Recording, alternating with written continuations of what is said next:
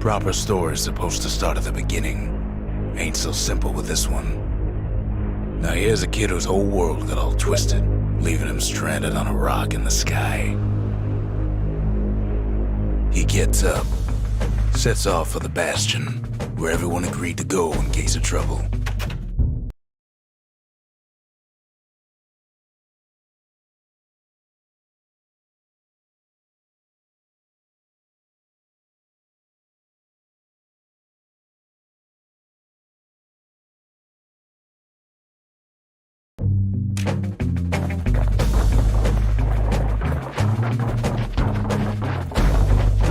Ground forms up under his feet as it pointing away. He don't stop to wonder why.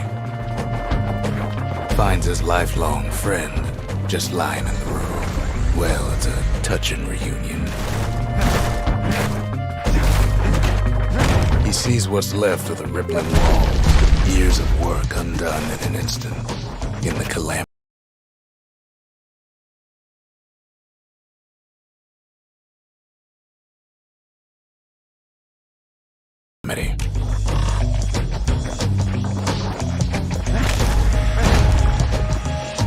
That a survivor? No, ma'am. It's a gas fella, forced out from underground. Kid pops him good. Fella got a piece of him, though.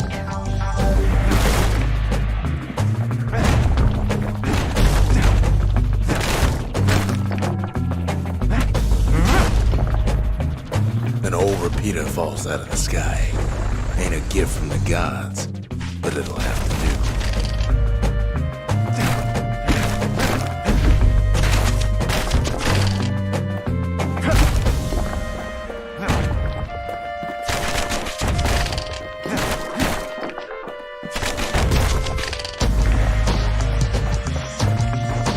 Kid's worked up quite a thirst by now, so that fountain looks real inviting.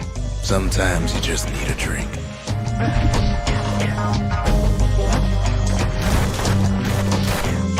Kid finds a memento from a girl he knew. Always used to fancy her. A school of squirts tunnels up around him. Must have fled here from the mines.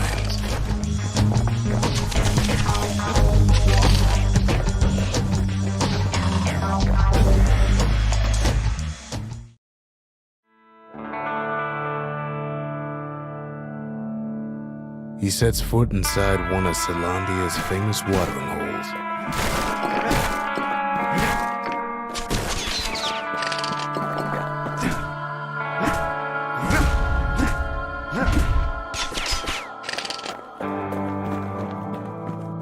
Then Kid finds his trusty shield. But just as he's getting a handle on it, the security takes him for a petty thief.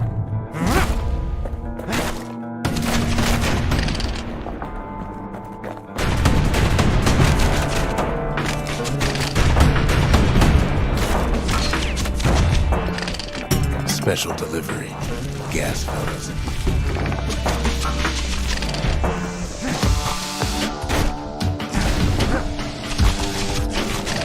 Windbags start turning up for last call.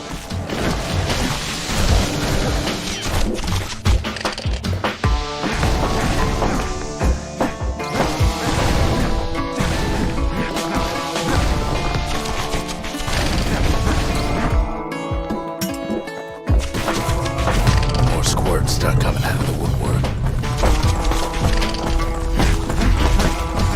A big old fella pops out in front of the kid.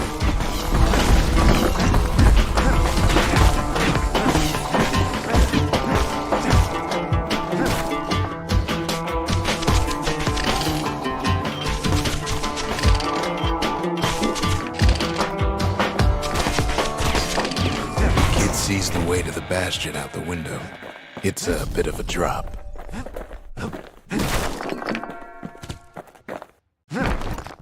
always wanted his ashes scattered here.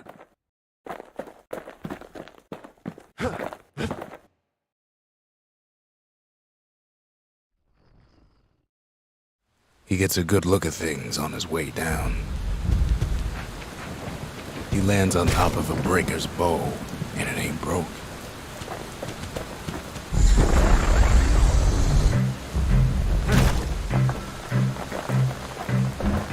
Kid spies a good perch for some target practice. He knows he should draw the string all the way back.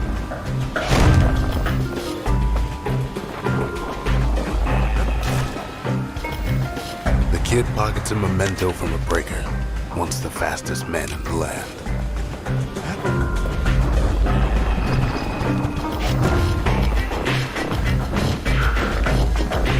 Good news is the emergency defenses still work. Bad news is they aim it for the kid. Wasn't long before the kid could loose an arrow, strong and true.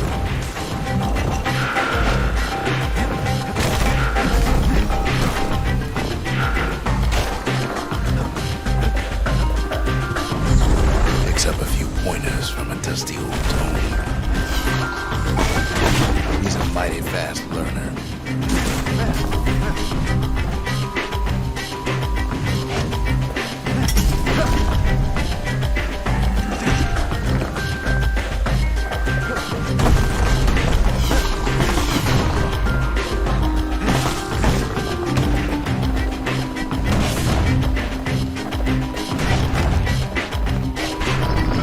Finds the distillery right next to the arsenal.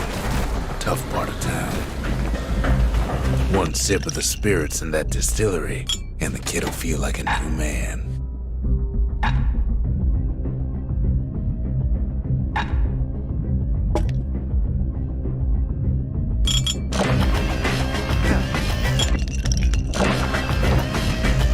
The arsenal's where the kid can pick the best tools for the job.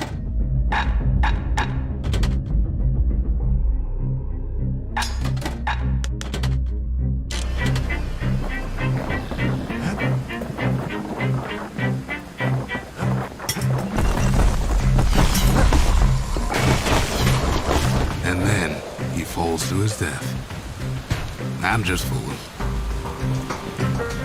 Some of them squirts birthing like crazy in a couple of corn bins.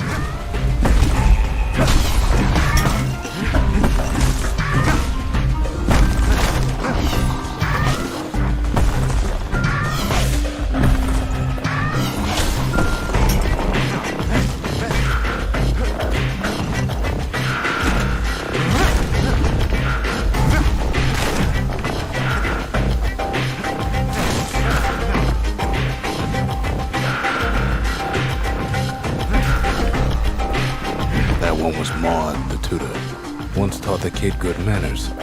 He never used them, though.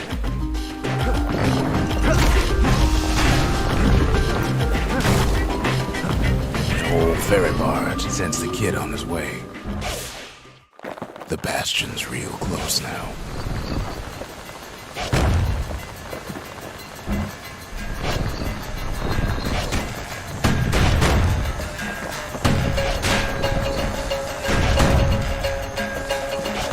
Right back at you.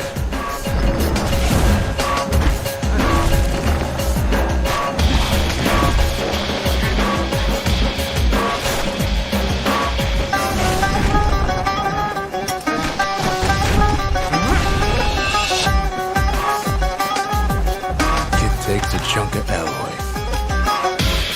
Smell of barley and spoiled blueberries fills the air. Scumbags. Kid maybe shouldn't have done what he just did.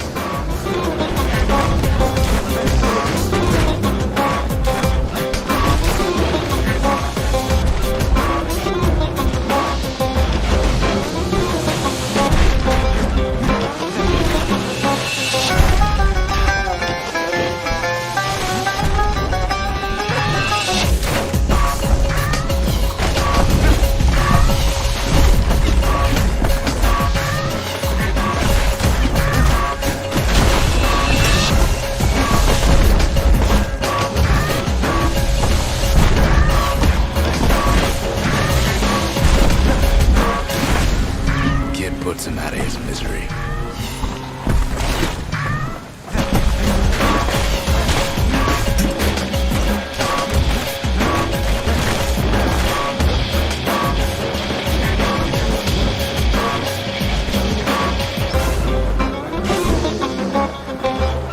Robs a scumbag of his last meal.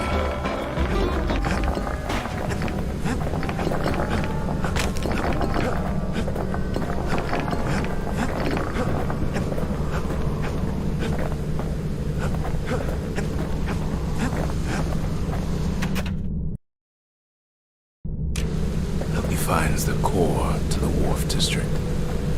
He steals the city's heart. Might as well.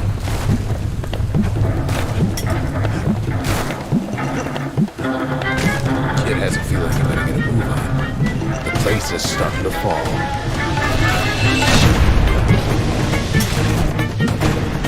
Kid just keeps running. Somersaulting like crazy.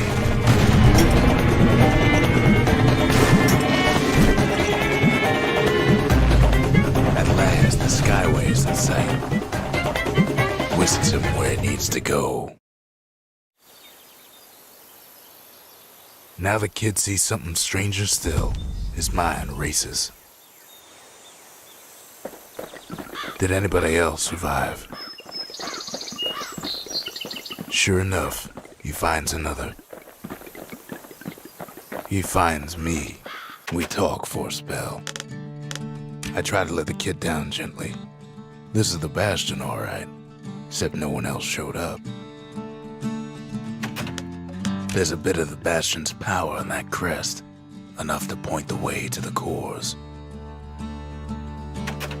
All I tell him is to set that core of his on the monument there. Then watch.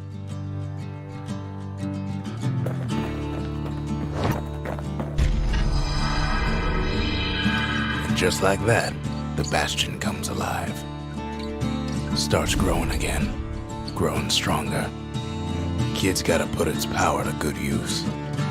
Now the Bastion can send him even farther into the wild unknown. Kid ponders what to build. The Bastion's a place of peace, but we can hold our own if we have to.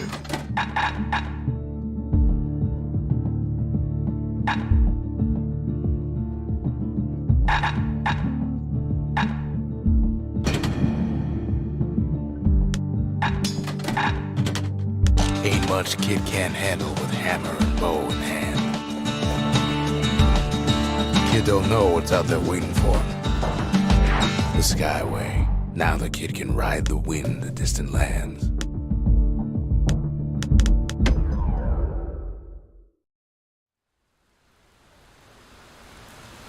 The breakers used to come here for target practice.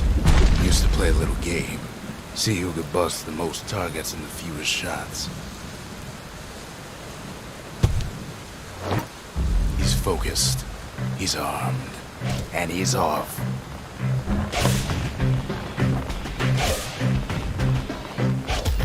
A perfect shot just happens in a flash.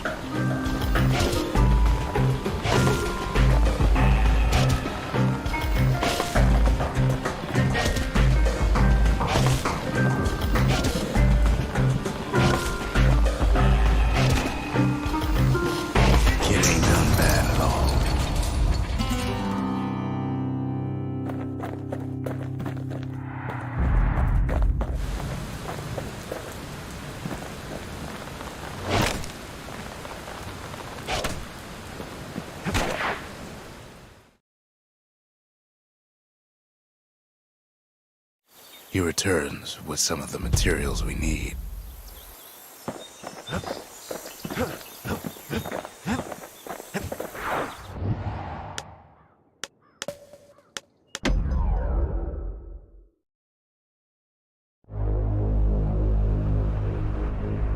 Now he lands at the intersection between bad and wrong. Ought to be a core down one of these twisted streets. But which one? He heads for the squirt steps. Won't be no field trip this time.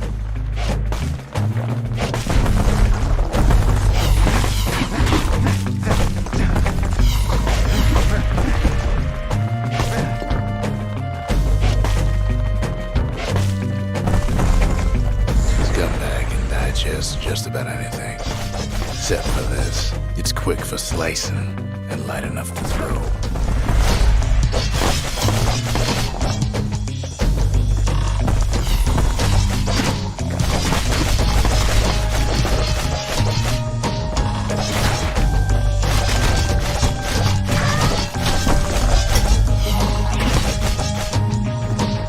They say even the most rambunctious squirts can be tamed.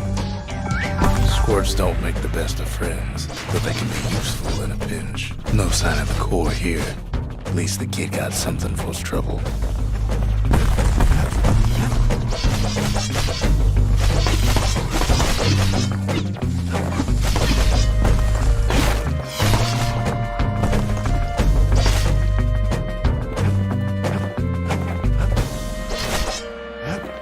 Them squirts just don't know when to quit.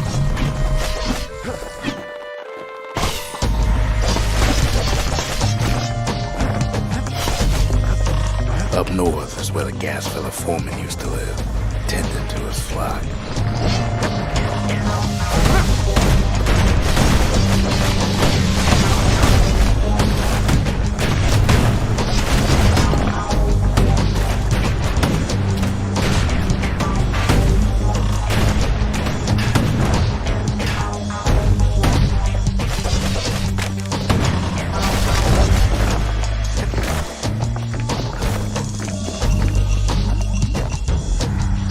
Gas fellas all dress alike.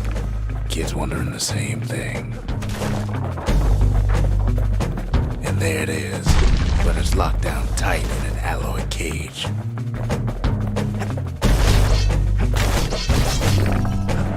A blustery old foreman is keeping his fellas in check, almost like he's showboating for the crowd.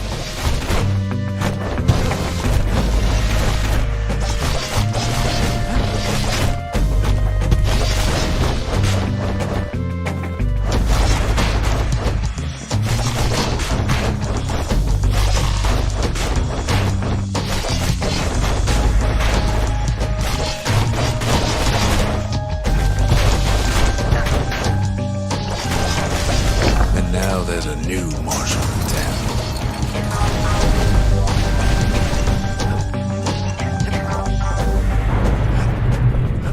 He hears the whole place groan. It's too tough to follow. Might as well check the other side streets before leaving this hole. He heads for the east side, where windbags used to keep the local forge.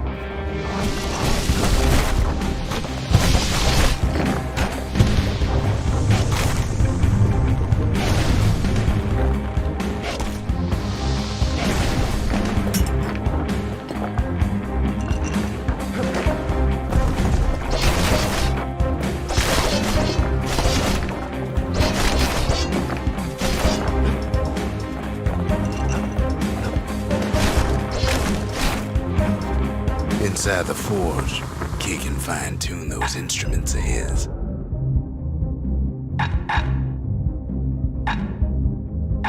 With a good length of Miska, that bow's like new again.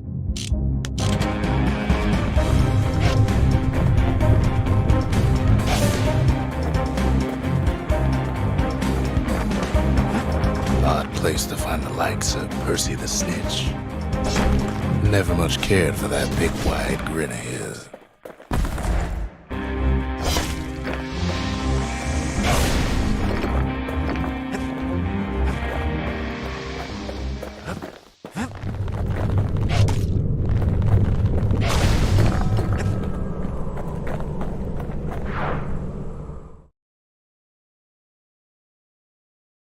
He comes back, just like I knew he would. The core hums in his pack.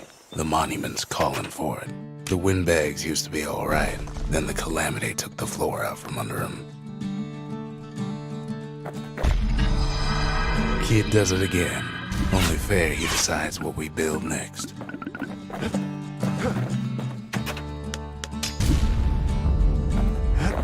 A lot of things need fixing up in this world, and we can start right here.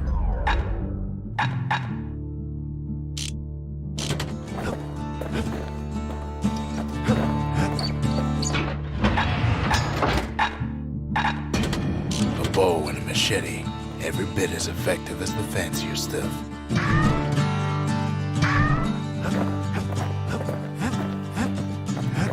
Picked up traces of other cores while the kid was out.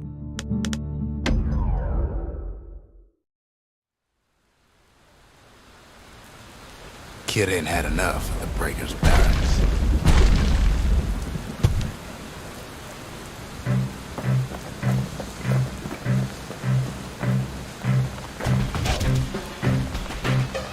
Takes practice, and a mighty strong bow helps too.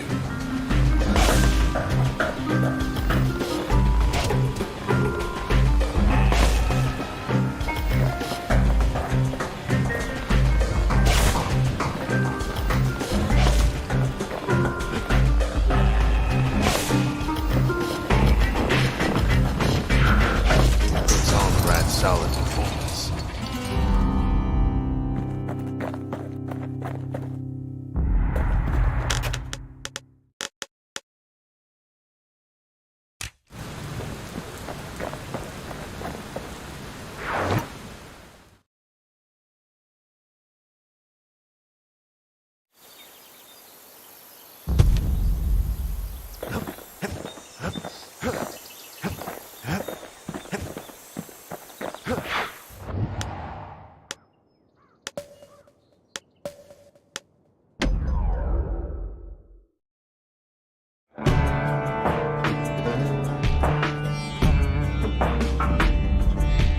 Couples used to walk the sundown path.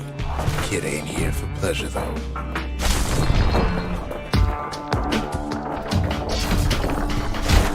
But then, somebody gets to the core before the kid. The floor starts giving way under the lightest step. A single panic squirt could bring the whole place down. Fragments of the old world rain from the sky.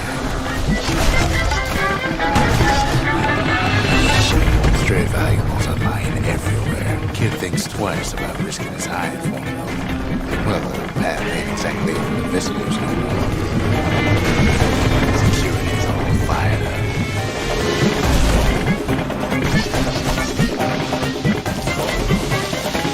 Quick and careful is the only way to go.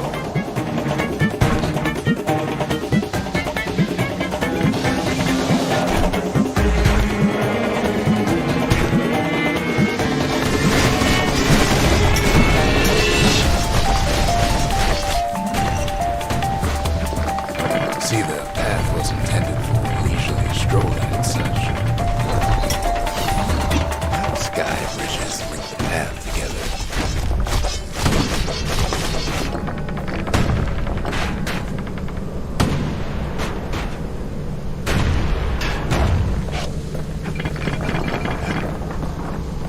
One of them bridges whips the kid along. Air travel always was an iffy proposition.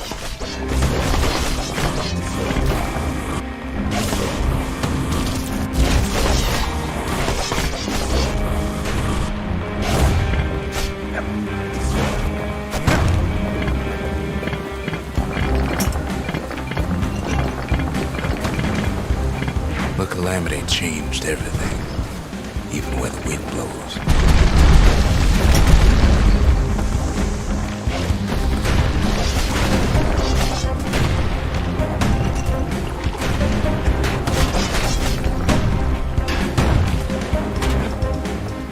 Well, if we mastered the winds in the old days, we can do it again. But the question is,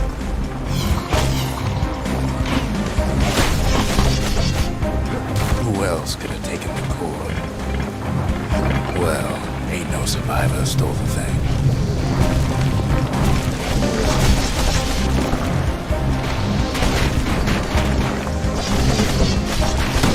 Scumbag ate it by mistake. Tough break. Unlike the kid, that core ain't coming back.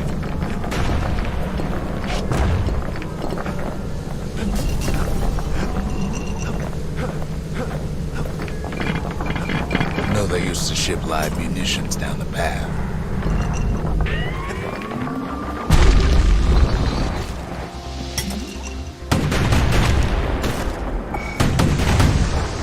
These wires to toss those things are plenty far away. Even gas fellas need some shut-eye from time to time. They get real cranky when you wake them up.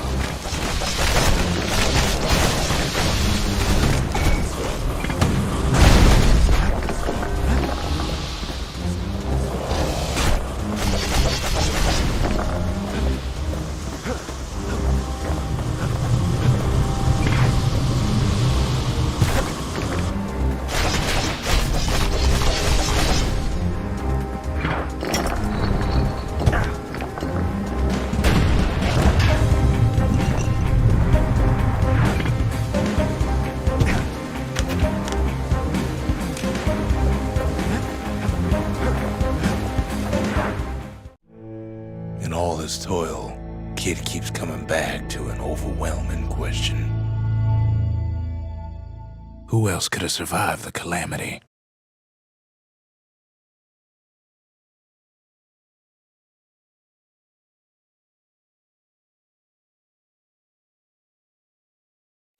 So he didn't find a core that time, but that ain't about to stop us.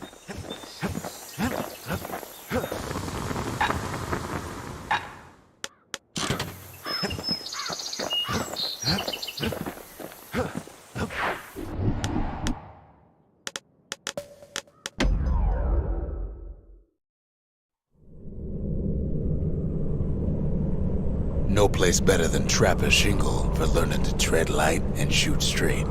Trappers had to tread real careful here, else take a nasty fall. They train themselves by clearing out the targets, while not clearing out the floor.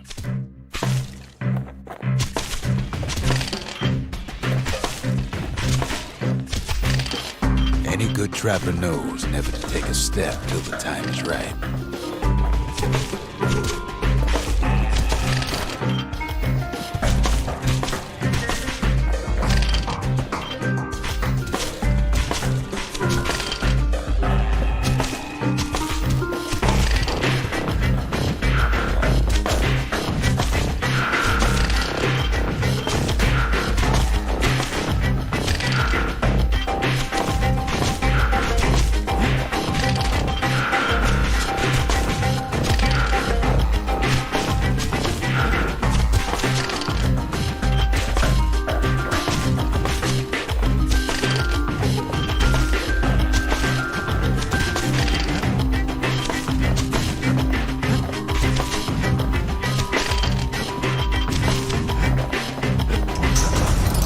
Trapper wouldn't walk away empty-handed.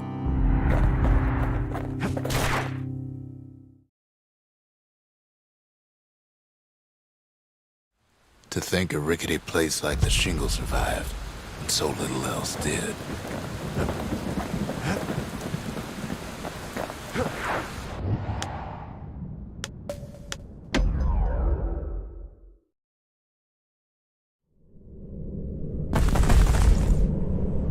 In better days, the melting pot was sealed tighter than the skin on a squirt.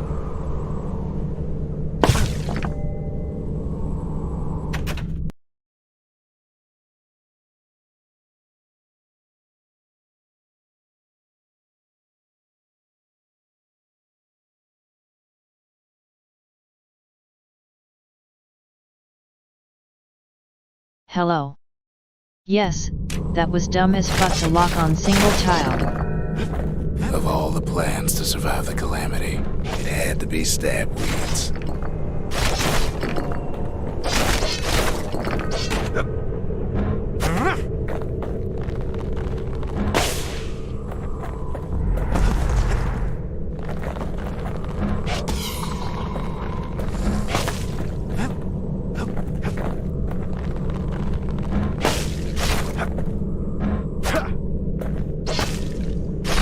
There's a core, he figures it ought to be deeper down. He cuts down every stab weed like there's gonna be a prize for it.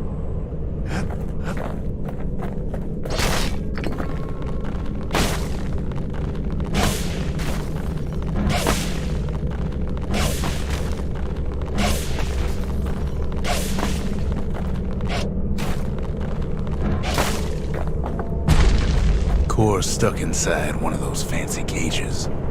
Some of the stuff lying around is downright dangerous.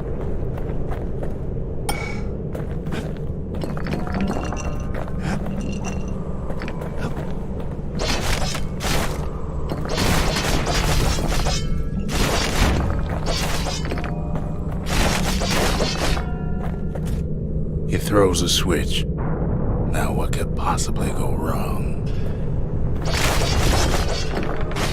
Quite a bit, as it turns out. The cage starts lifting from the core ever so slow. All Kid can do is wait. Shipments start falling in.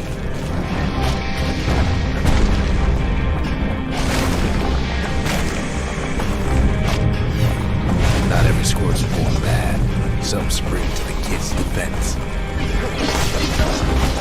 Judging by the movement of the cage, it's gonna take a little while.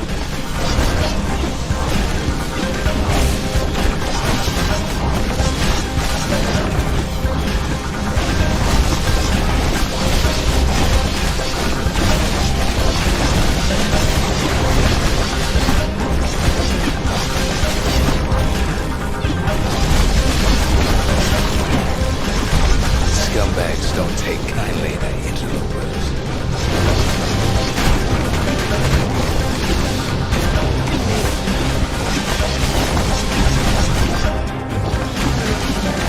Even some gas fellas take his corner. Birdie pop that beetle for me.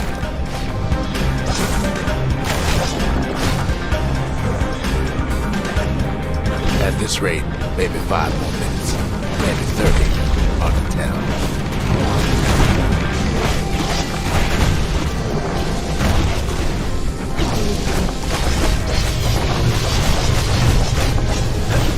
Squirts get real territorial around the core. Then a shipment of free samples shows up.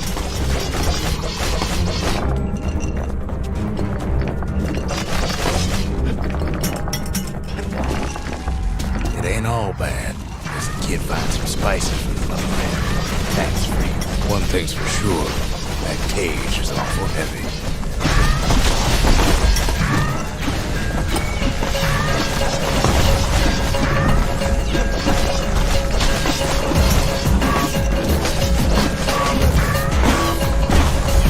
It's a troublesome scene, to be sure.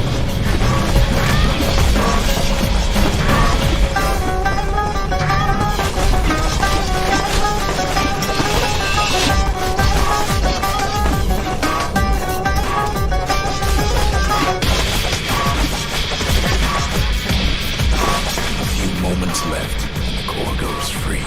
10, 9, 8, 7, give or take a few seconds. Finally, the core's within reach. And done.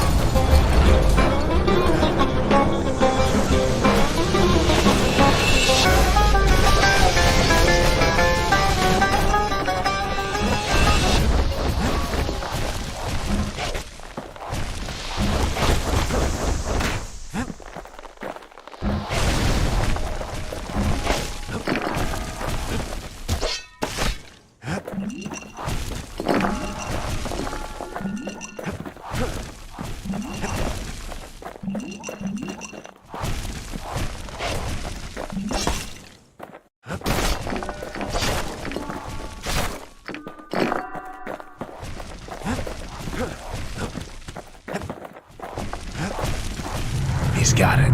Just gotta get to the nearest barge.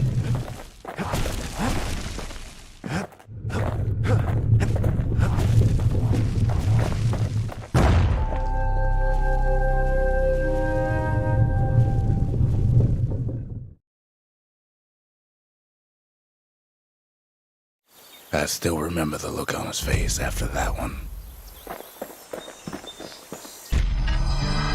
The old world's finished, but the new world's just getting started.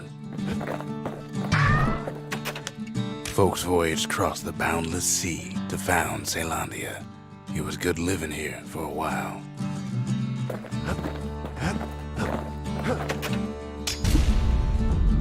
Makes time to sample spirits from my personal supply.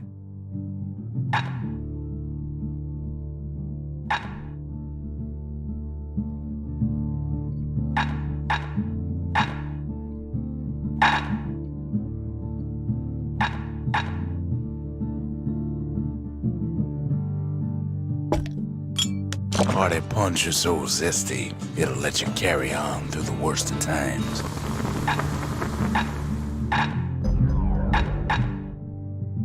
Kid packs a special surprise in every one of those arrows. Kid's lifelong friends looking fit to keep on fighting.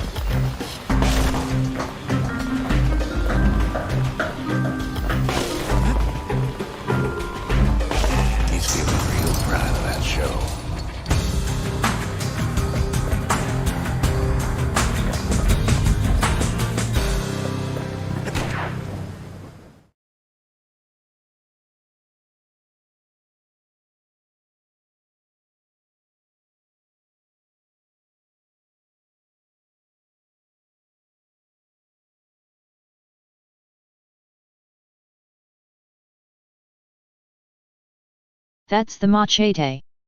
For now it's just don't fast, believe it when he says which he is passed not the bad. Breaker's challenge.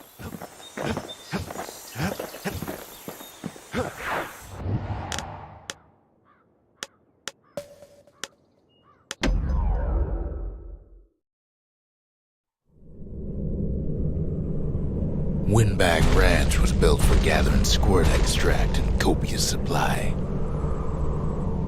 Ain't nothing more healthful.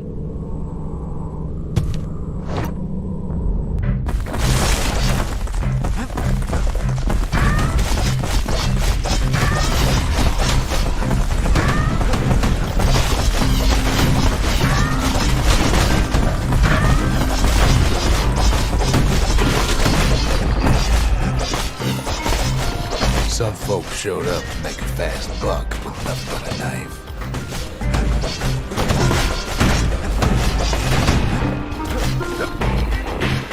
Slippery little devils.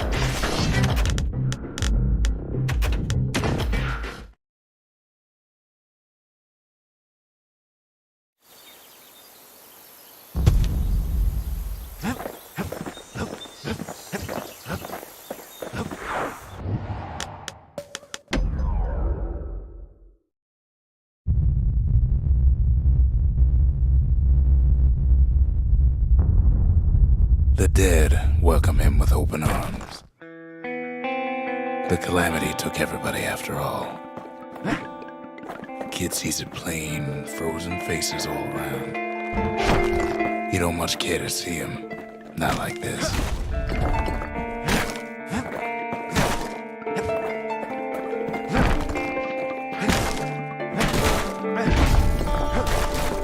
These folks never saw the calamity coming. But someone did. Someone close.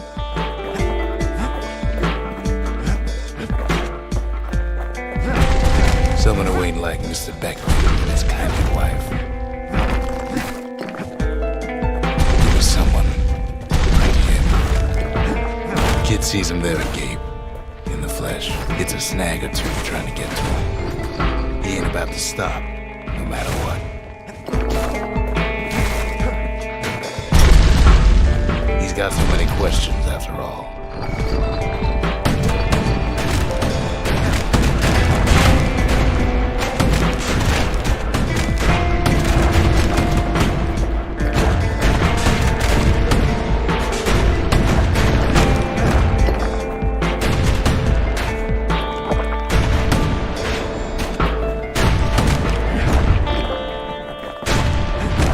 just ain't got time for answers. The Thunder Brothers didn't make it. They never saw what it was like beyond the walls.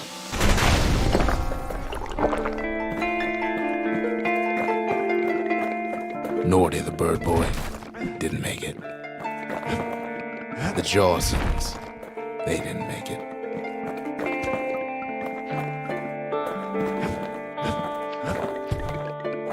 Grady Sr., Grady Jr., they didn't make it. But him, he survived. Kid finds proof enough that man ain't from around here.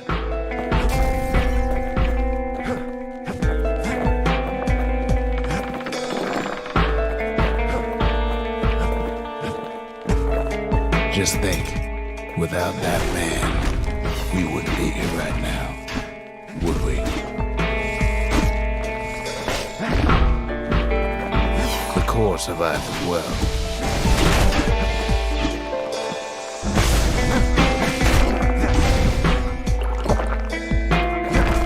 Kid does what he has to do.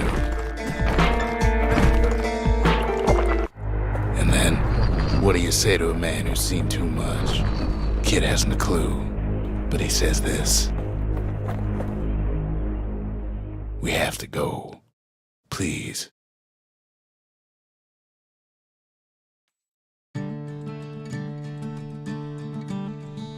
He's a proper gentleman, that man. His name is Zolf. No hiding he's an Ura. Folks like him ain't never been a common sight in Caelondia. He's relieved to see a living face or two. The kid and I introduce ourselves in kind. Both to him and to each other for the first time. We fought the Ura decades ago, but that was then. Things are different between us now. He was born in the Tazzle terminals. The Ura sent him on a mission of peace to our city, and he's lived here ever since. We all lost loved ones in the calamity, he says. I don't know how I'm gonna go on without mine. For Zolf, Caelondia was like a second home. He's real worried about his first home, too. Far to the east. The Corps, they remember. That's why this place is coming together. That's why things are gonna be alright. Well, look what we have here.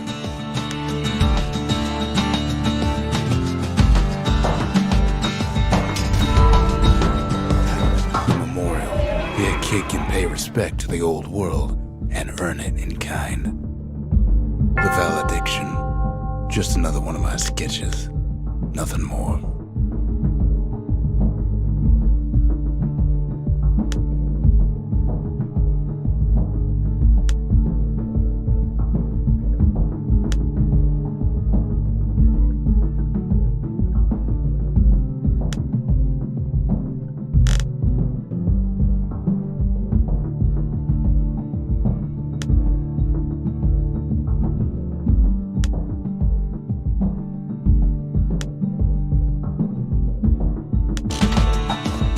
Words can't express what happened, but they're all I got. We tracked down a couple more Corps near the edge of the city.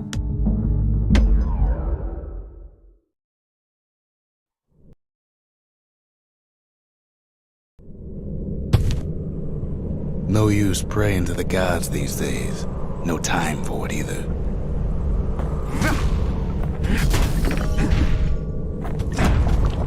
Pith Orchard. Place is a dead end in more ways than one. Folks used to make pilgrimage here to pay their respects to Pith, the bull. Well, the gods are long gone now, and the Orchard Core is long gone too.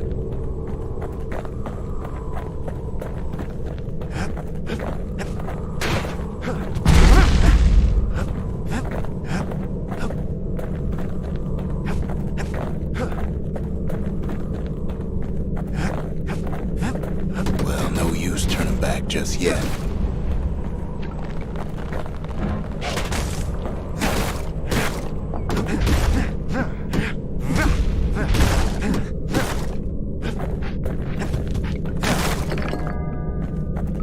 Pith stood for something once. Something real. In time, though, the bull stopped being a symbol and started being decoration. He couldn't even save his loyal subjects.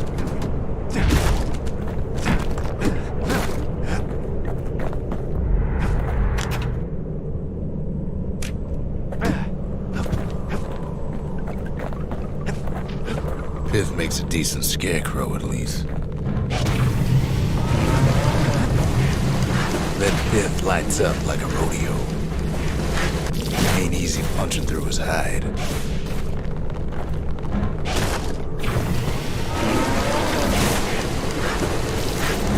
Kid breaks him to bits. Must have been guarding that shrine. So what'll it be? Invoke the gods, or tell them off? Pith. Kid decides to press his luck.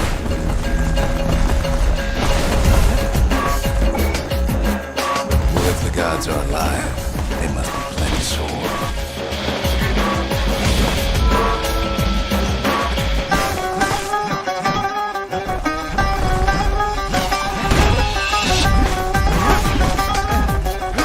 Kid ain't never seen windbags that quick.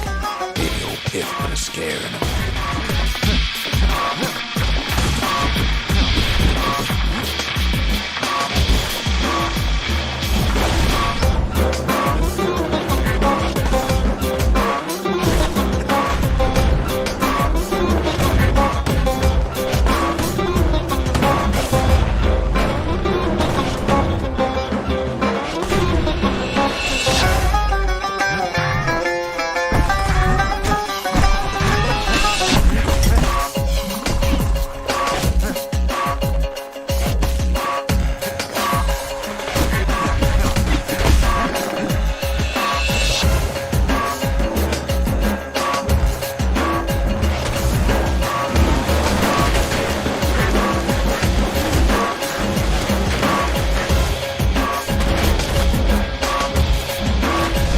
Passes Pith's trial, and he's richer for it.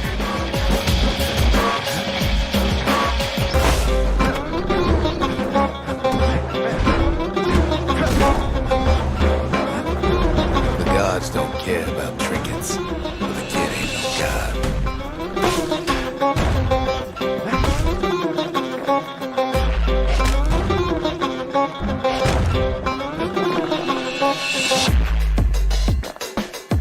Kid ain't found a core, but at least he found Zolf's precious shrine.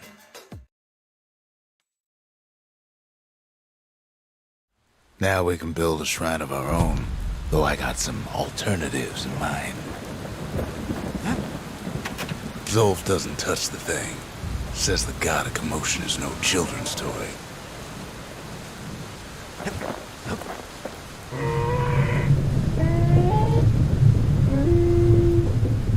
Turn him round and round all you like. Pith's still gonna be ugly. The Ura feared the gods.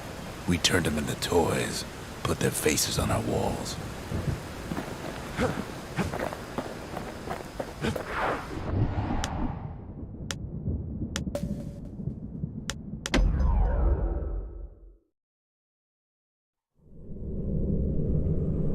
The accused always got a fair shake in Zealandia. Some used to take the bullhead trial. Survive the trial without taking a scratch, you'd walk away a free man.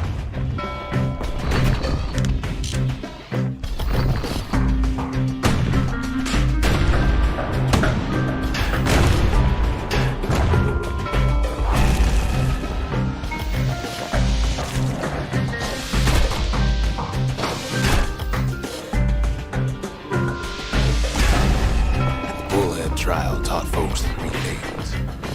First, a good defense is a good offense. Second, you gotta always watch your back. Third, ain't no godlike bull up there gonna save you.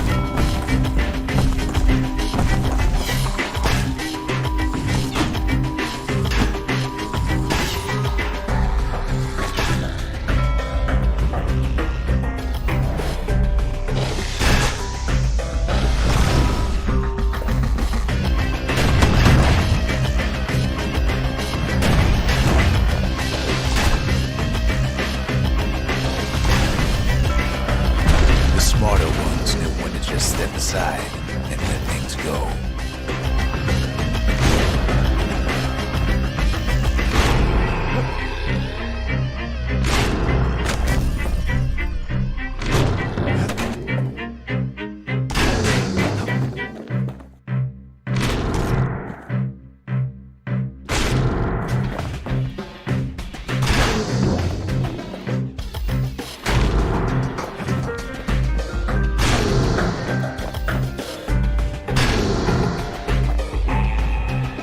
The kid pulls through in fine form.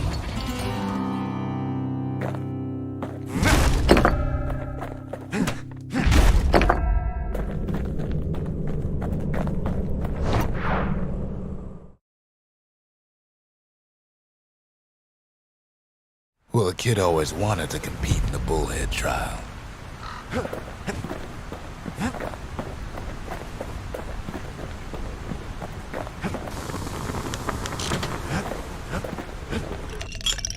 Squirt cider will toughen you right up. Too bad about the musty aftertaste.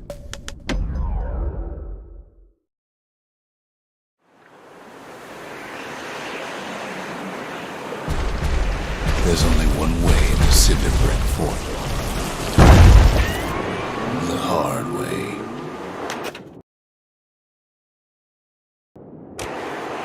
Sure, the city marshals may be gone, but now the fort's crawling with windbags.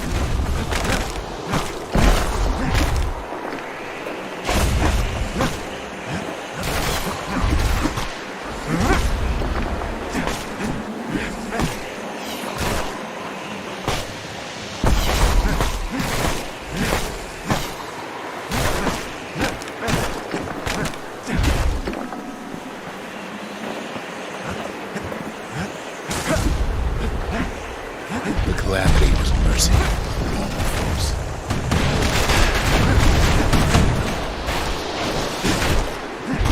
The windbags ain't so lucky.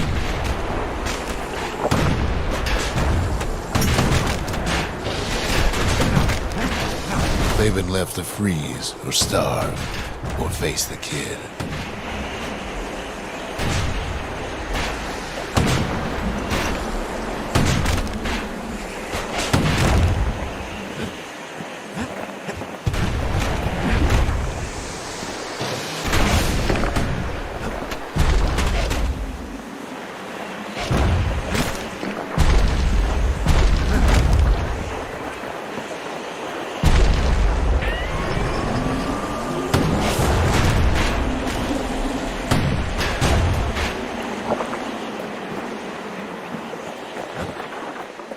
Well, windbags young and old keep fighting for the fort.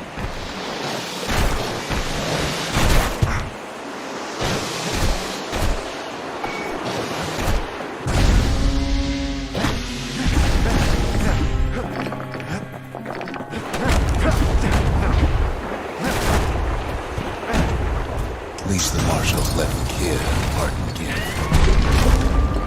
Something the windbags just can't handle. Something that'll punch clean through their greasy hides.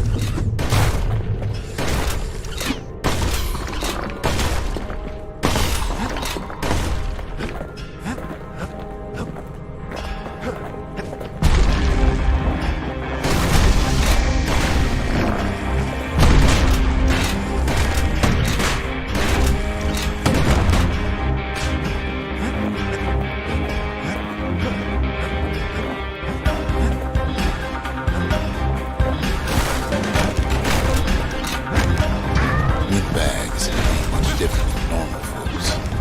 All they want's a warm place to stay and a decent meal. The calamity drove the windbags topside. A lot of them wound up here in this very fort.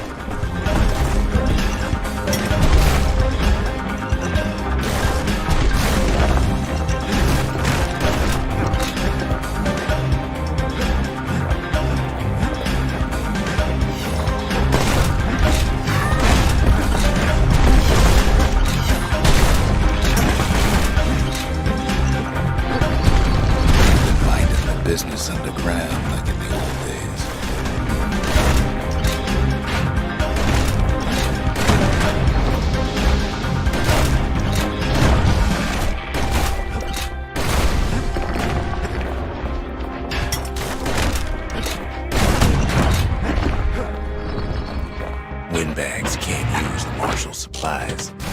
sure can. As for the windbags, Cinderbrick gave them enough heat and metal to munch on for a while. Well, the fort ain't theirs by right. Can't blame them for wanting it, though.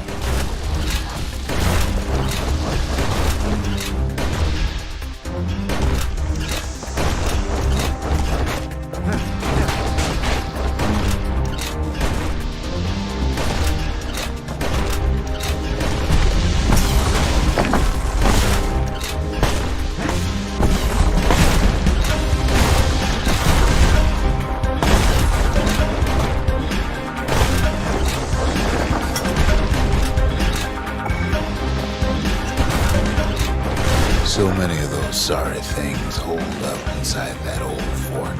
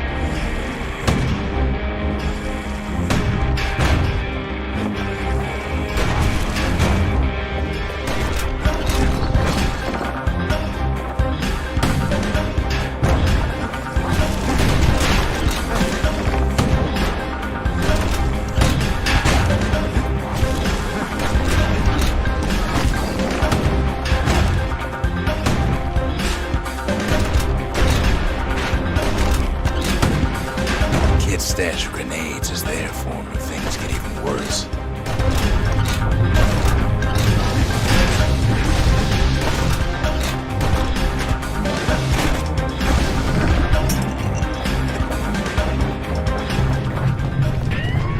Security's plane gone haywire. Windbags gummed up the works.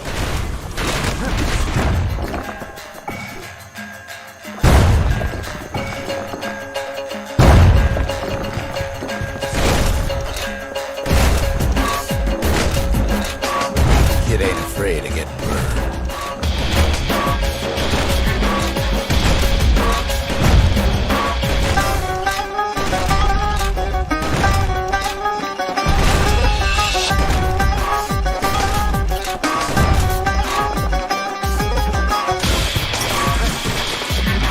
They trapped the kid in the middle of the fort parade grounds.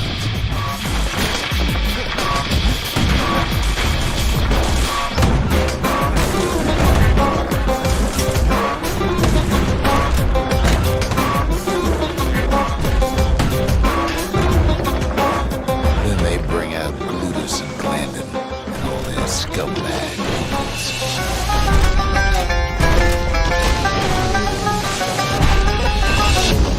They got something to gain, only their sorry hides to lose.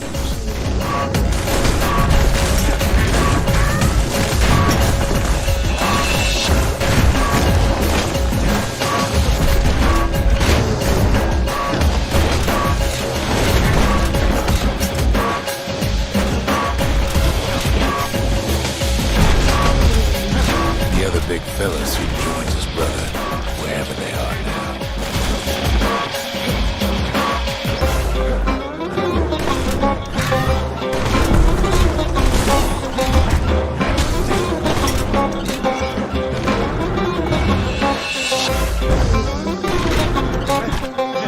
The windbags finally get the message.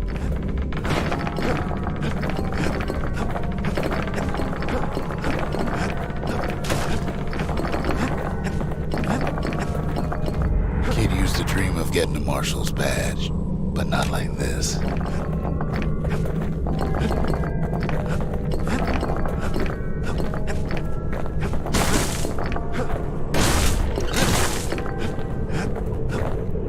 The Skyway's a welcome sight after all that. ain't nothing left for nobody down at Cinderbrick Fort.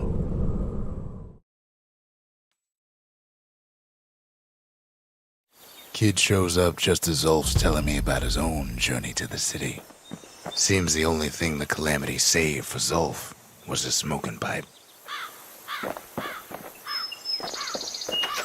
Zulf brought his antique smoking pipe all the way from the terminals.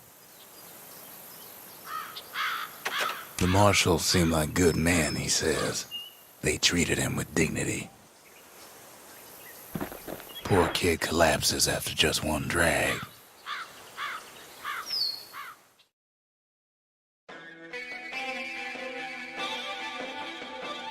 The past. Only good thing ever come out of the past is history.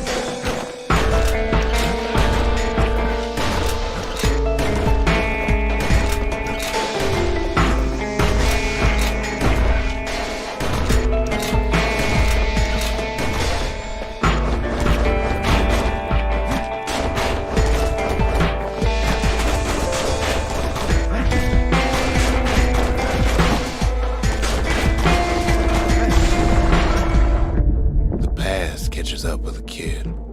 Hardly had a moment's rest since all this started.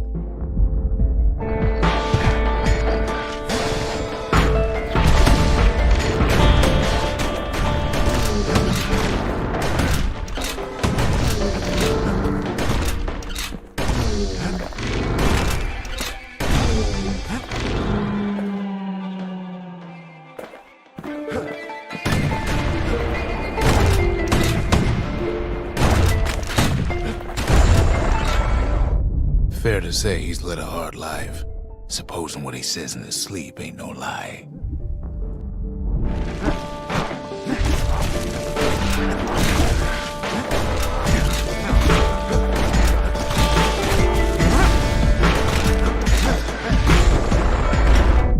He never knew his old man, but he had his mama to take care of.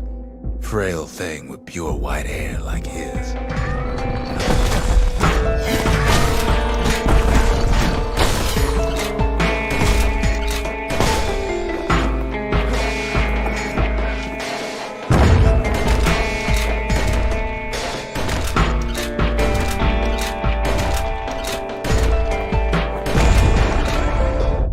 Having his mama's hair did the kid no favors while he was growing up, but he learned to hold his own out there.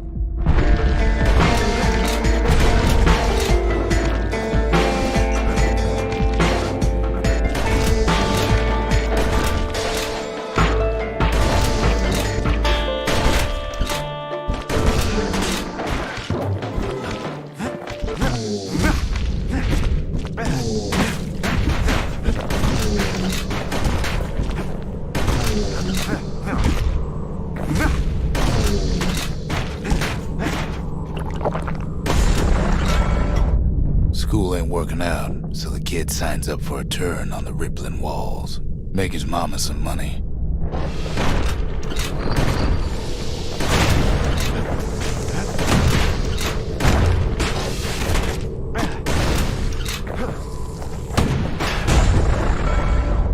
Thanks to folks like the kid, the walls kept Ceylondia safe from whatever's out there.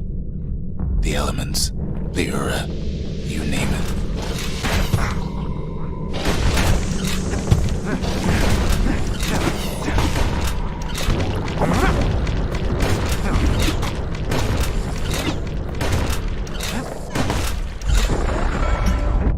Once the kid done his time, he hurried on home. Turns out his mama's time was done too.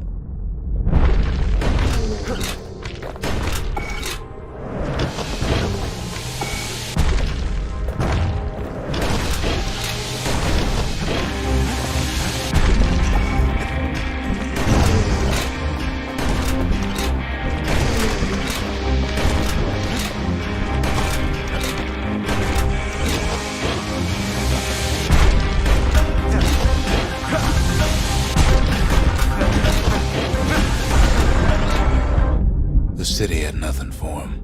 The money he'd been sending home was nowhere to be found either.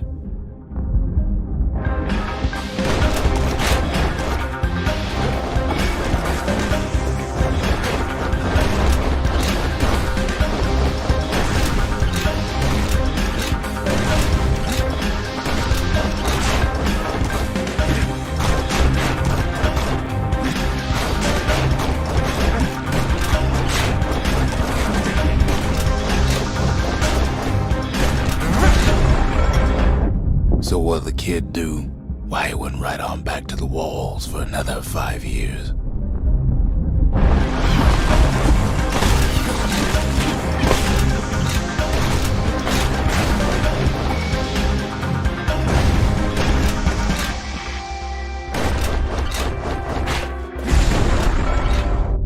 In the history of Caelondia, nobody's ever volunteered for a second shift on the walls.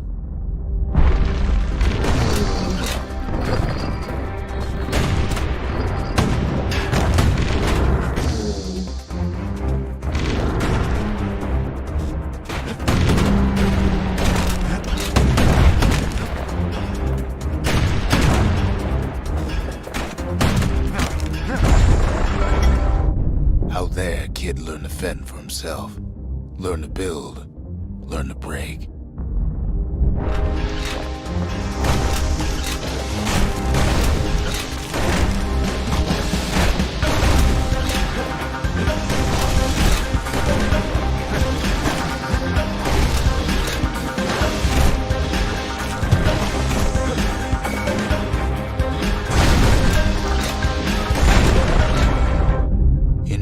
The kid earned good standing with the marshals. They trusted him to scout out farther than anybody.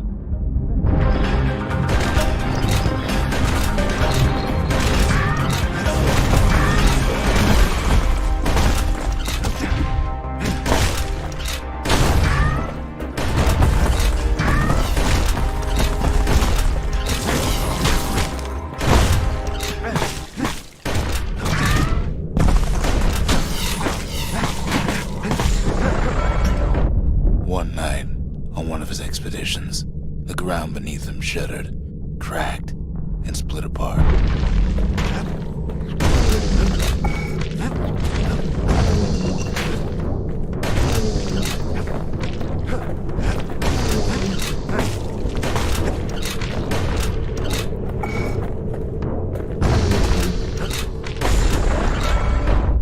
He saw nothing where the world used to be. The calamity happened just like that.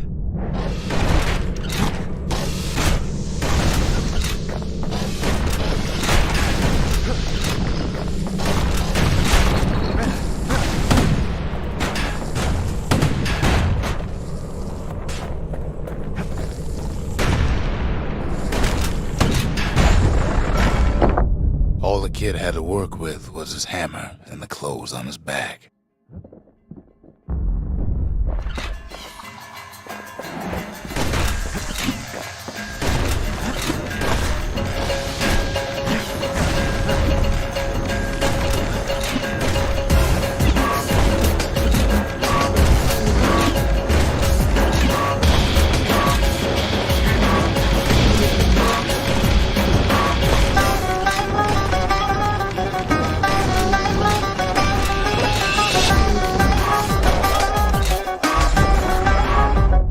Through twisted streets, he ran with nothing but the city crest and an old stranger's voice to guide him.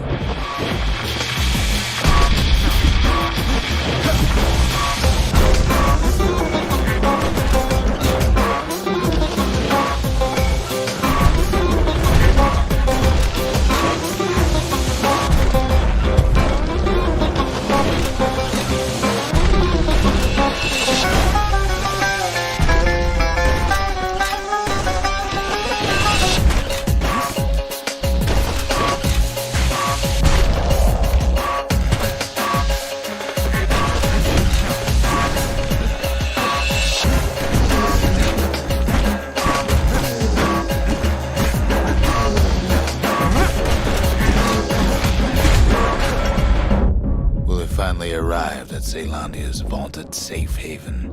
He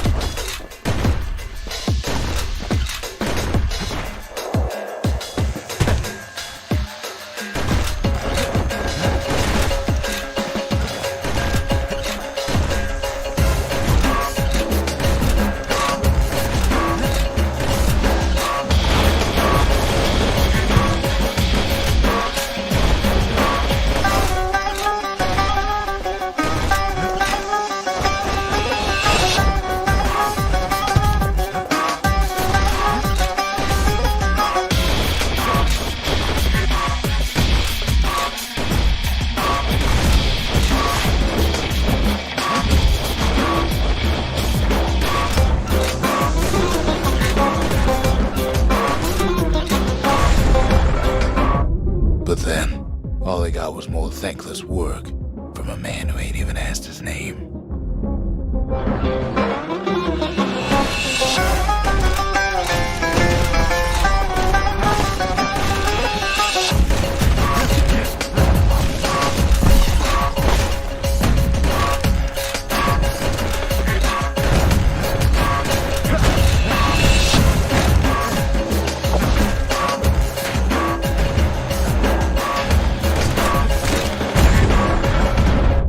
Sure, I may be the one who dreamt up the walls and the Bastion, but the kid made them real, not me.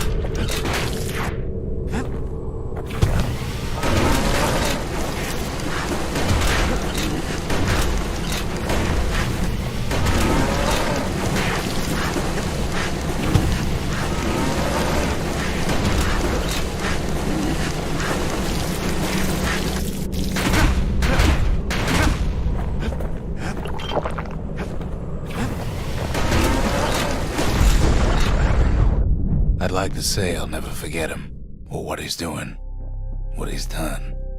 I surely would.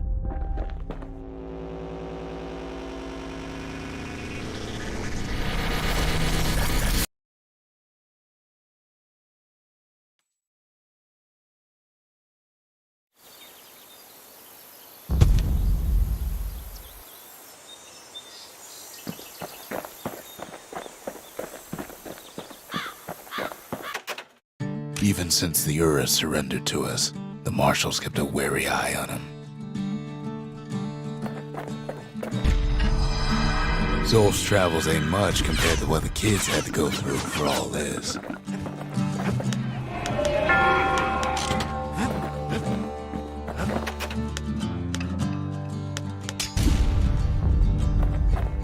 Behold the Pantheon.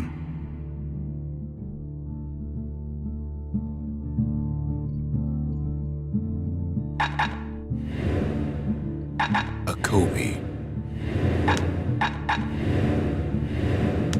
The gods never liked competing for people's affections. Cinder brick stout sure goes down smooth, then stays in your gut like a rock.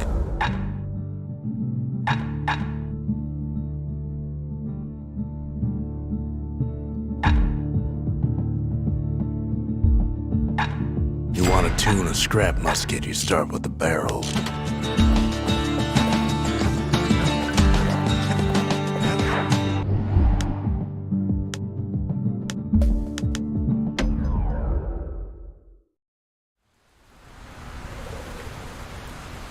Ever felt this old wood gourd, like picking up broken glass barehanded? At Zolwood Grove, marshals learn to make every shot count.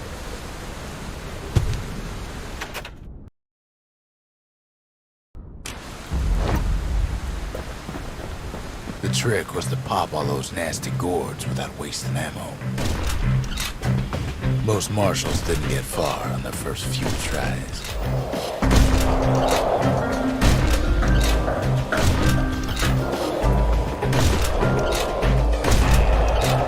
Had to catch a bunch of those gourds in a single shot.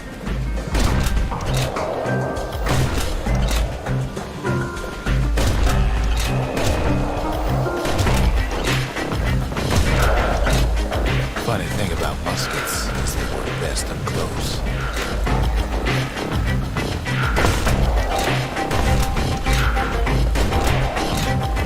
It took a keen eye, about an itchy trigger finger.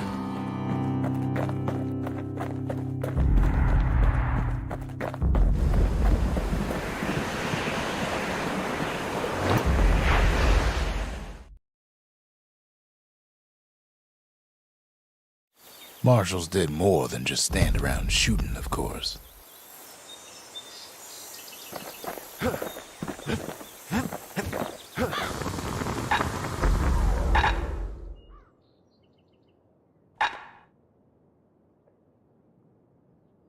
The Marshals learned to pack those shells full of fire.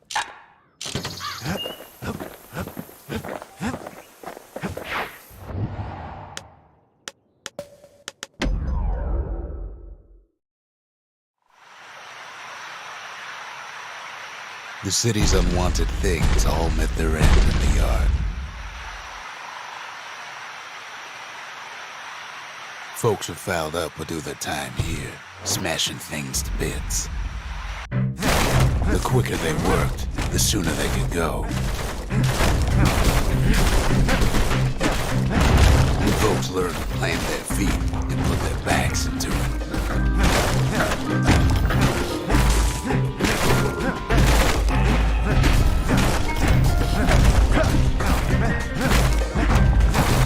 Others would plot a course to navigate that sea of junk.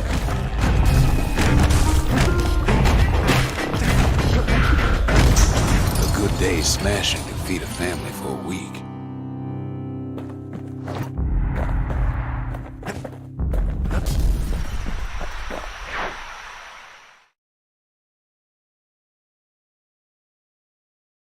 Ever want to just smash things for a while? You know where to go.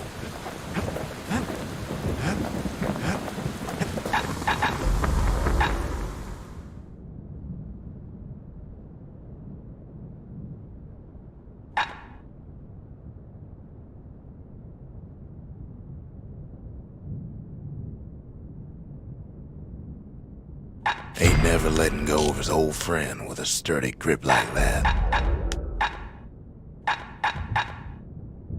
Turns out those old bones still have some spark in them. That ought to make those fangs sink in nice and deep.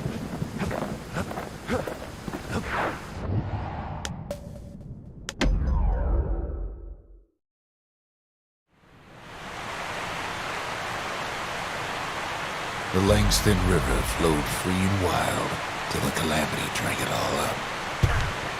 Maybe all that water just grew wings and flew off.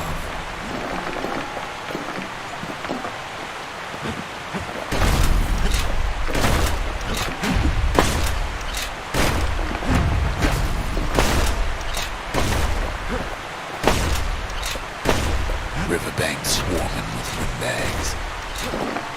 They're so bent on finding the core, they hardly notice the kid. Lucky for him, the serpent famous ferry barge is still below.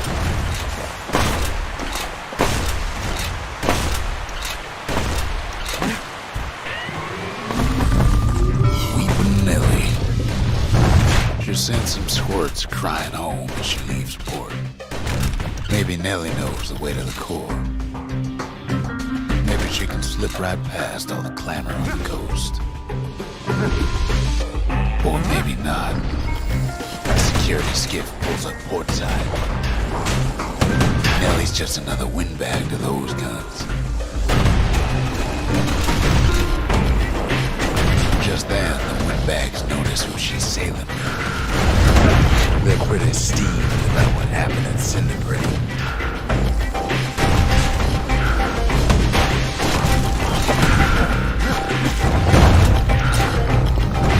They try to cut her off. It almost falls again.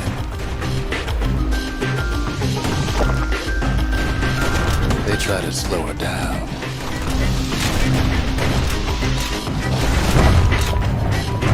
They try to knock her out.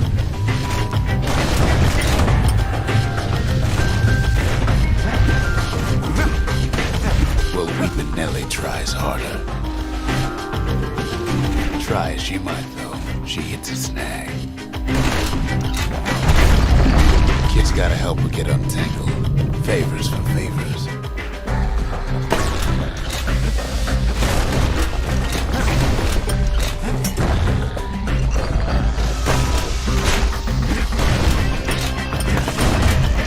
At least she picked a good spot for a break. The core's right there.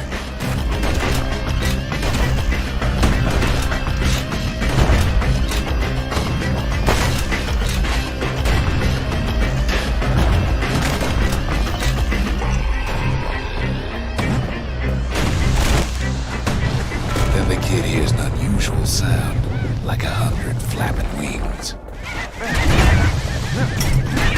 Peckers.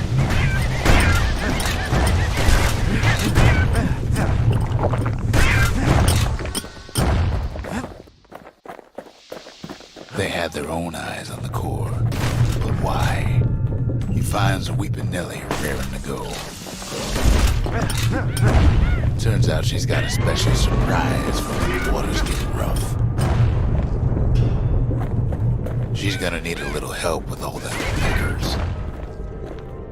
Crafty things think they're king of the roost now. Rest of us only wish we could fly in times like these.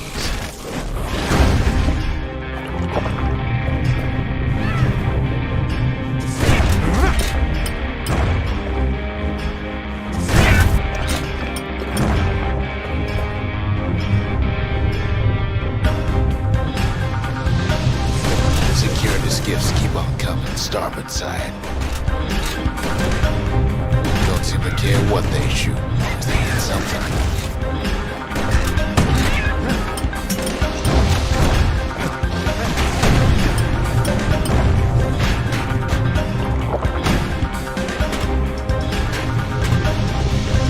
Windbags getting even better out here. Get aboard one of them skiffs like some kind of sailor named privateer. They aim to smash Weeping Nellie to splinters. Well, it all proves too much for poor Nellie.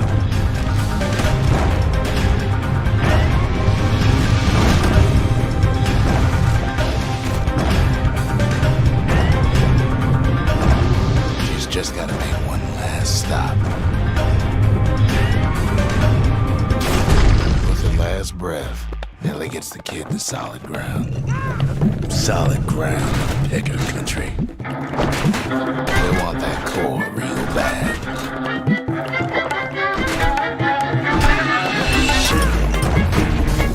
Might be they want it just as bad as a kid. Kid shoes them off, knowing they'll be back. Know how many times kid nearly fell off a barge back there? 5 times.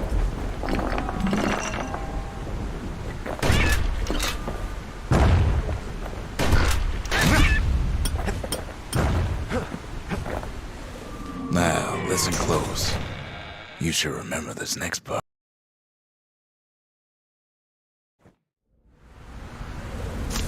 Why go to Prosper Bluff? Used to take an enterprising man or a plain old fool to venture out that far.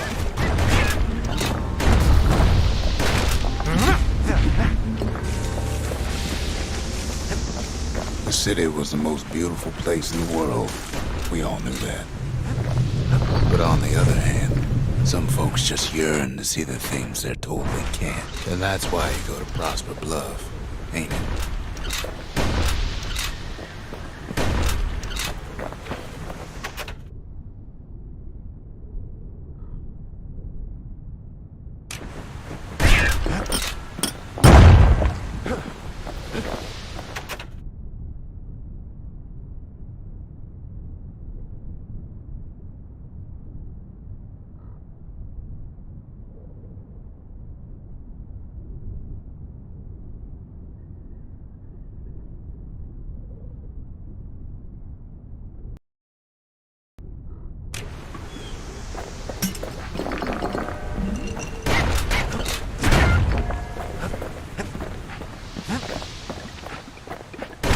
Well, the kid hears something he ain't heard in a long while.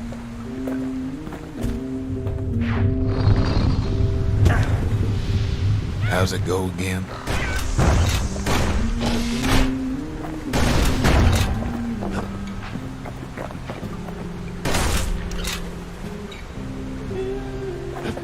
Yeah, that's the one.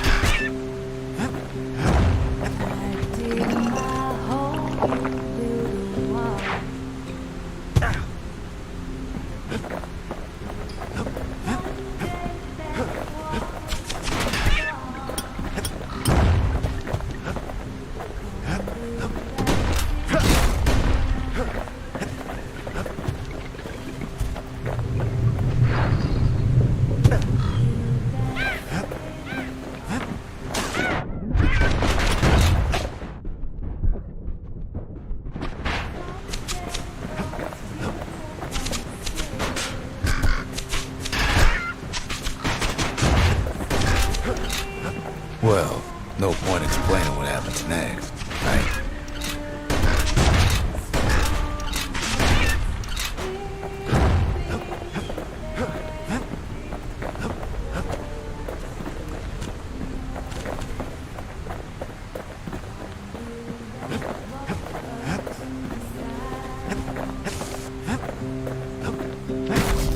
Suffice it to say, kid ain't coming home empty-handed.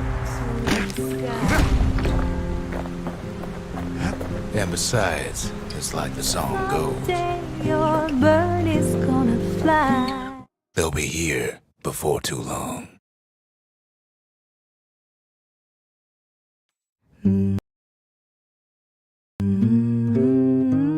We darn near celebrated when the kid got back, didn't we? Zolf never thought he'd see a fellow her again. We become fast friends. Calamity has that effect on people.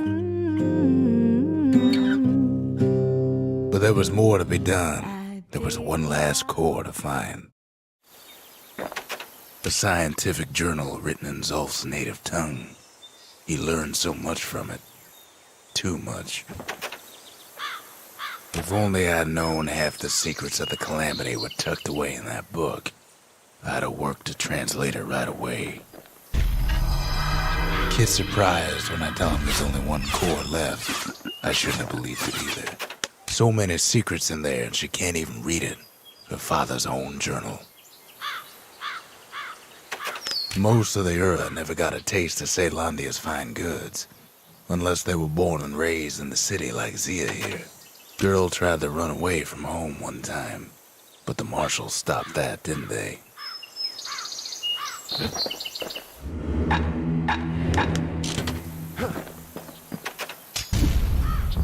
The lost and found. Here, kid takes fragments of the old world and makes them whole again.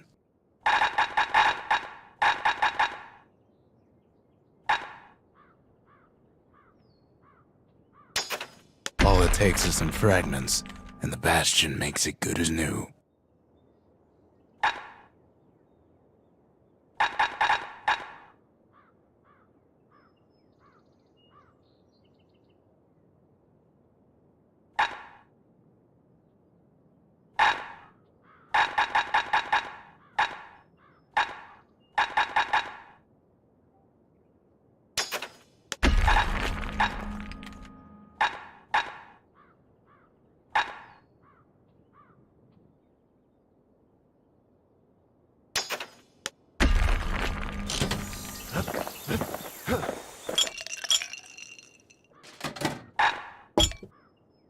If you're feeling low, count on the buttery flavor of our own Bastion bourbon. To master the musket, you gotta get rid of the recoil.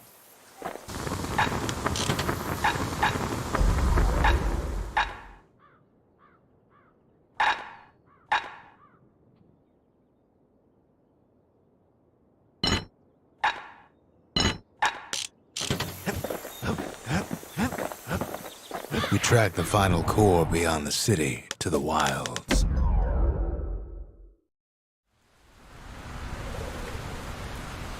Kid takes a little personal time for just him and his favorite musket.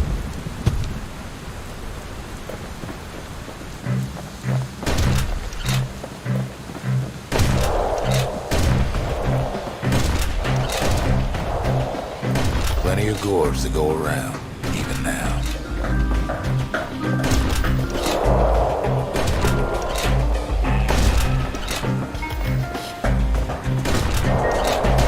Marshals like to fine-tune their muskets to get better results. The best of the best cleared the course in just a few shots.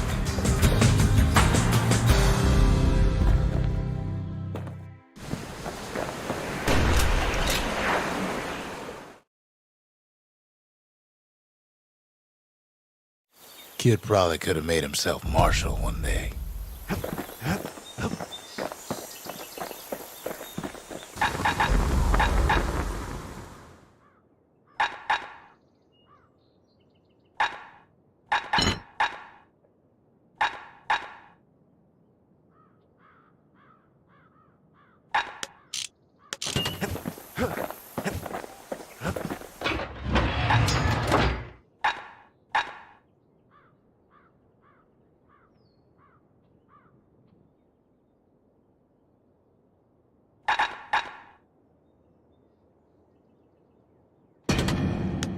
Kid's ready to get real personal with hammer and musket in hand.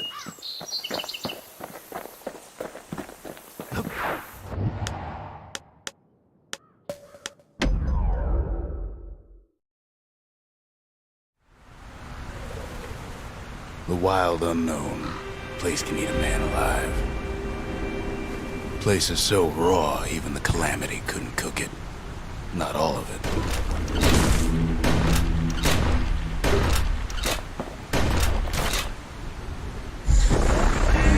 What's better than having a slinger pistol in a fight? Having two. Savage things lurking at every turn. Kid's faster than a slinger with those guns.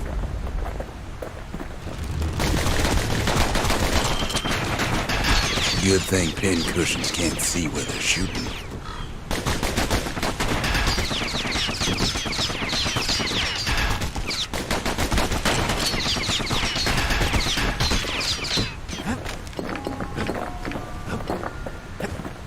Pecker's got the core, like they're building a bastion of their own. The welcoming committee scrambles to attention. Didn't expect the kid so soon.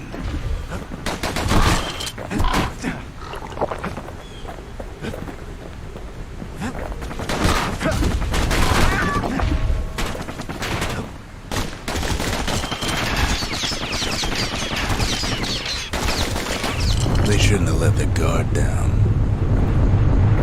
Getting that core was one thing. Getting out's gonna be another. He digs his way out of the clearing, but the wilds won't let him go without a fight. Wallflowers survived the calamity. It toughened him up. Same goes for the kid.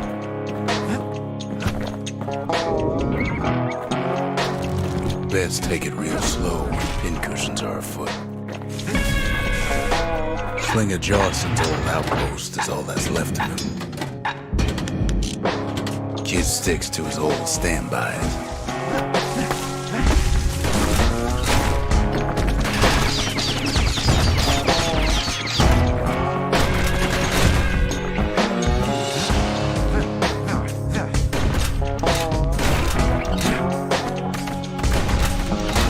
A handful of windbag shipments made it out this far. Kid's seen the last of them.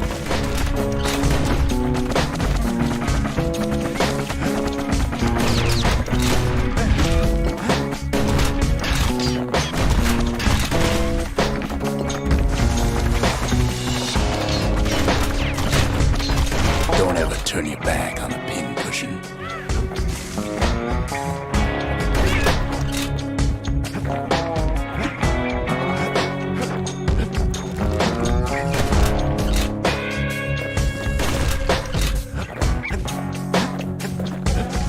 Dawson's boys left all kinds of stuff out here.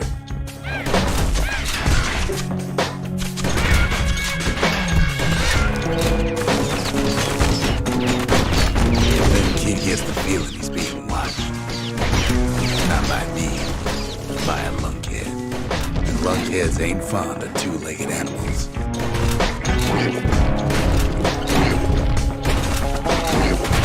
Hit him anywhere but the hindquarters and he only make him mad. The calamity must have scrambled their eggs.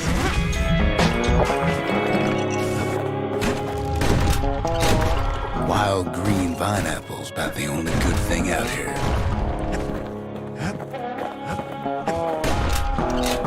Sees a smooth black stone coughed up by the calamity, and he's seeing plenty more. The wilds already reclaimed this place.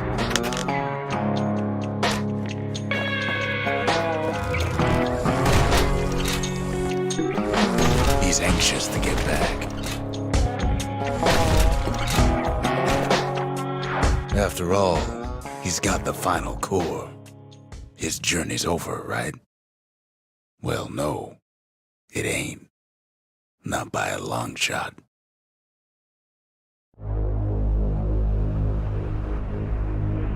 Kid knows something's up when we ain't there to give a warm welcome. See, Zolf and I were just wrapping up a heated discussion. Zolf can barely muster the words. The calamity failed, he says, but I will not. And with that, Zolf leaves us here, alone. Zolf cursed the city, cursed the Bastion, cursed me, said he was going home. When Zolf got through reading that journal, he just snapped. Started smashing up the monument till I tried to stop him. Zolf banged up the monument pretty bad. But there's a way to put her back together. The shards. We're gonna need all of them to nurse the Bastion back to health.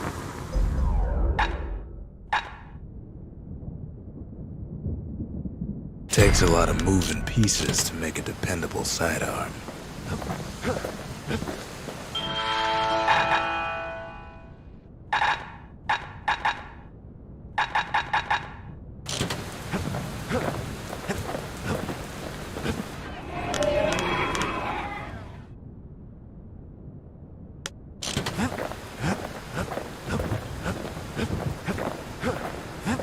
The city brought the shards to the wilds. Now the kid's gonna bring them back.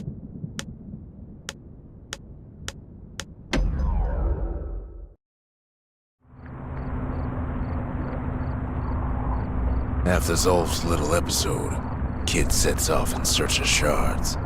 First stop, Jawson Bog. You'll get lost in that bog, I told the kid, and I won't be able to guide you back. Well, I let him go. What else could I do? What could any of us do? Zolf put us in a real bind. Hurt the Bastion bad.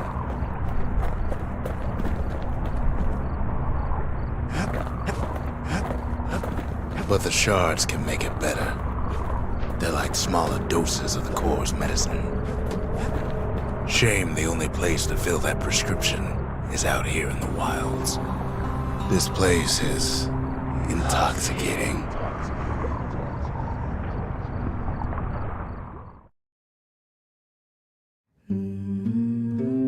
Don't know where he's gone. Might be gone for good for all I know.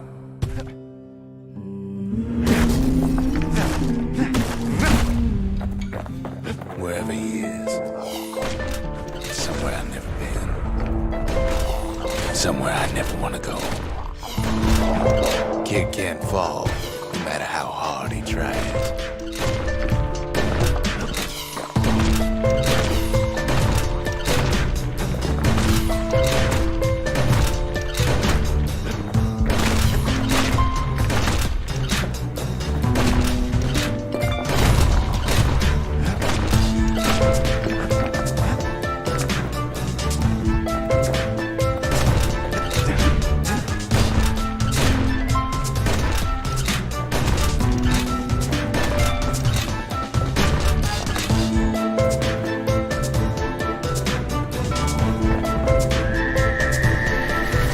Dad welcomed him with open arms. Kid pops him good.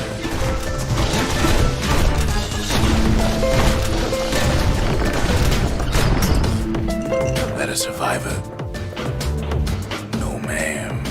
It's a lonesome ghost of a gas fella.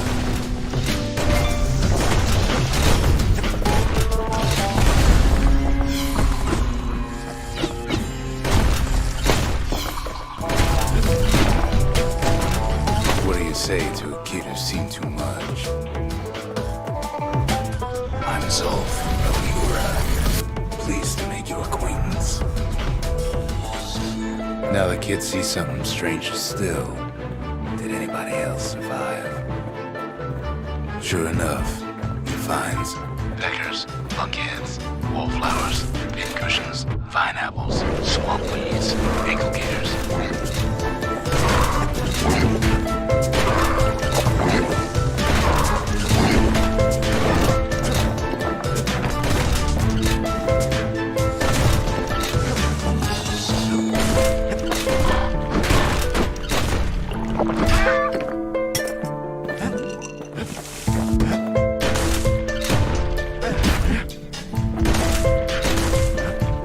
Now the Bastion can send him even farther into the wild unknown. Kid sets foot inside one of Ceylondia's famous watering holes. The security's just moved the street.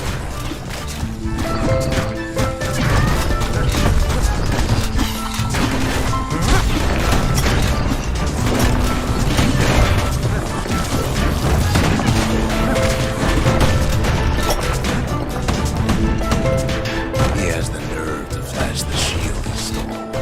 He's a petty thief.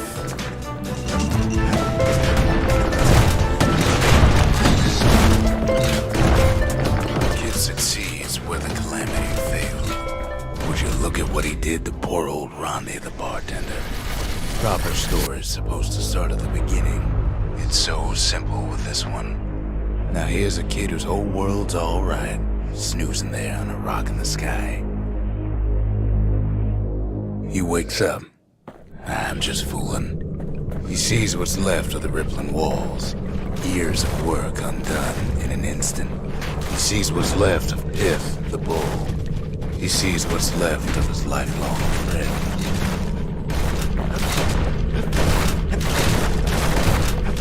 His friend, he's come undone too.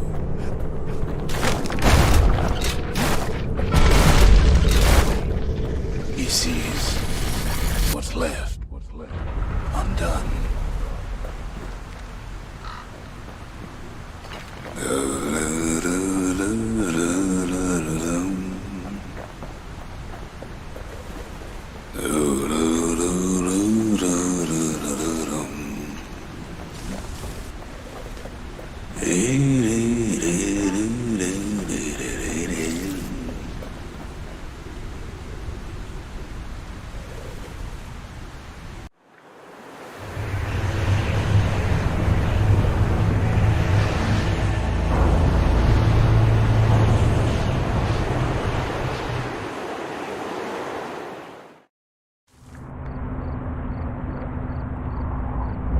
Thought we'd lost him, but he finally comes to.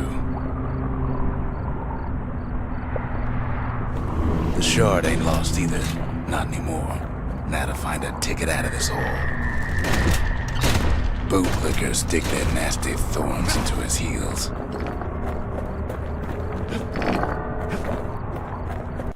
Ever heard of a lung blossom? It's bigger than the stories say.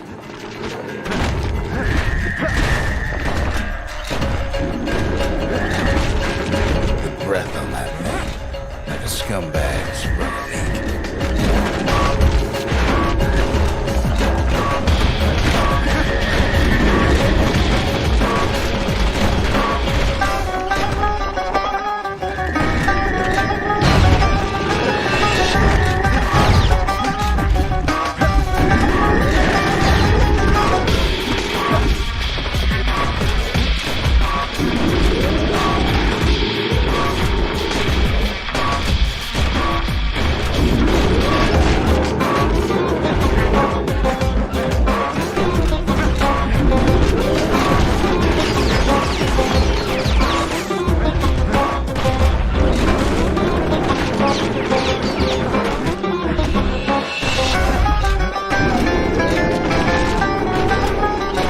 Say one whiff of lung blossom can make it lose your mind.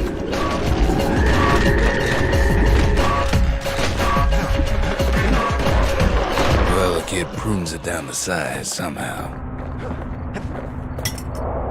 Hard to get a sure footing in the bog.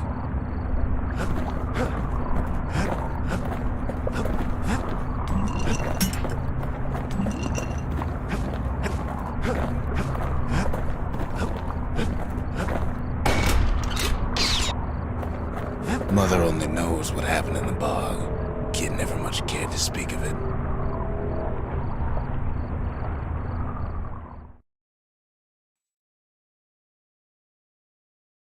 A shard is like a poor man's core, but beggars can't be choosers. That's it. A few more shards like that, and we'll be back in business.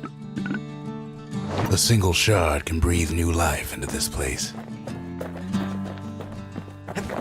The shard's got enough juice to spruce up any of these places. The arsenal's complete in case we need protection.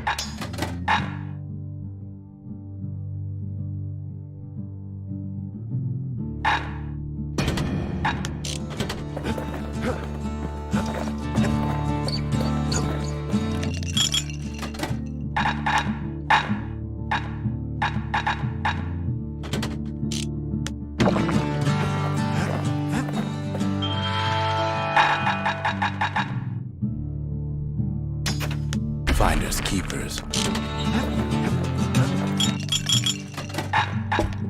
Now, whale ale ain't made from real whale, but it'll make you strong like one.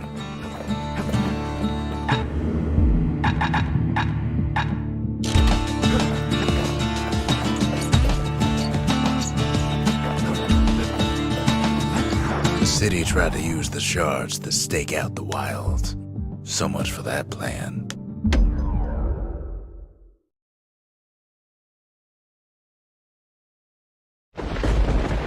gators used to roam the wilds, and they nested at Rothless Lagoon. Many a tale folks used to scare their children straight originated here.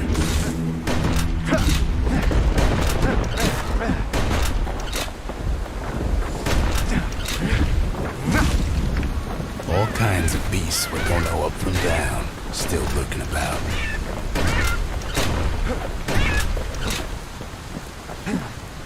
Only the city's brushers knew their way around the lagoon.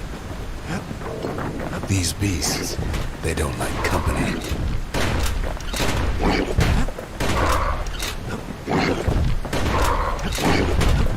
Can't get hasty in a place like this.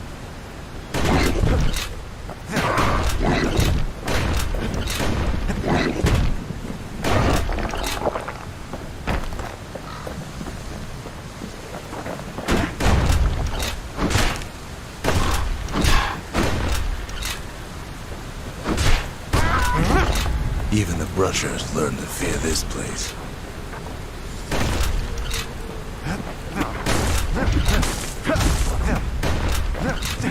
They used to think that ankle gators were extinct.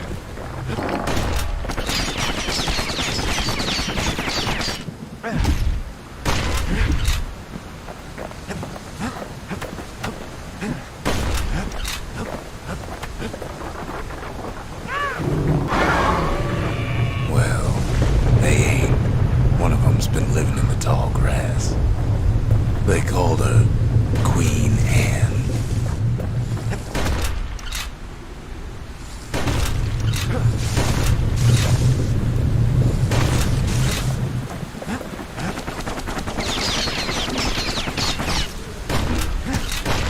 The lagoon's got plenty of other dangers, of course. Turns out Queen Anne got a hold of a shard. Ankle gators love shiny things. Know what smells worse than an ankle gator's breath? The stinkweed.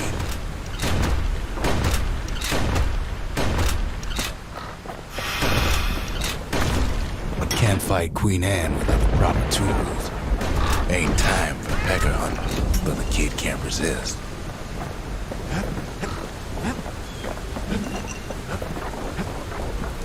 The brushers use their pikes to keep their distance around here. Now the kid can do the same.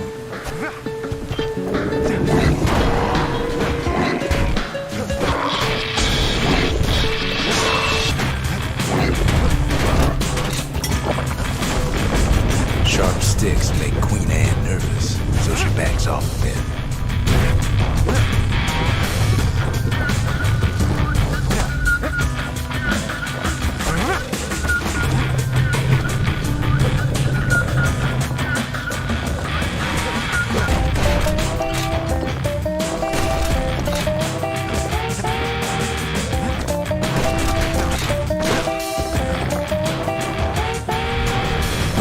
Cushion's been living off the ankle gator scraps.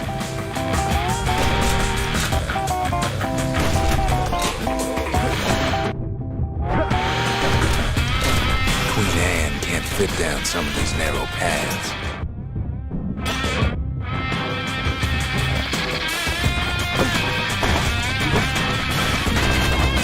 Queenie leads the kid into some kind of twisted trap. One bad step in that tall grass and he's Queen Anne's lunch.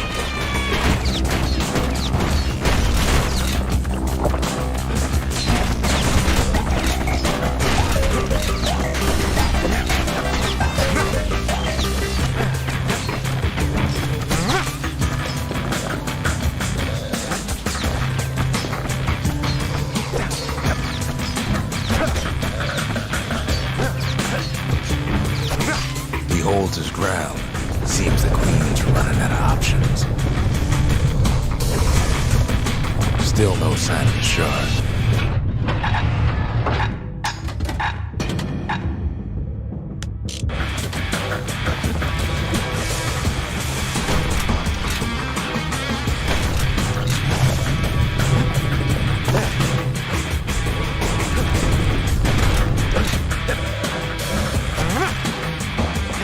The closer you get to an ankle gator's lair, The thicker the tall grass grows, kids gotta make a run for it. That old gator's right on his tail. They make a tasty snack.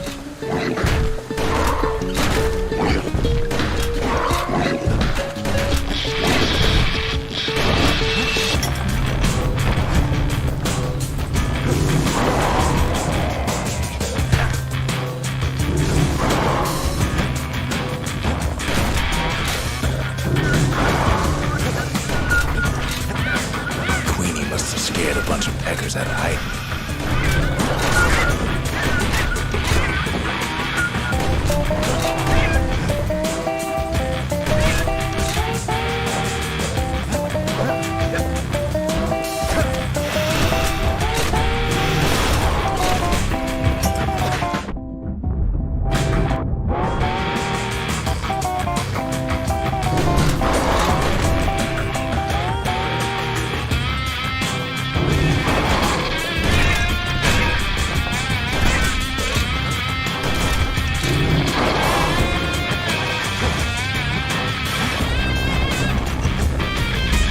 Gators don't much care for their young. That's why there ain't many around.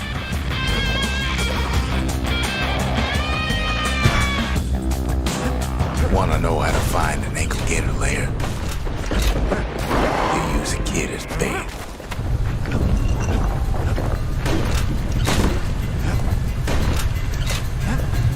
Now she's coming for him. She's got nowhere else to go. The shard's sitting in plain view. They say if you run across an ankle gator, you better keep running.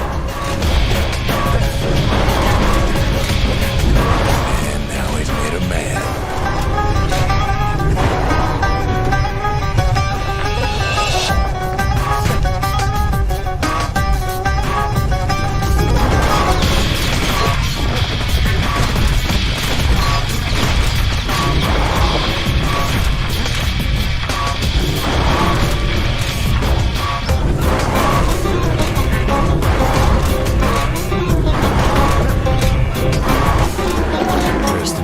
Queen Anne. That was for the brushes.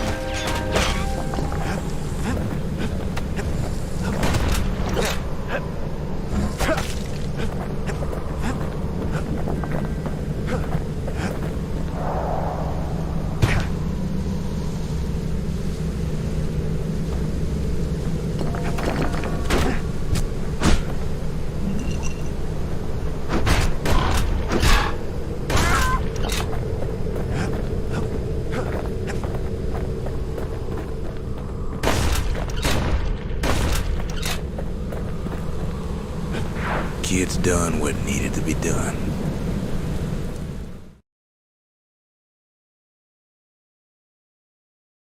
Queen Anne's reign is over. We even got a crown jewel.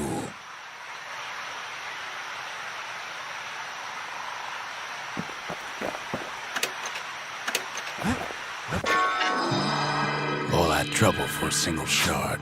But you know what? It was worth it.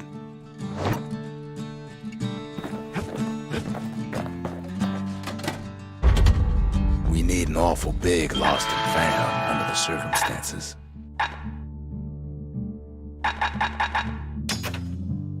It wasn't fixed, it was unbroken.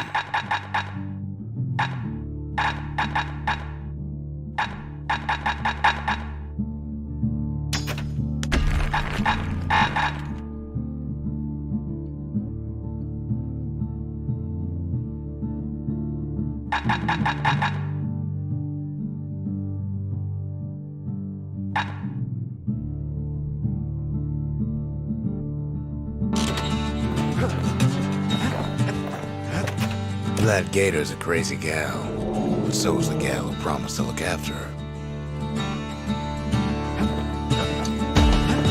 They said Queen Anne was just a folktale. Now there's living proof she ain't.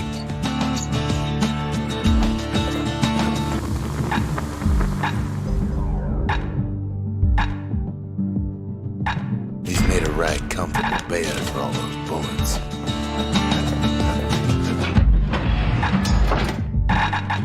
Want to keep the wilds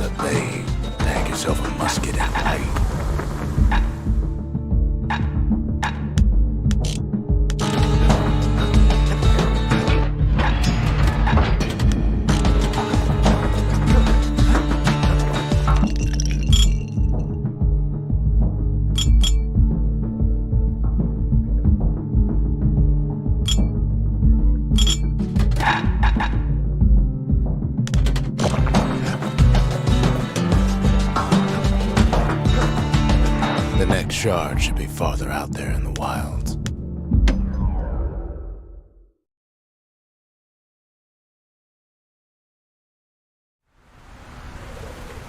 Know how Caelondia became the richest city in the world? 2 words. Point Lemaine. If the wilds could ever be tamed, it was gonna happen right here.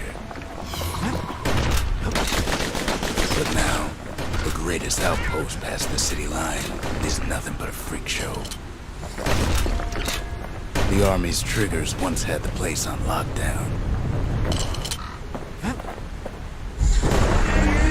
Kid might as well pick up where they left off.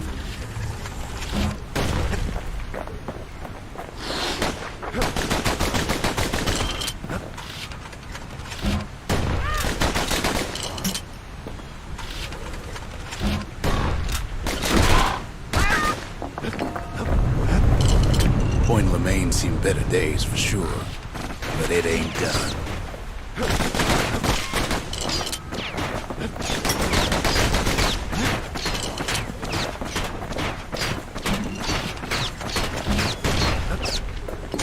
Whole place shudders in a fit. The Grand Rail of Point Lemaine, not only is it still there, it still works. Of course, it's no longer shipping hides and alloys and spices, but it can give a kid a lift. Just as long as it can stay clear of the trouble on the tracks.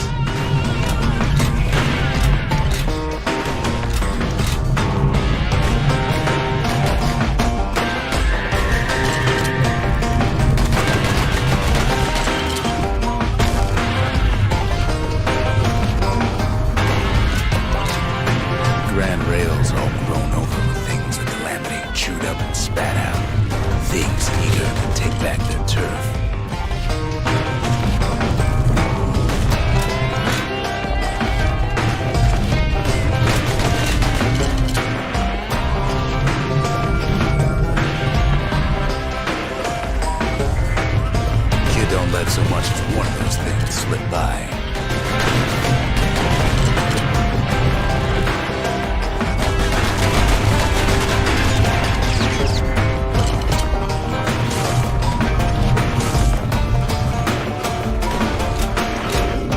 Lunkheads settled in like they own the place.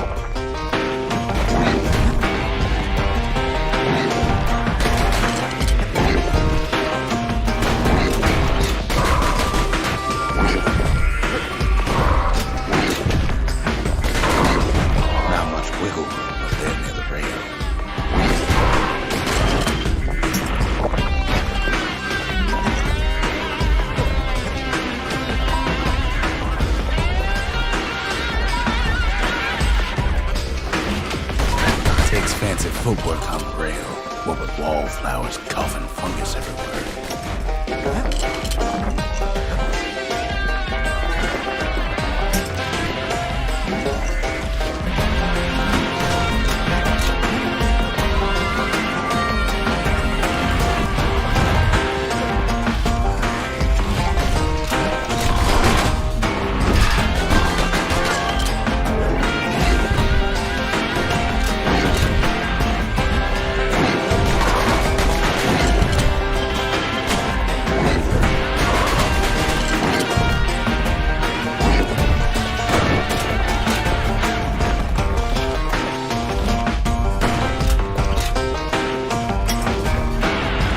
The place used to be closed off, but now it's split open like a rotten pineapple.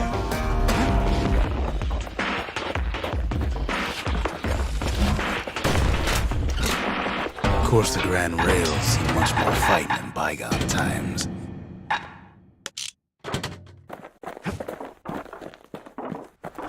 Near on 50 years ago, first shots fired in the Caelondian War. It was right here that Zulf's forefathers decided to mix it up.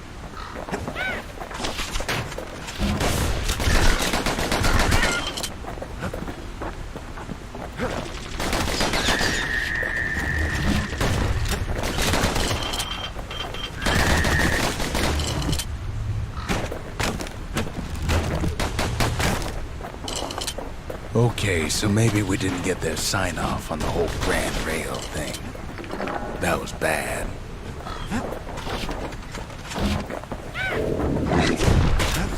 The rail must have shook the earth to the bone down in those dens of theirs.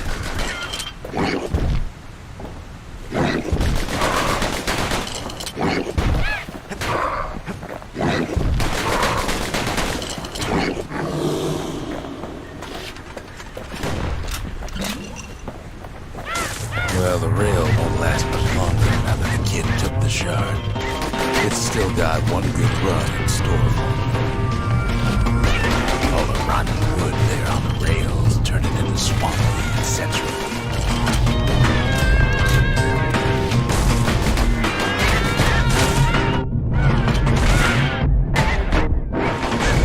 Ever tried dancing side to side with holding your breath?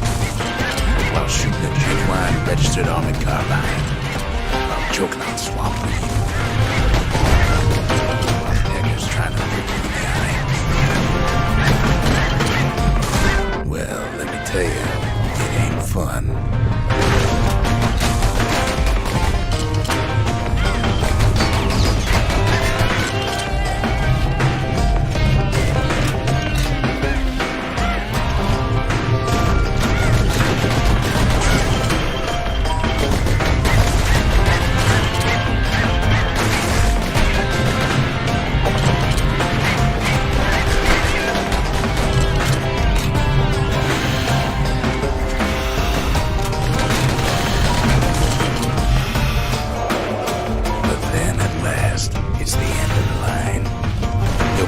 Swamp weed out of those boots for days. Turns out he's got company up at the rail station, waiting for him.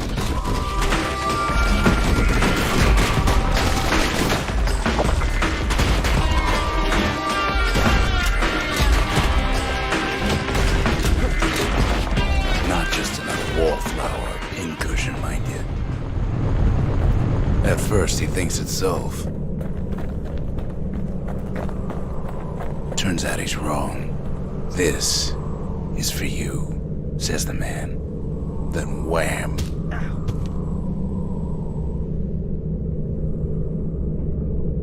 When the kid comes to, the man's long gone, but something else is there.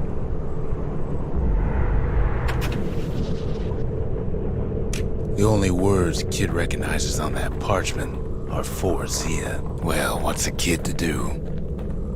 He took the shard, he took the hit, and he took that note.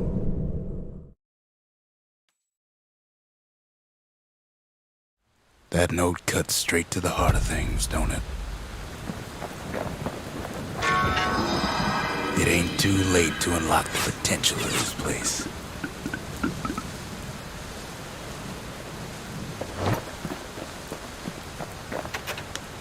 Finding gourmet ingredients ain't easy these days, but we'll take what we can get.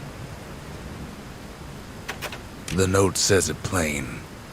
Zia, go east to learn the truth about the calamity and our people. I'll be waiting. Sincerely, Zulf. Zulf's messenger was one of his people. Wonder just how many of them survived, and what exactly Zulf told him. Just the occasion to crack open the distillery's private reserve.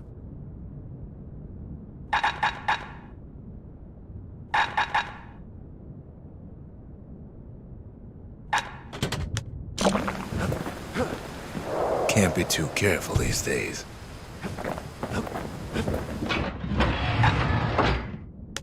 Now that's a lot of guns for just one kid, but he can hold his own.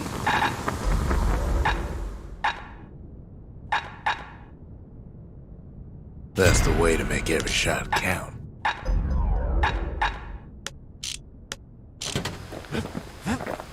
Kid arrives just in time to sample Zia's famous cooking.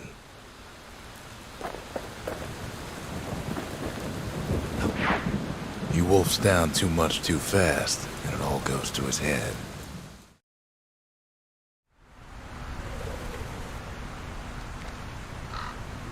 I've said a lot about the kid, But he ain't the only one wrapped up in all this.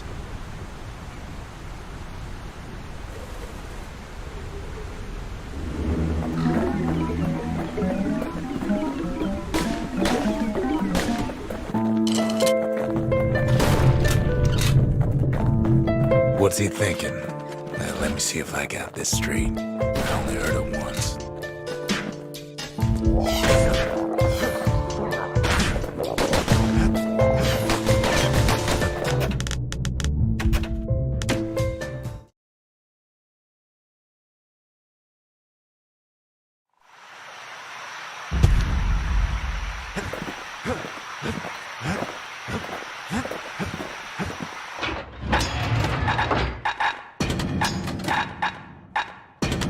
Nothing subtle about those guns, but maybe that's the point. Just can't get enough of that good home cooking, can he?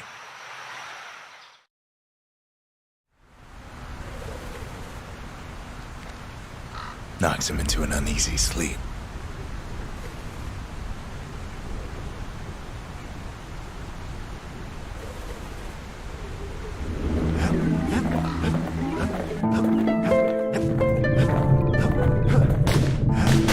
What's he thinking? Let me see if I got this straight. I only heard it once.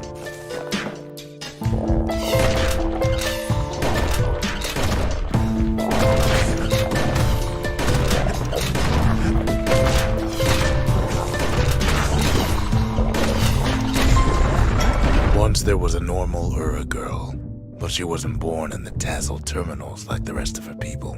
She was from Ceylondia.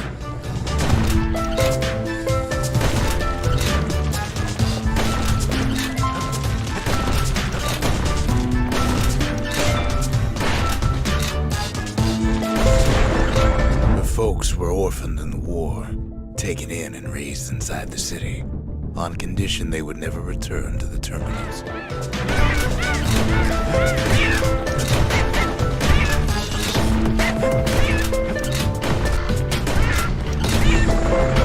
Ura refugees who came into the city had to stay for life. It was a way to reduce the risk of city secrets leaking out.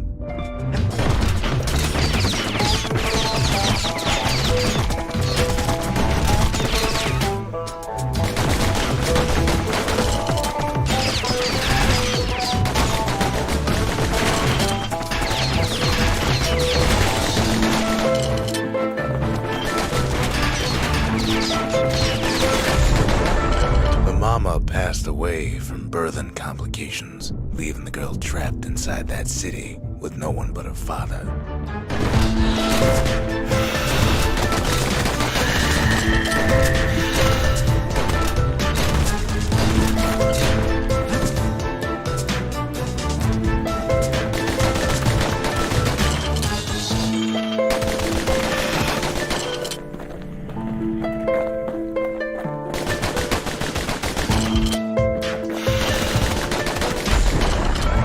Father was sharper than a brusher's pike, so he got a job working for the city's mancers. His daughter barely saw him.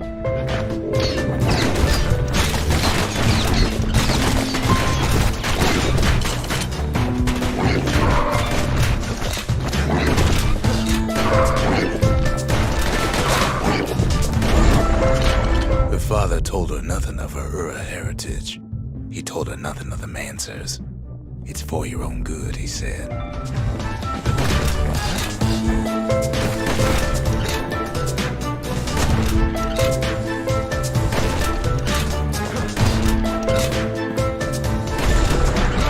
She took to studying the arts, learned more through music than history books, gained a knack for strings and songs.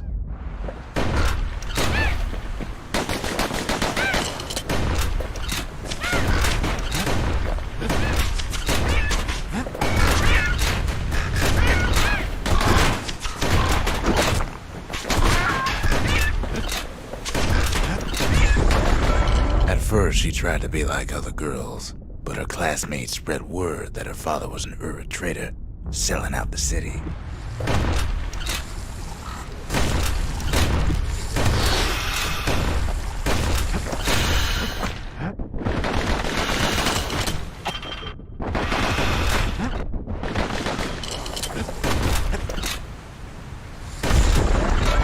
One young man stood up for her, or so he led her to believe.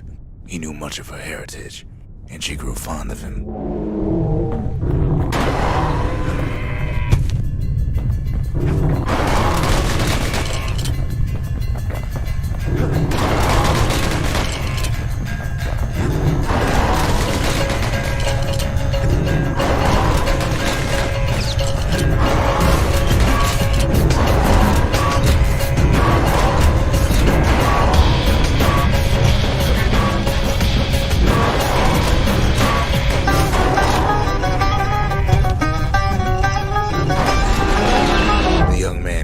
Her to take him to her family den to meet her father. Spoke of how he wanted to meet a man from the terminals.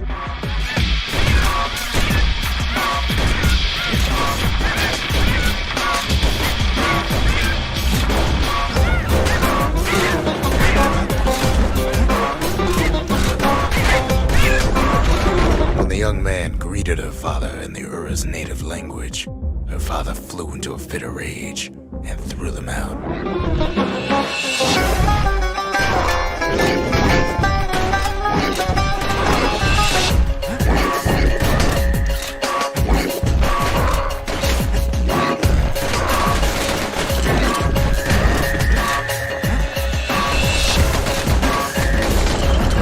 The young man never told her that the Ura's native language is not to be used by foreigners.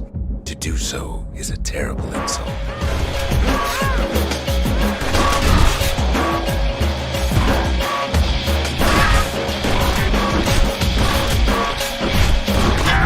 Now, where were we?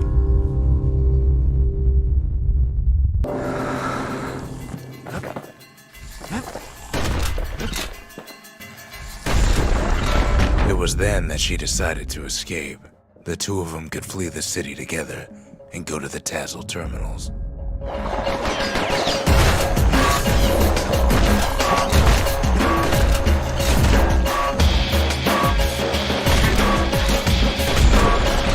They would hide inside a garbage bin until it got ingested by a scumbag, then let him slosh on out of the city for disposal.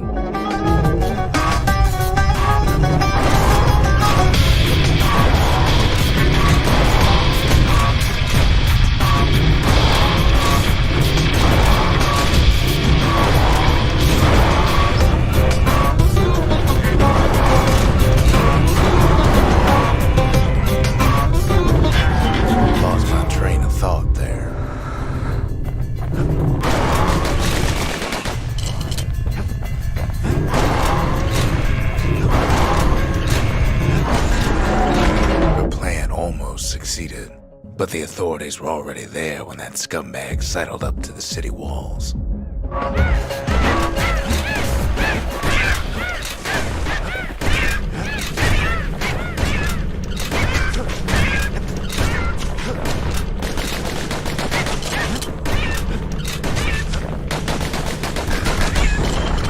The young man had sent the authorities a tip. Told him her father was using her to sell secrets to the Tassel terminals.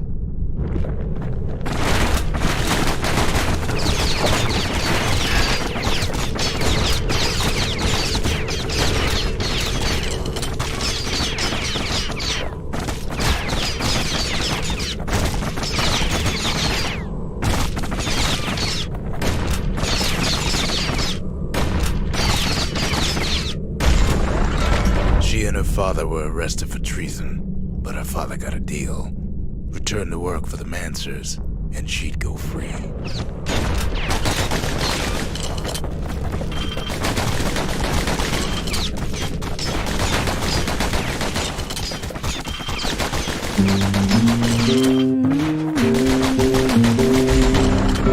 Before they parted ways for the last time, her father whispered a desperate plea. Hurry home to the den and lock yourself in.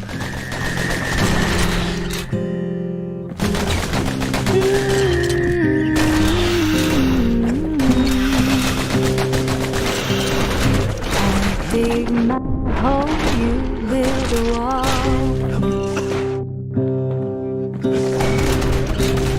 I dig my hole, you build a wall.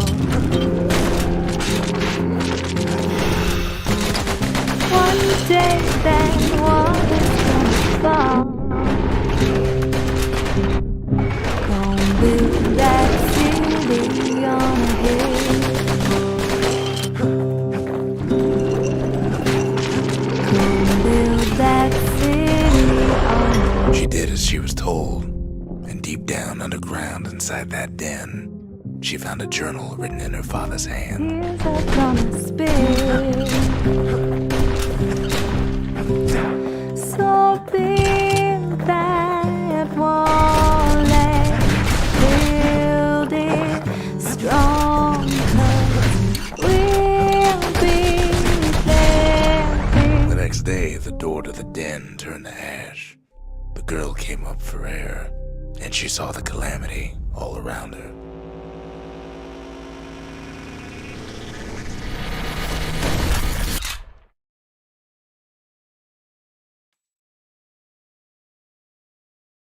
When the kid wakes up, his world's still in pieces, just the way he left it.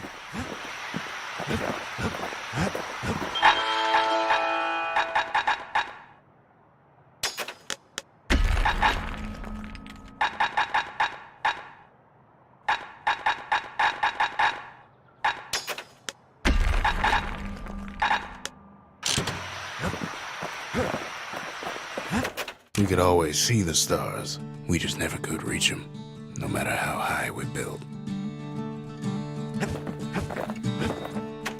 Sure, the world's all gone to pieces farther than the eye can see, but leave it to this gal to point out the amazing view.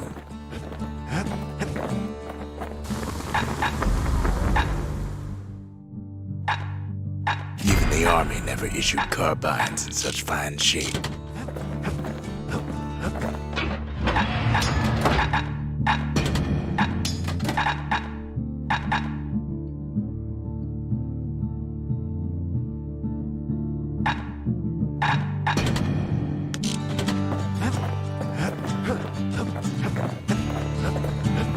The shards are getting harder to find.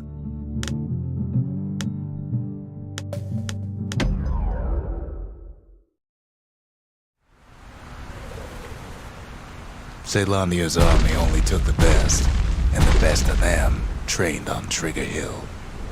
The Triggers believed they were nothing without their rifles.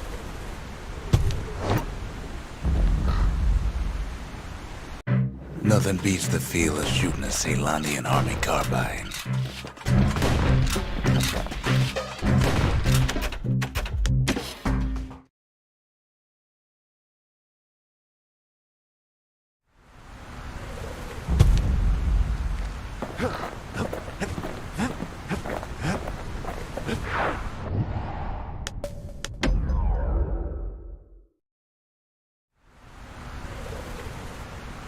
If you want to master the art of the firearm, then the place to go is Trigger Hill. Nothing beats the feel of shooting a Ceylonian army carbine. The hill's quite a bit steeper now that the calamity's had its way.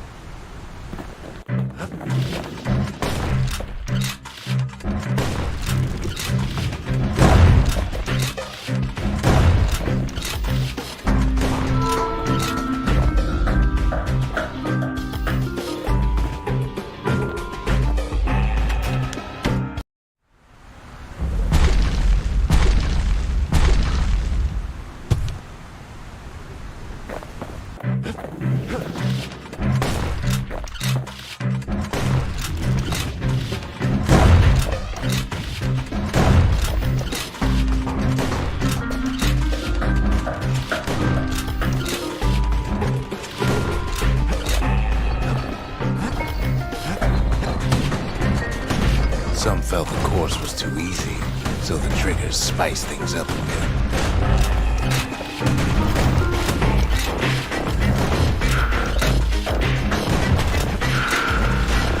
Kid blows through that course like it was nothing.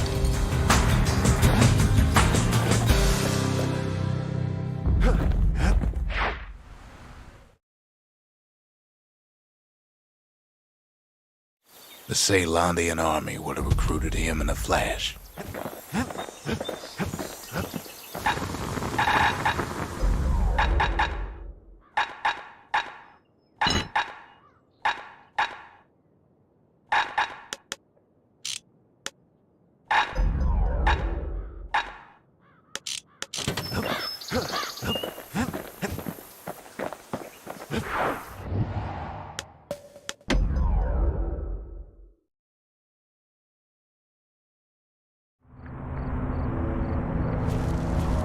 Not everything blew up in the calamity.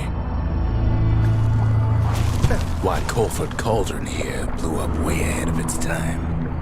The cauldron boiled over some 300 years ago.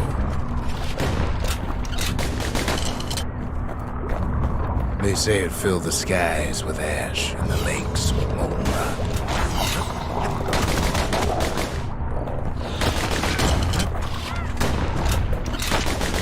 If you wanted to survive something like that, you had to learn to adapt.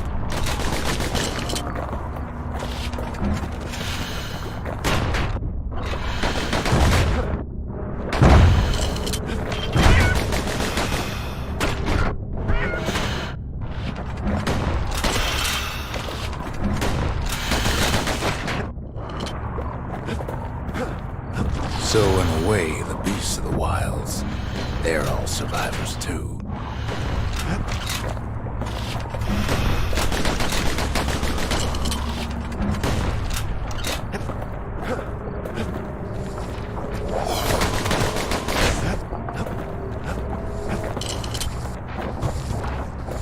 It takes a certain stubborn pride to keep on living in a place like this. As for us, we learned an awful lot from Colford Cauldron. That learning led to some interesting inventions. The raw power of the world fell right into our hands.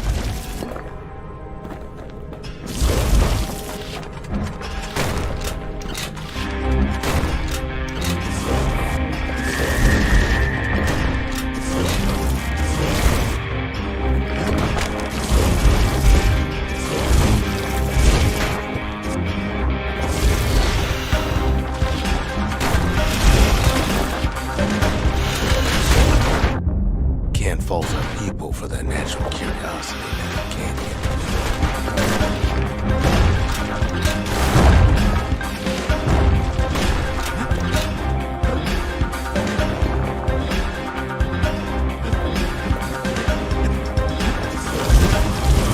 Playing with the cauldron's fires became an addiction.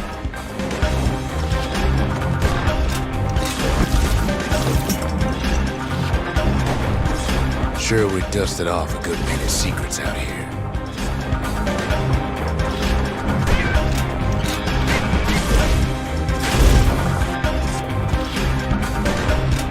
But we discovered other things we're better off not knowing.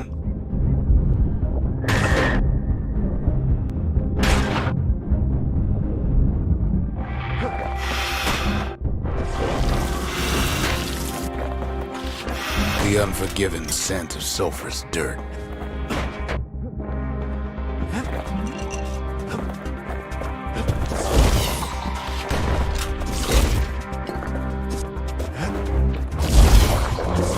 Taste the air so hot it sticks to your lungs.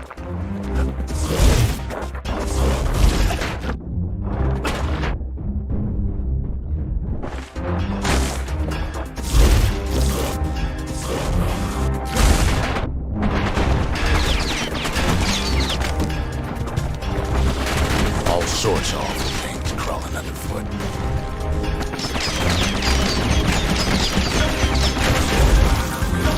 You can cook those things, but you can't eat them.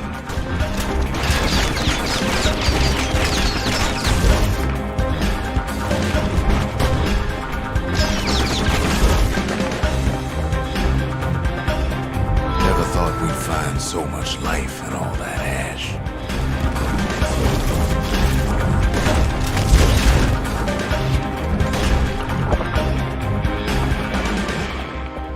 Place as inhospitable as they come.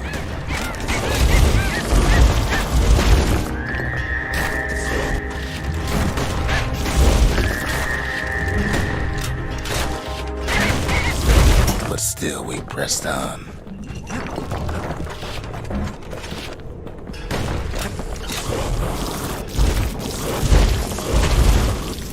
After all, when we looked down inside Colford Cauldron, looked down through all the smoke and flames,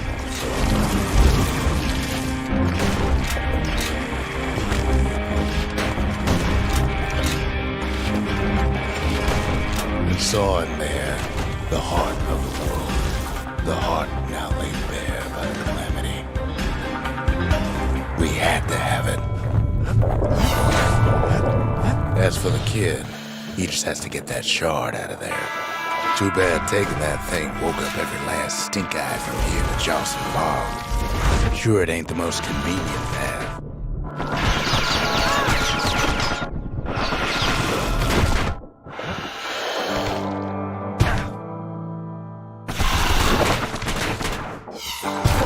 Biggest stink eye he's ever seen's waiting for him on the other side. Pops open on him like a pimple on a school day.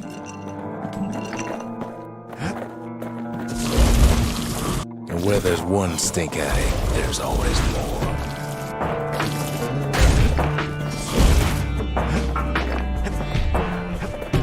The cauldron's tenants all gather up to bid the kid a fond farewell.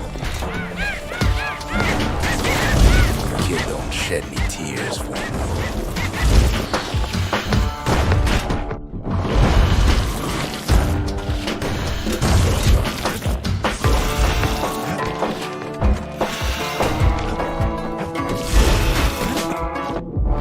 With a good spyglass, you can still see the cauldron from the city.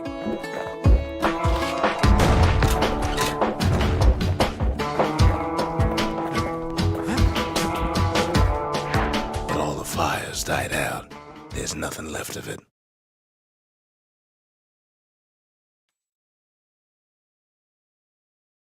He comes back looking like the inside of a chimney.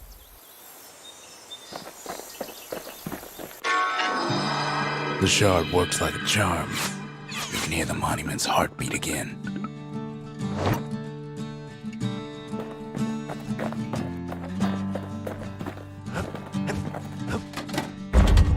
Ain't saying much, but that's the greatest forge in all the city. At least it won't get cold round here with that thing around. On the inside, a fire bellows ain't nothing like its more popular air-spitting cousin.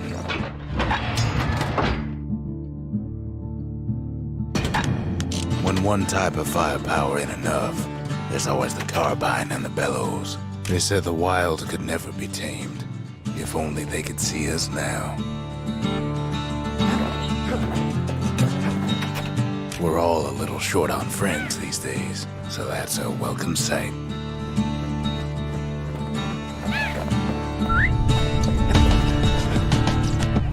The culture, a still life of old unwanted keepsakes. The triggers, my brothers, bravest men I ever knew.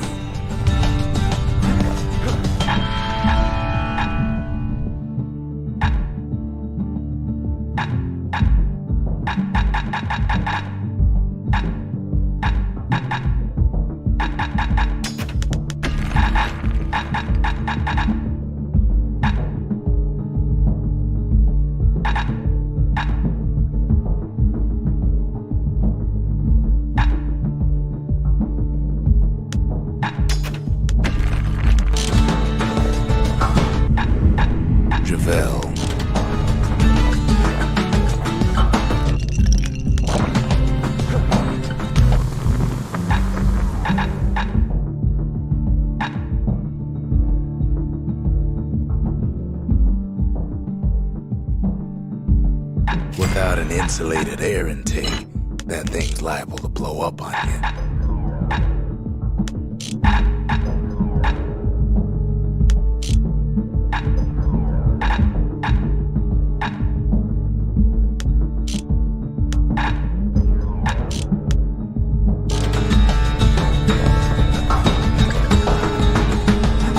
We spotted a pecker carrying a shard to Mount Sand.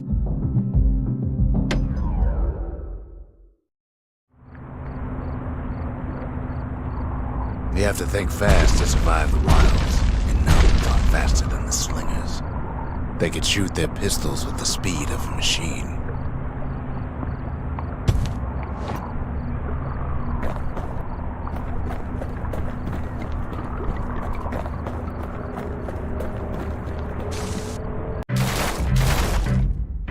They knew just when to start shooting and when to stop.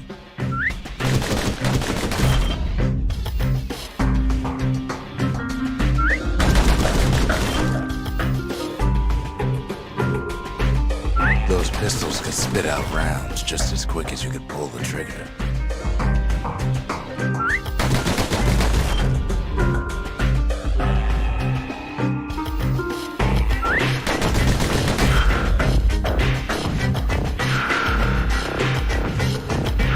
Learning to hold your fire could be its own challenge.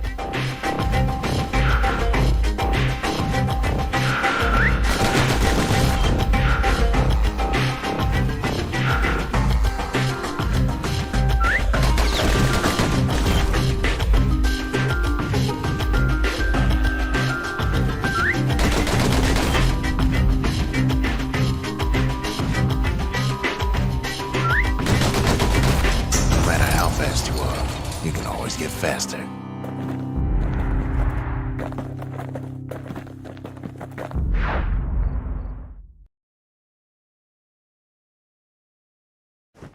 Well, even the slingers weren't quick enough to escape the calamity.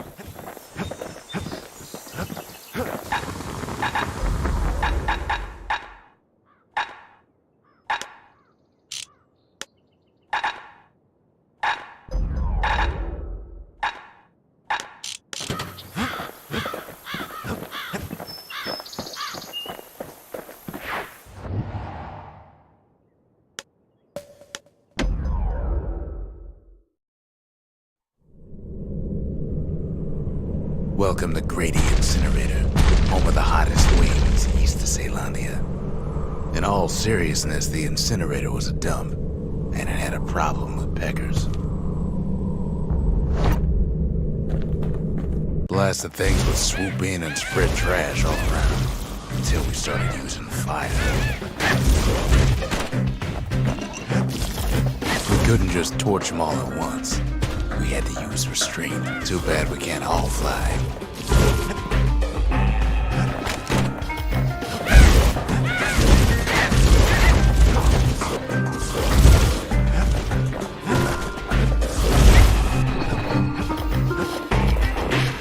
The peckers were willing to fight tooth and nail for all that trash.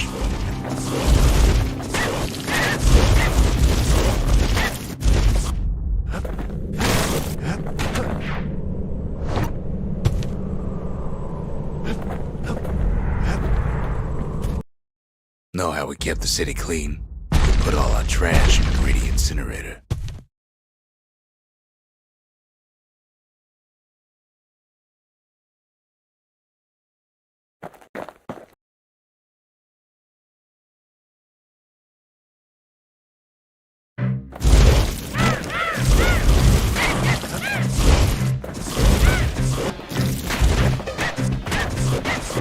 Peckers that flocked together were easy pickings.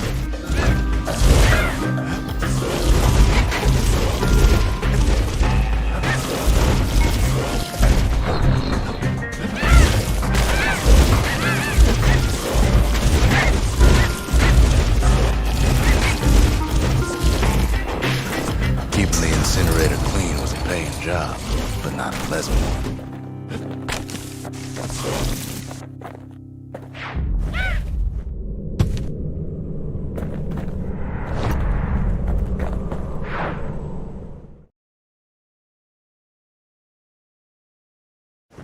You'd almost think those peckers like getting cooked.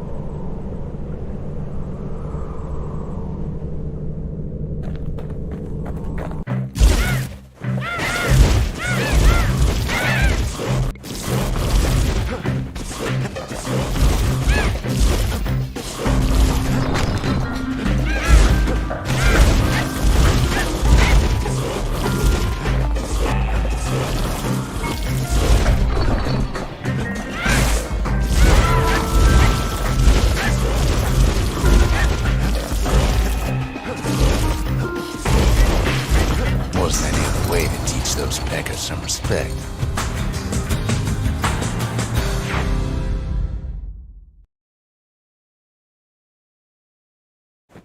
Who knows why we fought so hard to defend our own trash?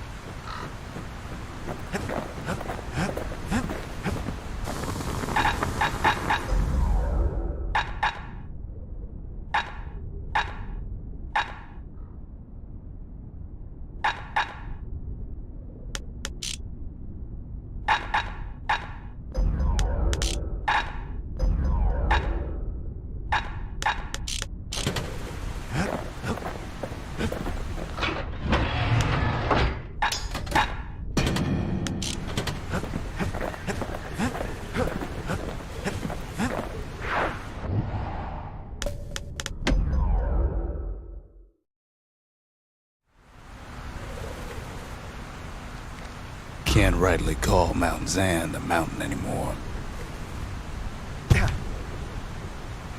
There's no more mountains now. There's no place left for the beasts of the wild to go.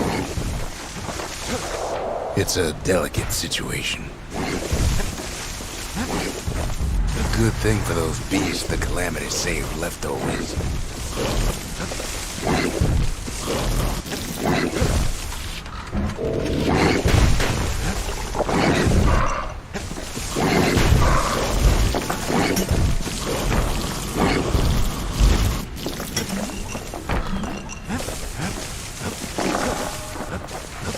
We only found their little lair because they found themselves a little shard.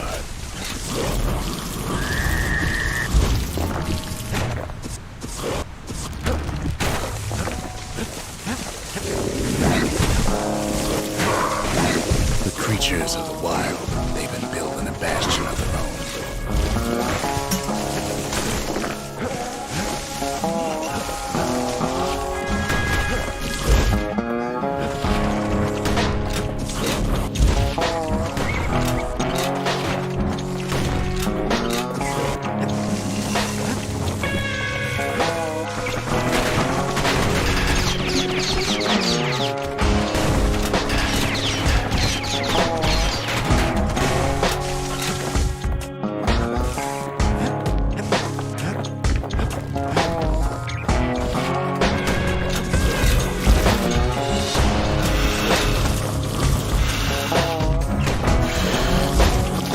Best thing we can do for those beasts right now is put them down quick and clean.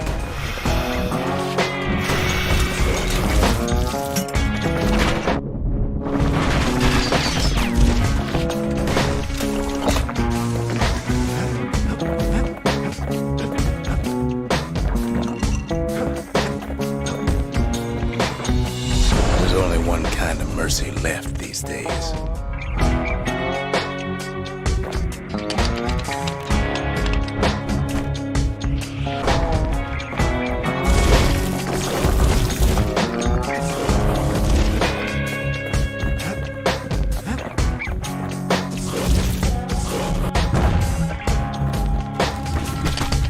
Look at it this way.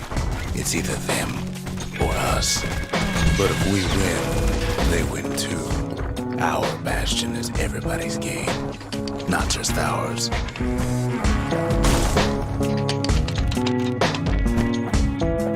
Takes a lot of convincing, and our borders have to do the talking.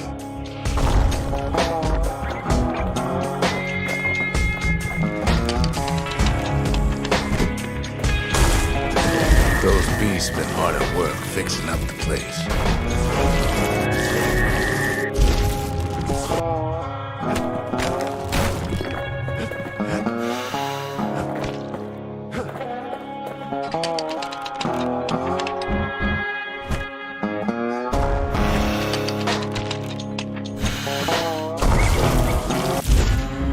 They've been searching for cores and shards, just like we have.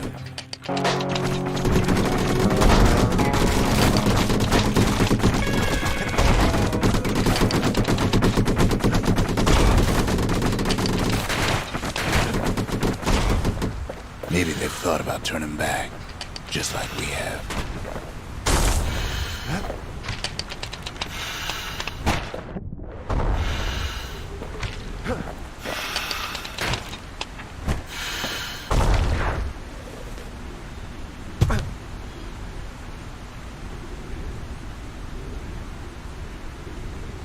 just really need their shard.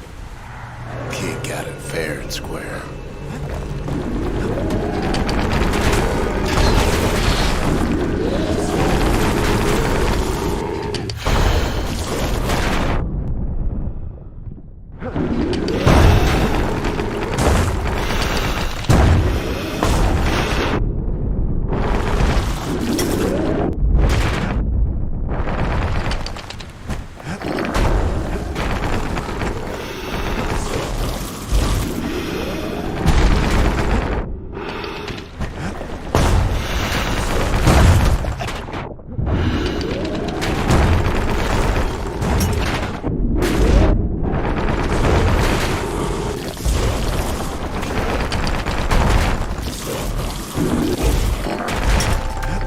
That's the way.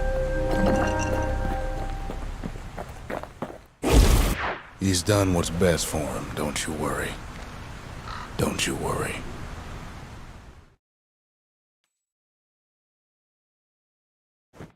We'll all be better off once the Bastion is complete. The monument's getting better. Zolf sure did a number on it, though.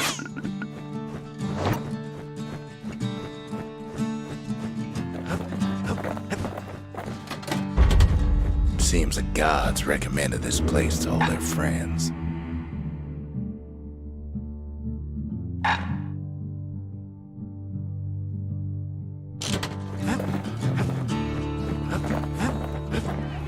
The cinders kept the city good and warm, made it thrive.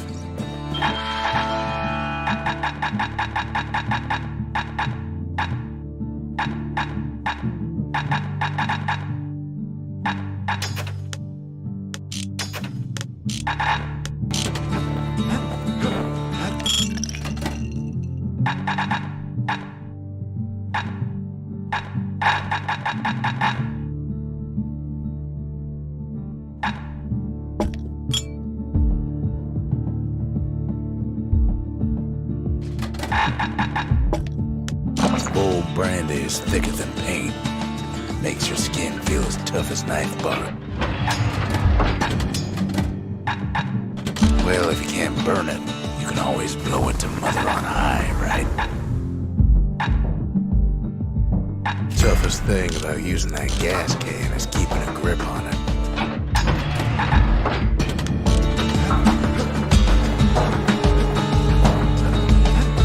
Just a couple shards left. The quarry's gotta have one, right?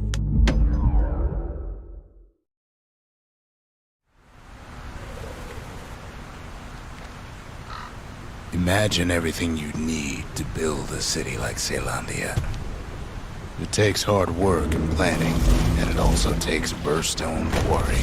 The Ura tunnels beneath the quarry must have softened the blow from the calamity. Same goes for its natives, rattletails.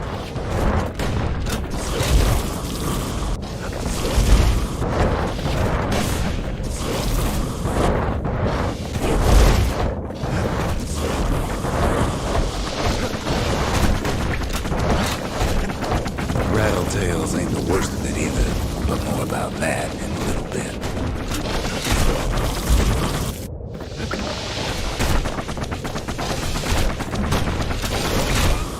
The quarry came with a lifetime supply of windbags. Windbags smaller than the naked eye can see are nesting in those rocks.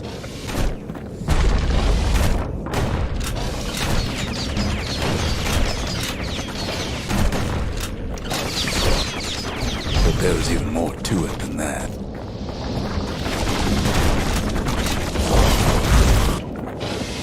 Not only are these rocks a source of life,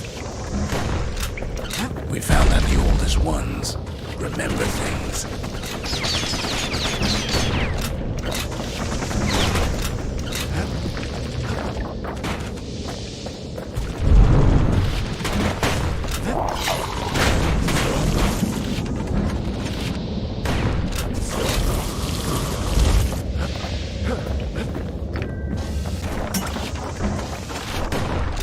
They're recording everything, all the time, taking it all in.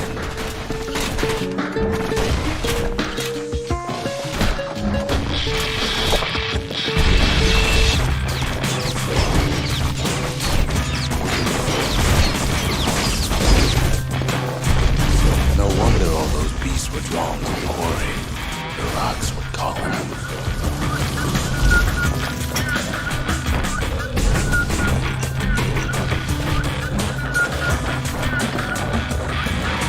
Keeping the quarry free from pests turned out to be a problem.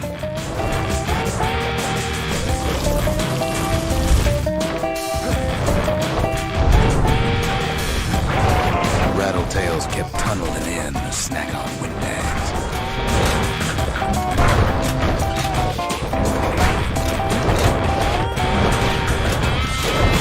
Windbags tended to the rocks, so we had to keep the rattletails at bay.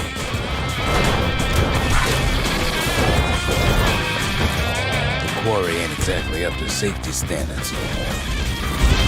Without those windbags, the quarry might not have its special qualities. Now, why would the Ura sell off such a fascinating place?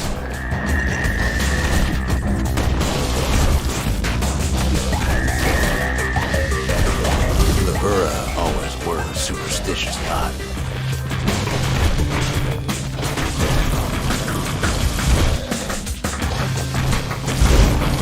Might be the gods told him the quarry's bad news.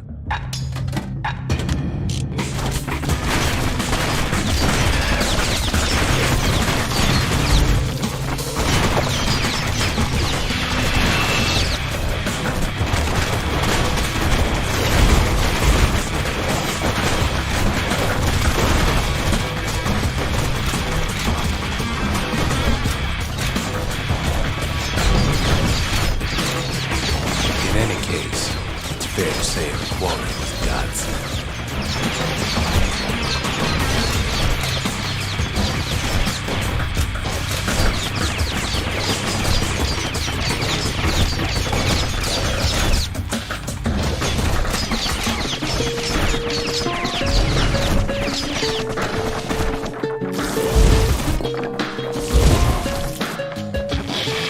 Those rocks, all polished to a mirror sheen.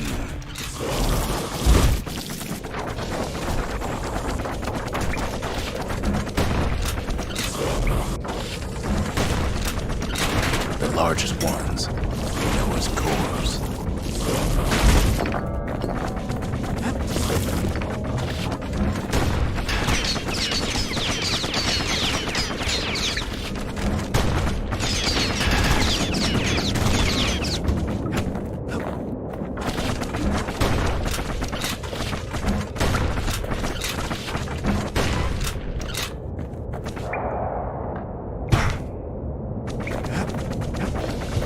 The smaller ones, we call them shards.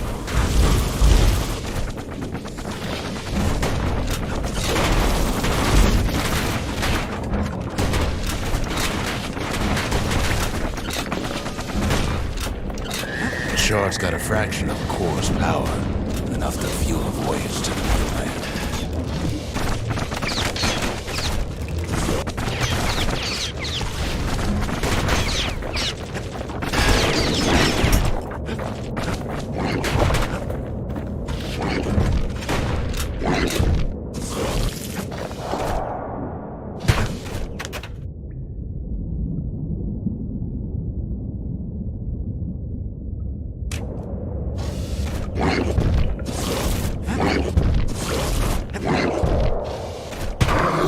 Well, now the quarry's all dried up. These rocks are much too young to be of use.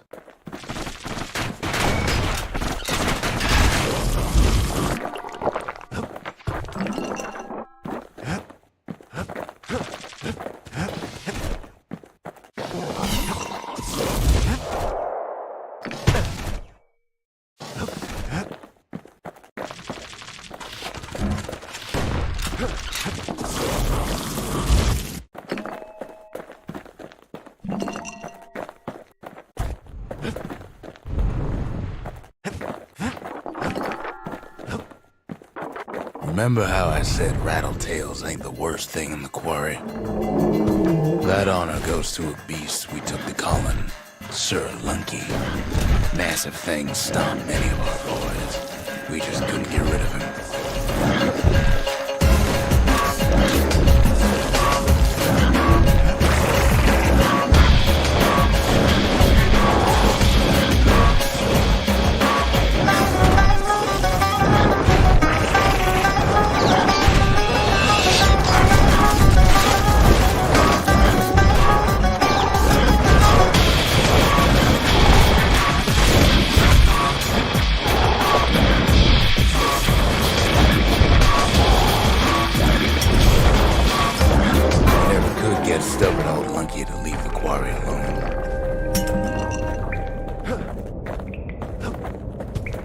Then the kid hears a voice calling from down the hall.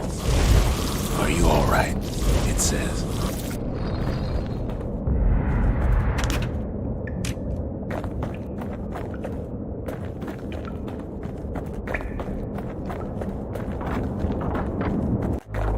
It's him. "I've come to warn you," he says. "The Bastion is under siege. Let it fall. You should not go back." Kid hears him, but he ain't about to be deterred. "If that's the way it is," he says, "then I won't stop you. Because my countrymen will."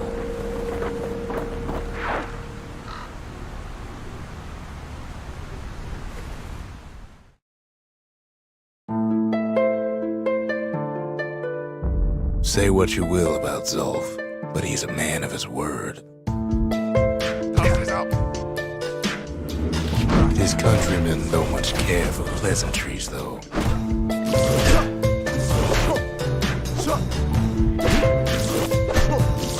Too bad for that. Zulf showed them the way here, and here they came to take revenge.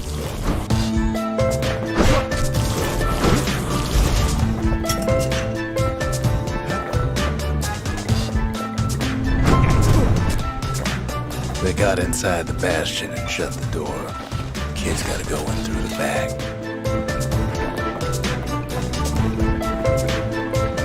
I should have told him sooner about all this.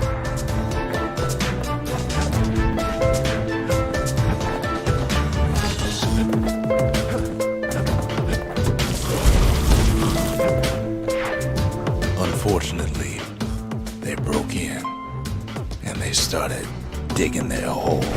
Something wrong sprung out of those holes, and it's eating away this place.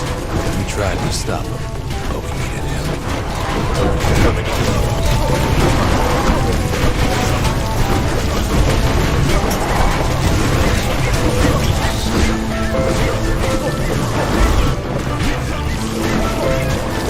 Our baby beggar, he don't make it.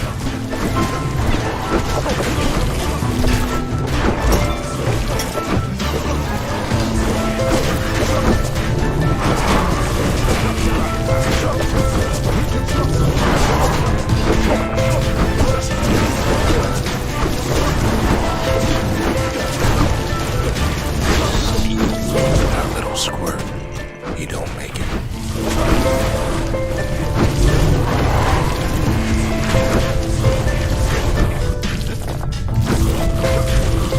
Somehow, some way, he sends those Ura packing. Problem is, it didn't matter. Zulf's plan worked.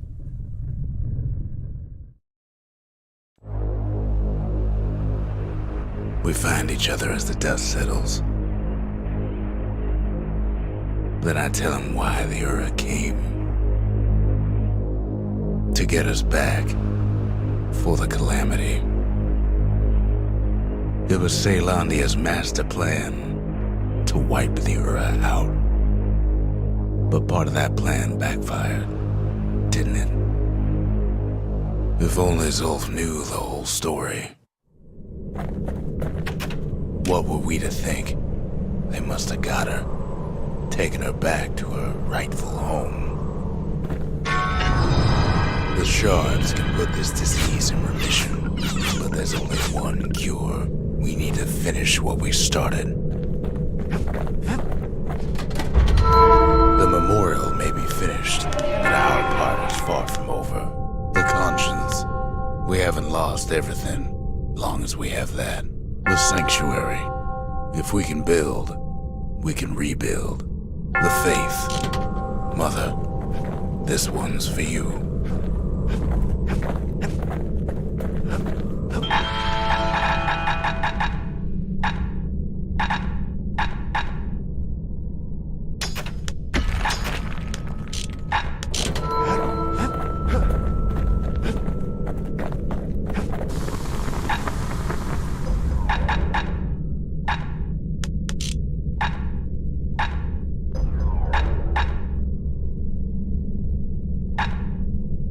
longer a weapon, it's a precision instrument. Nothing makes a gun so dangerous as a keen eye.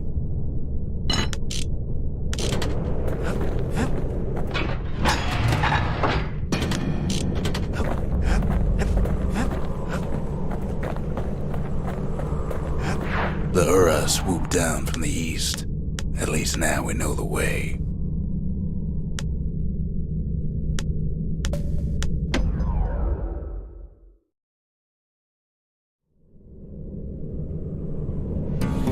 One last shard. It's all we need to put this mess behind us. And mother, what a mess it is. A mess like that could have only been made by hand. Zolf said the calamity failed, and he's right. The Ura stand is living proof of that.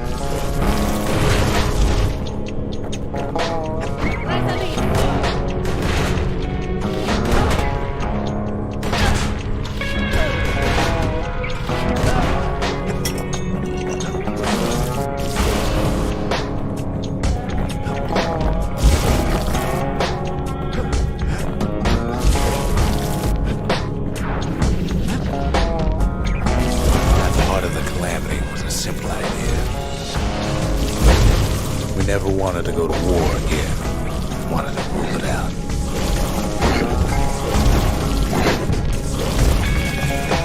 We put a lot of folks against that problem. Scientists, soldiers, spies, even me.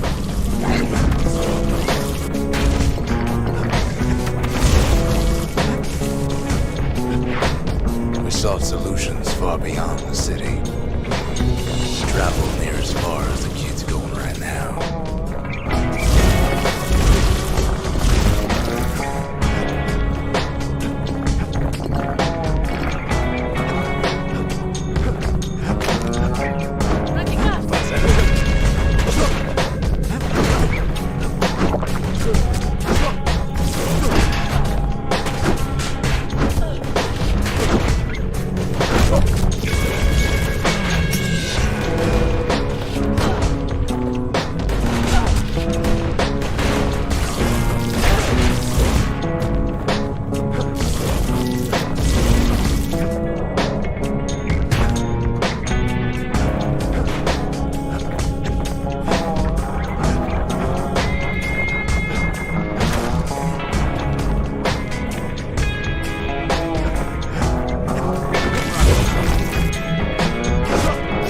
Most of our efforts didn't bear fruit.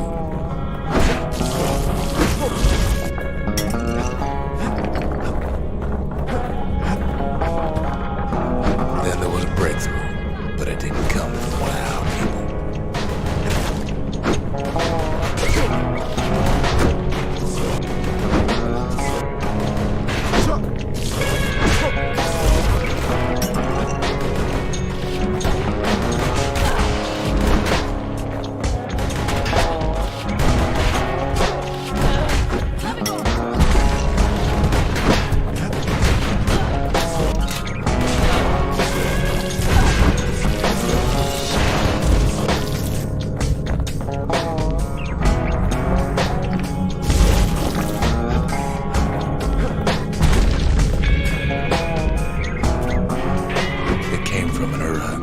A brilliant young scientist named Ven.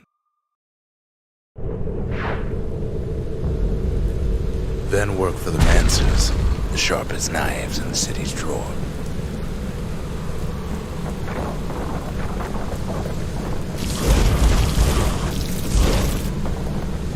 How's that?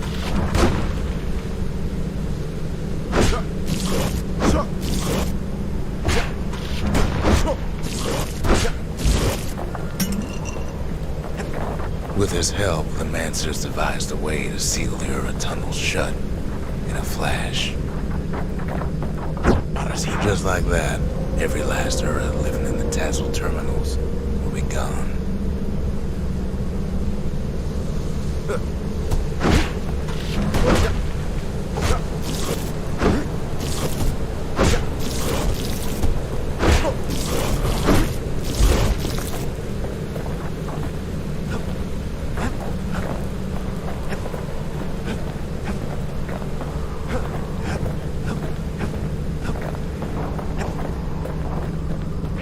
This discovery was never to be used, they said, except as a last resort.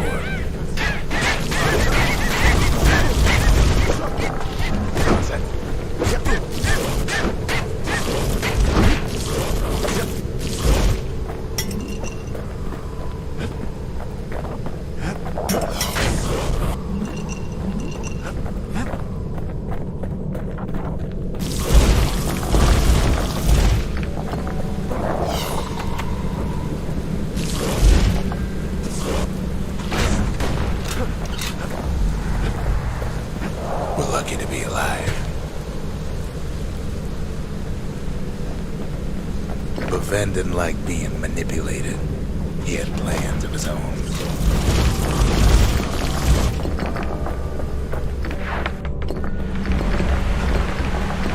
He sabotaged the Mansion's little science project, set it to blow up in their faces.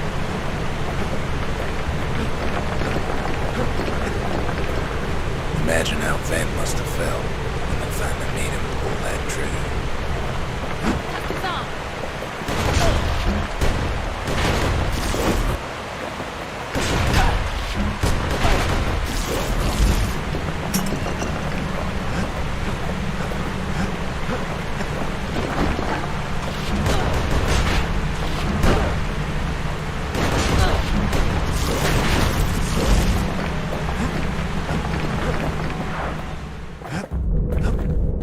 But remember, the Bastion can fix everything. We just need that shard.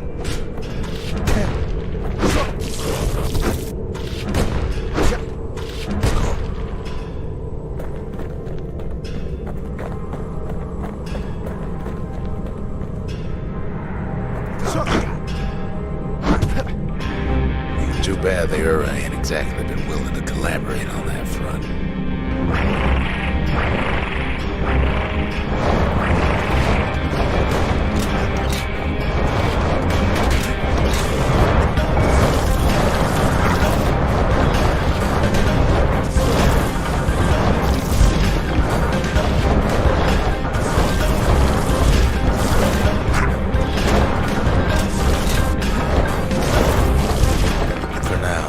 Kid had little choice but to pick up where the Calamity left off.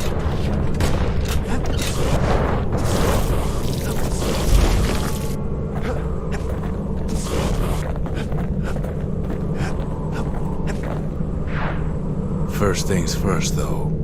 There's someone we figured needed rescuing. Zia.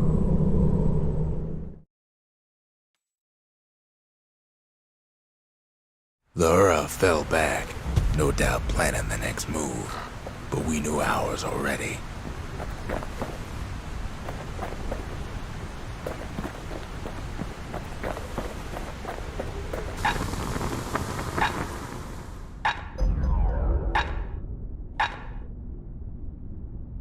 Taught him a little something from my days on the front.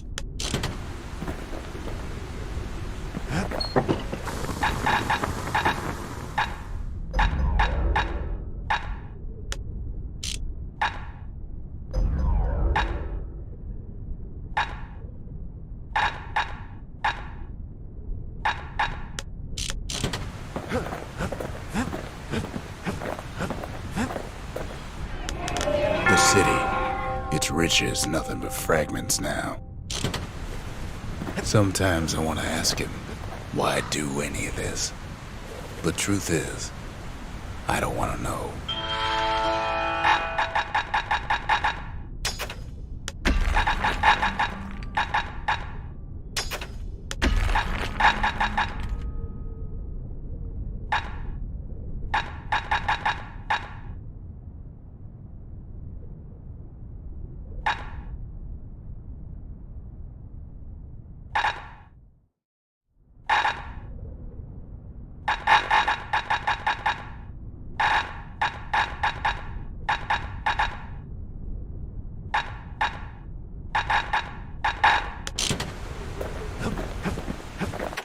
Suppose it's true a little song can put things in perspective.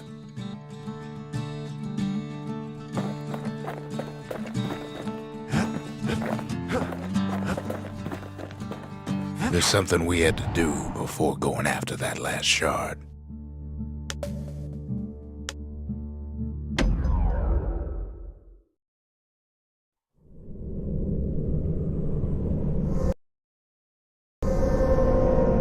Well, now it's personal, ain't it?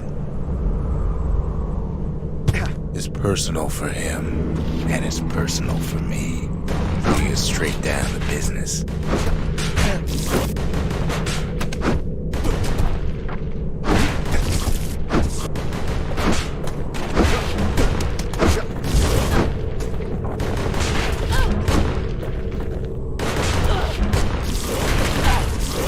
They never saw him coming.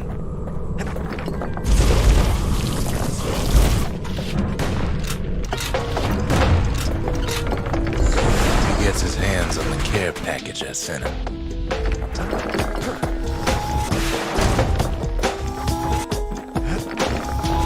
It's a little something I've been fixing up in my spare time.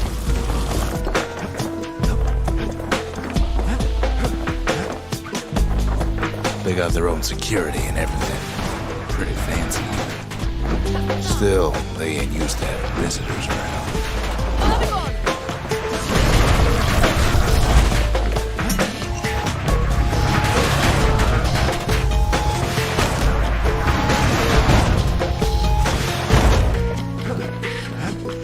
They've got these conductors that are all what's keeping the place together.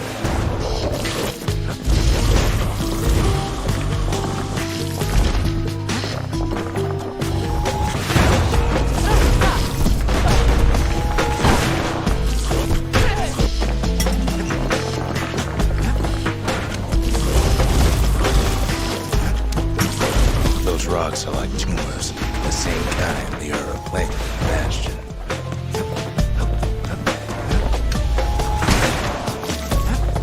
Well, the Ura must be in a panic right about now.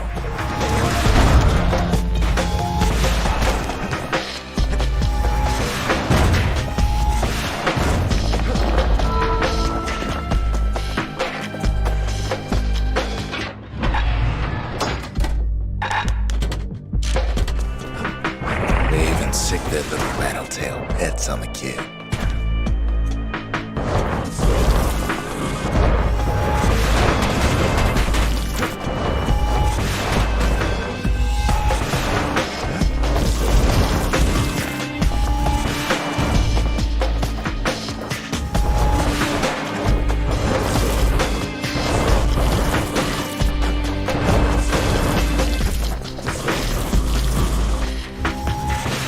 Those rodents are just a bump in the road.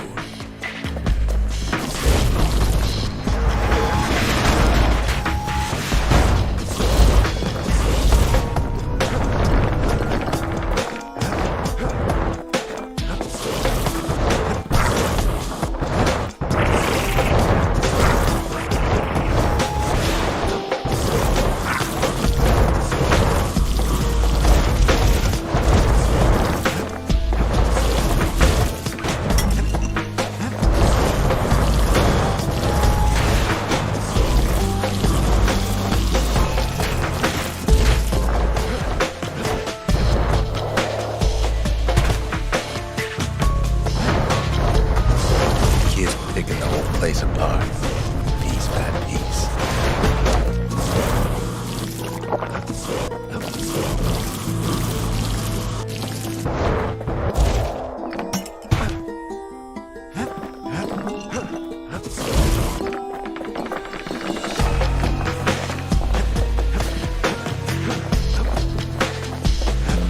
By now, every Ura from here to the terminals must know he's in town.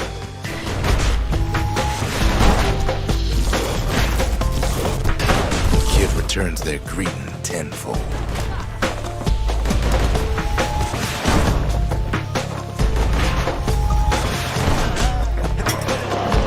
Most of the Ura's conductors are squared away in the middle of the hollow.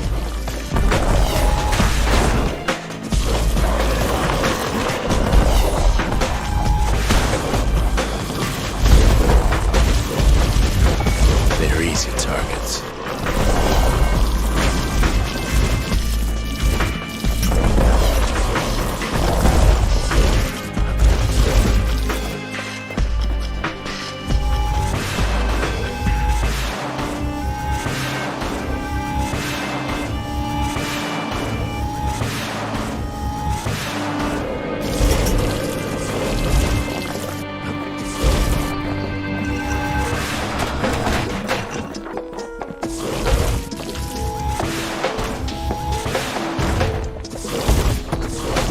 calamity rocks must be eating that place apart from the inside.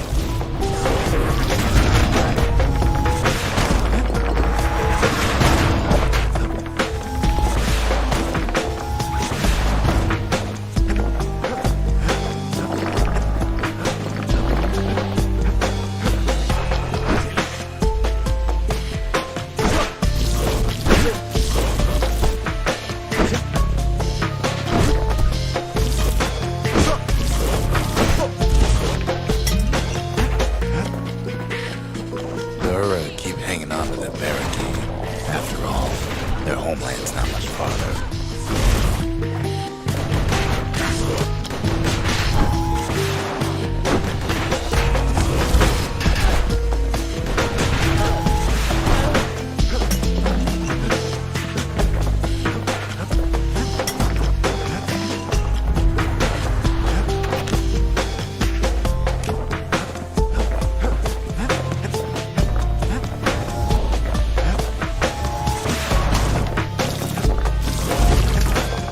Some of them are downright bewildered by what's happening.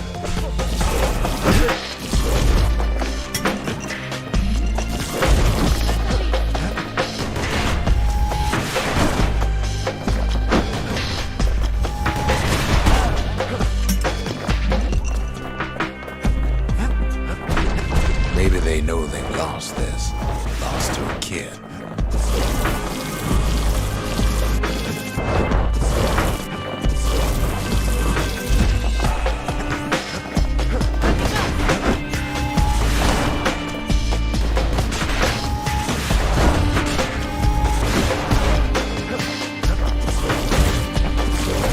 Underestimated us, had us pegged all wrong.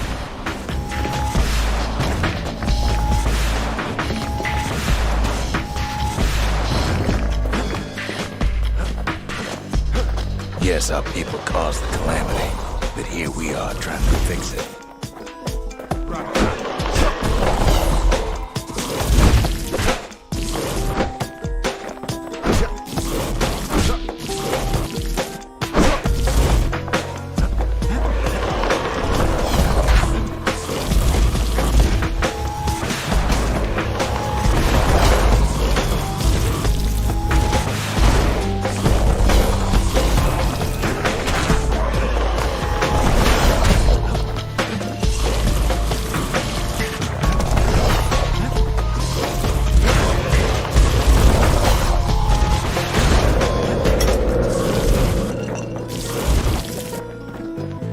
Shame the opportunity for civilized discourse is over.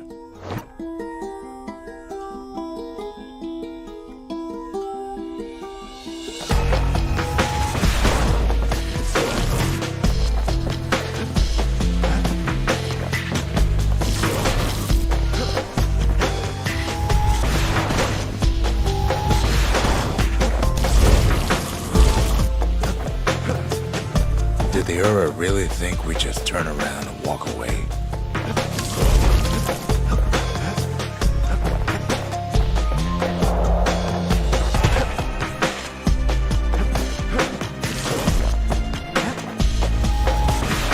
Suppose old Zolf should have got to know us better.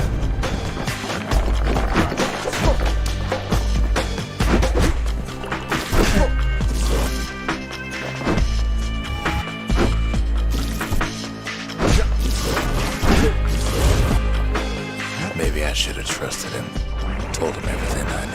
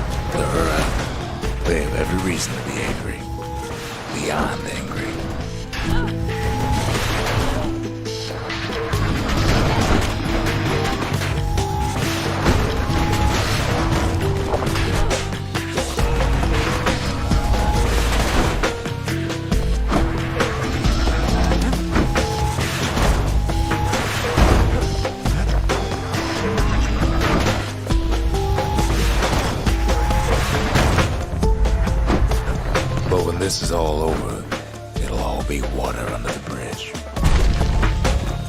As the hour grows desperate, the Earth bring out their big guns.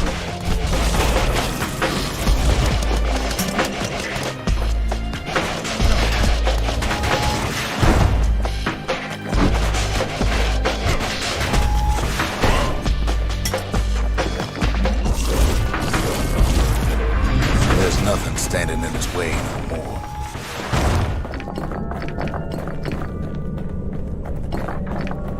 He sees the Tazzle terminals loom large on the horizon.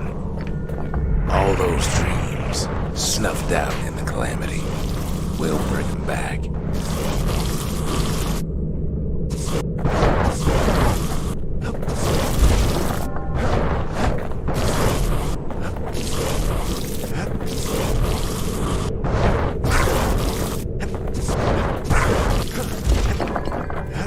Way out there on the edge of the world, that's where he finally finds you. But it ain't like Prosper Bluff this time. Ain't nothing for this gal to sing about now. Zia, you weren't kidnapped. No, ma'am. You just had to see what happened to the Ura. To your own people. You had to see if everything Zolf wrote to you was true.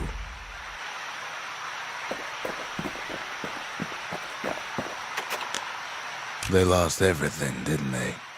But they just keep on fighting like that's gonna bring it all back.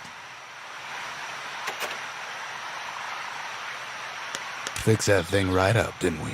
Made these goings-on a little livelier. Sure you didn't drop that twangy thing on purpose? Just to see if he'd go after you?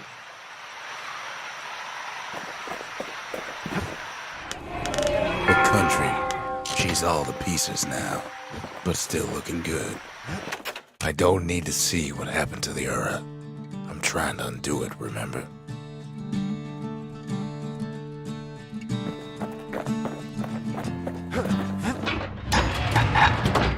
No matter what he's gonna face out there, it'll burn.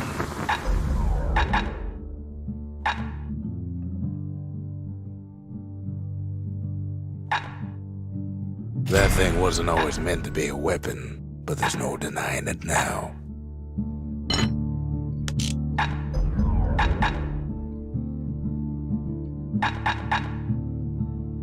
First step to learning the Calamity Cannon is knowing about the machinery overrides. Good thing I didn't throw away the manual. Take my word for it. Don't ever drop one of those.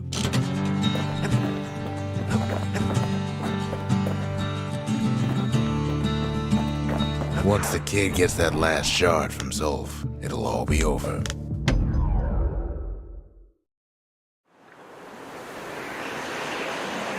The Ura probably didn't know they were being watched from Manser Observatory. It was the perfect spot to test something no one's meant to know about.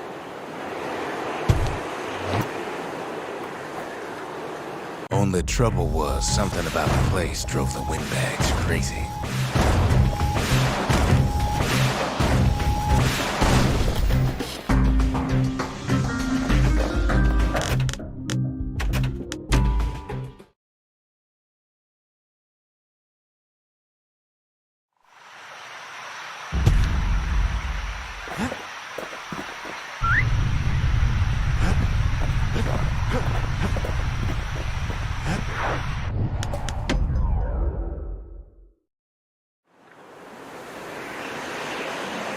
The Mansers conducted their most secretive research far east of the city. Only trouble was something about the place drove the windbags crazy.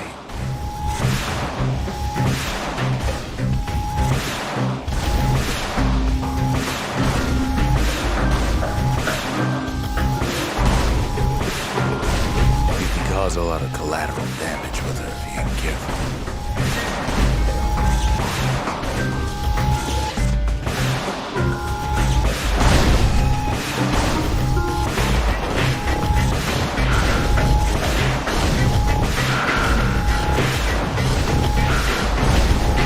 Crowded it gets, the more trouble you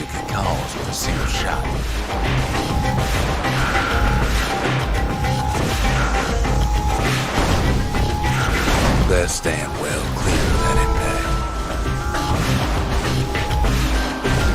She's designed to be fine-tuned, just need the proper parts.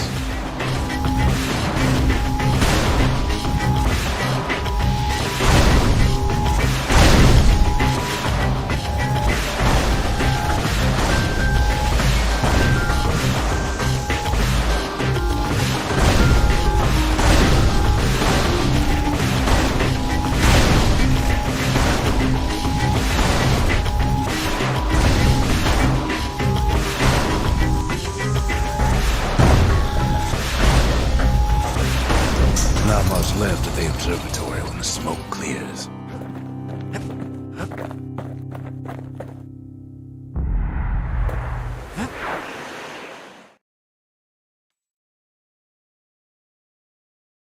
If the power of the calamity is safe in anybody's hands, it's safe in his. Part of the rippling walls floated by, so I caught the kid's old knapsack.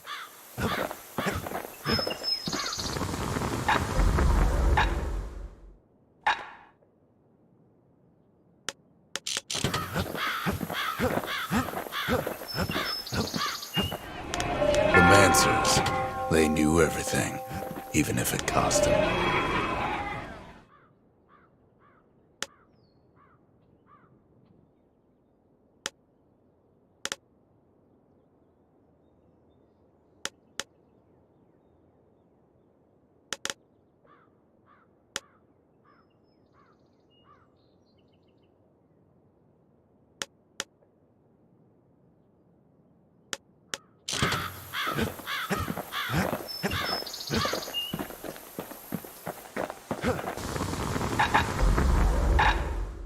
His bow's looking lean and mean like a prize fighter. The inspiration, a forge can fashion anything. Looks like a little science project is all set.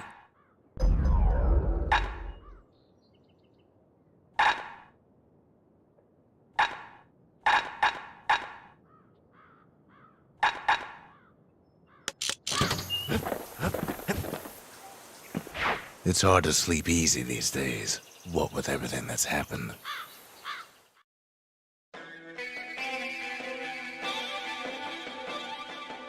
Zolf, very soon the kid's gonna have to face that man again, for the last time.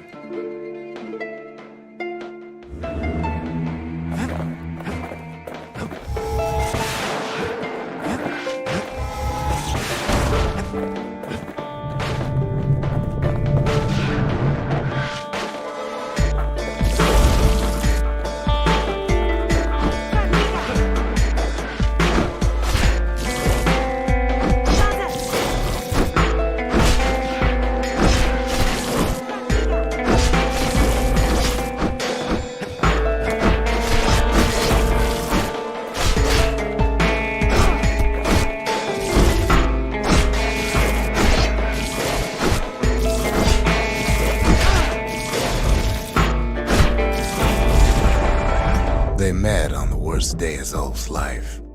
There in the Hanging Gardens, he aimed to throw it all away.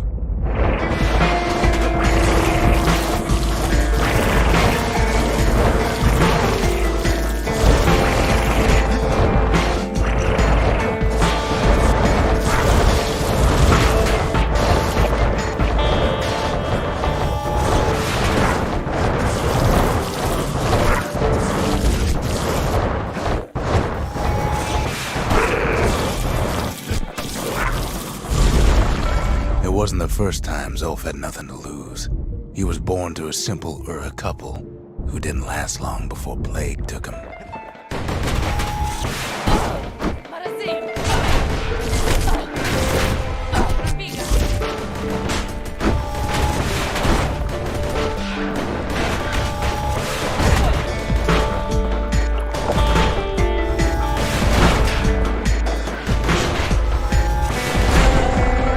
Grew up hungry in the tunnels of the Tazzle terminals, so he took to stealing from a Ceylonian missionary living there.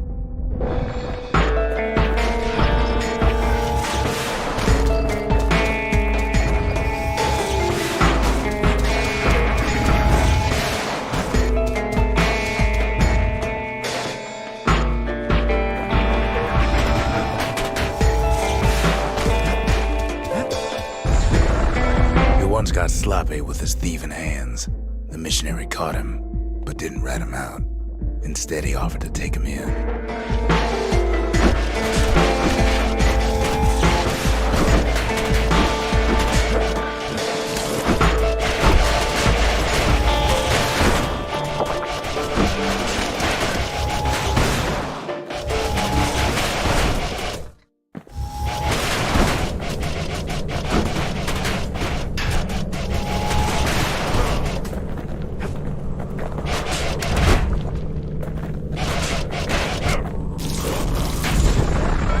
That missionary raised Zolf like a gentleman, like it was his own son. Taught him theology, history, and mercy.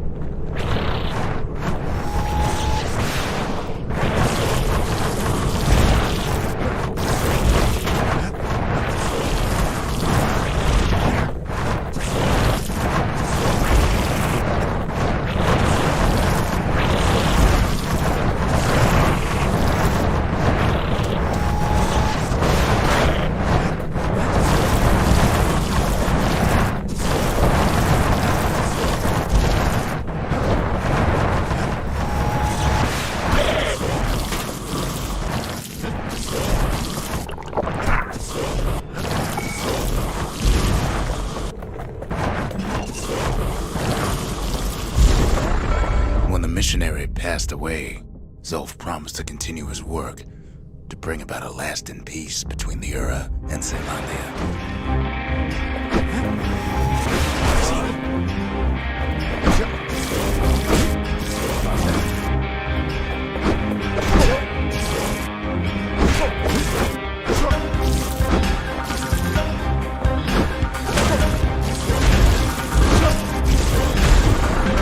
Zolf started teaching the missionaries wisdom to any Ura who would listen, and listen they did.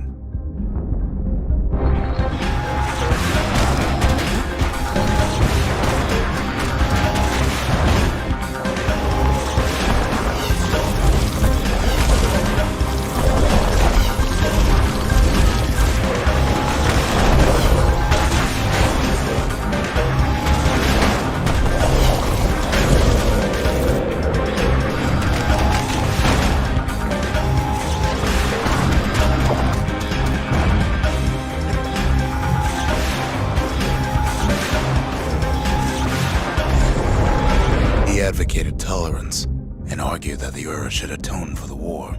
He believed the city had much to teach his people.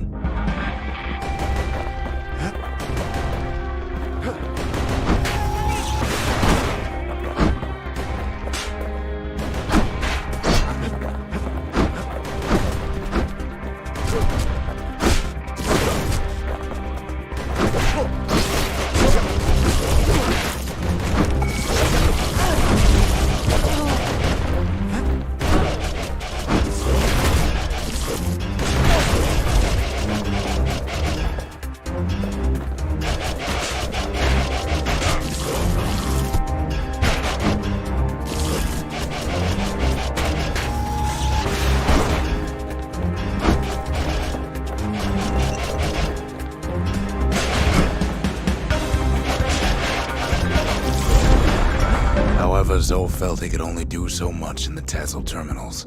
He needed Zealandia to know the Ura had changed.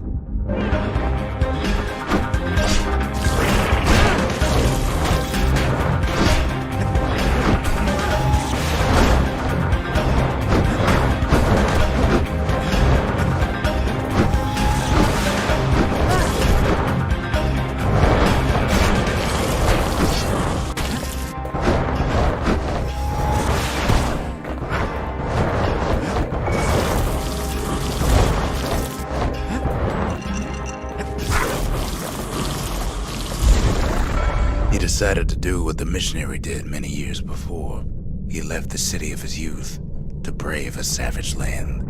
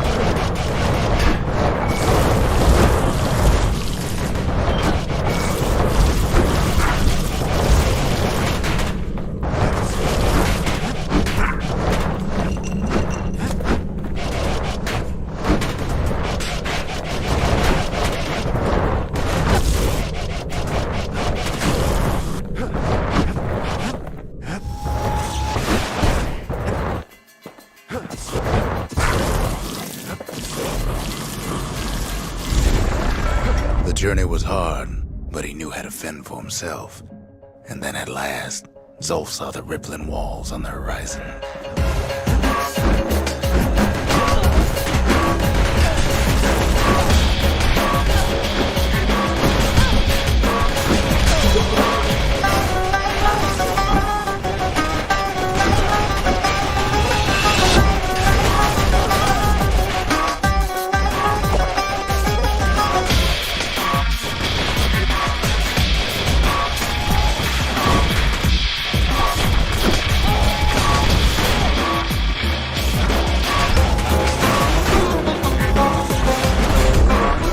He endeared himself to city folk straight away, and in turn he fell in love with the city and its people.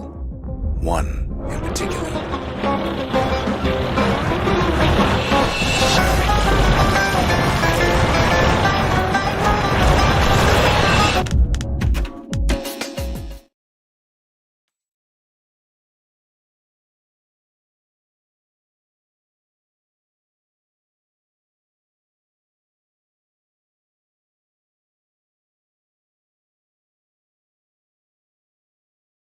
Another unreal shit, unless you play exactly how devs wanted.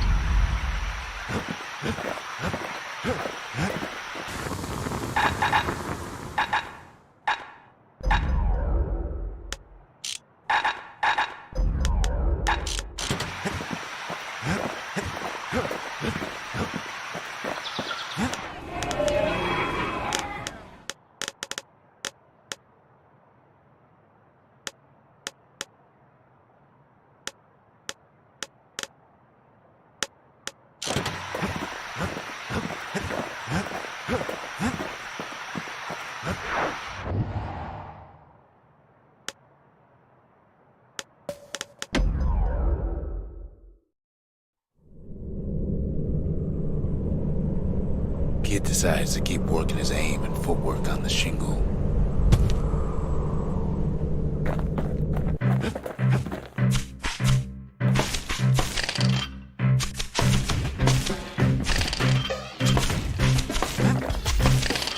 Best time to pick a new spot was when swapping magazines.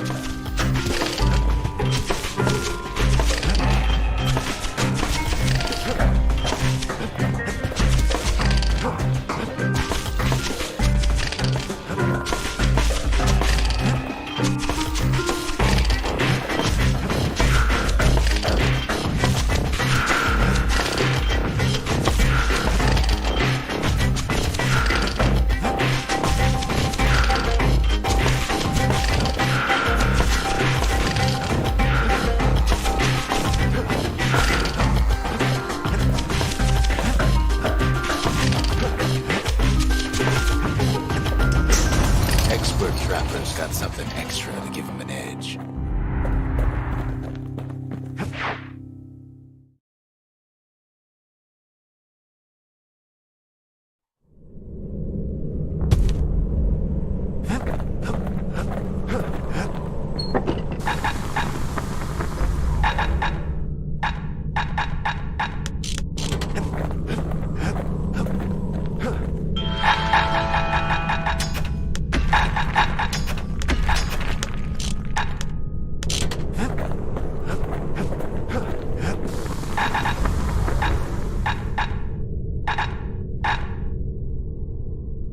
Now he can shoot that fang repeater all day long.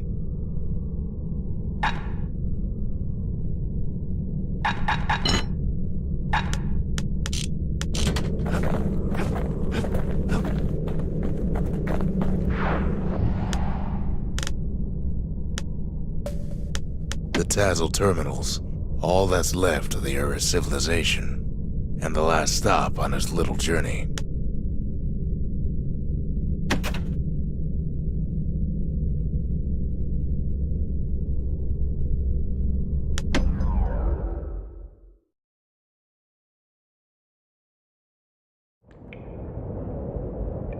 I can't hear him at all anymore.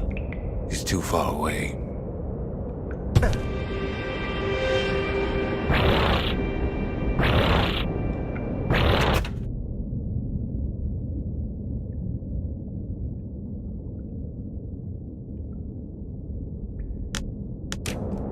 He'll be all right.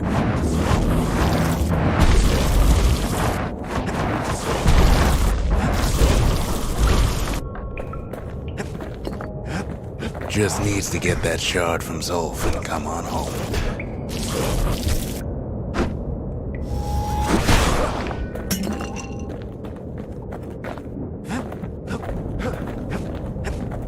The calamity hit the Tazzle terminals hardest of all.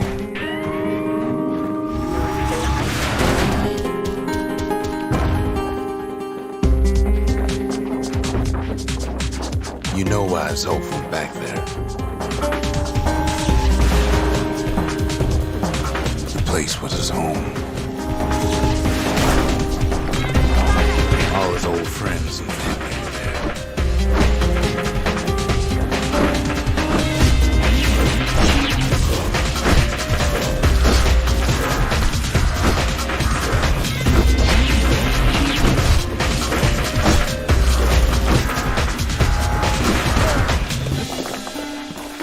Zolf must be there all alone, just waiting.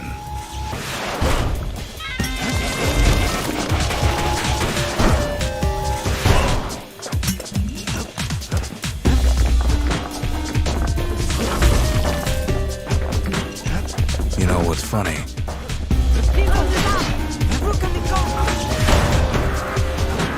Well,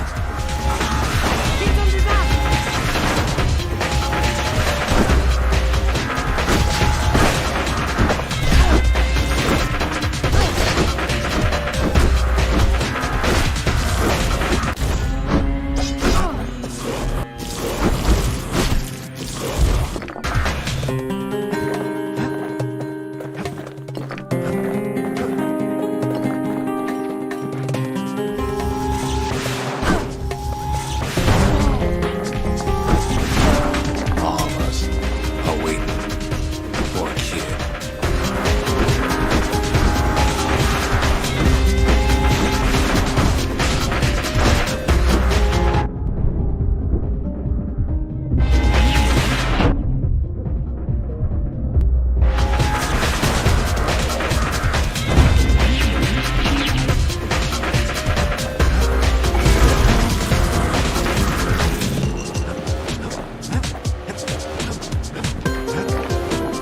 Look around.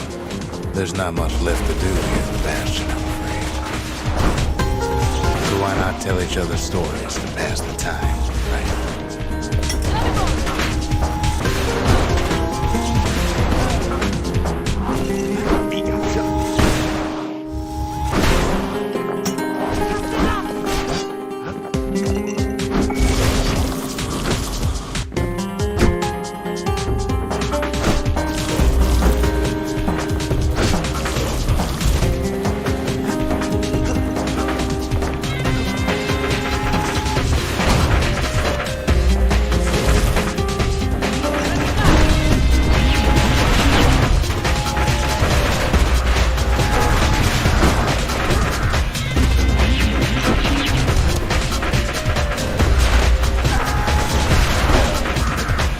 But Zia, there's another reason I've been telling you all this.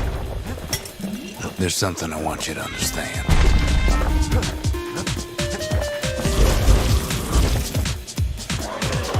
When the kid brings back that shard, the Bastion will be complete.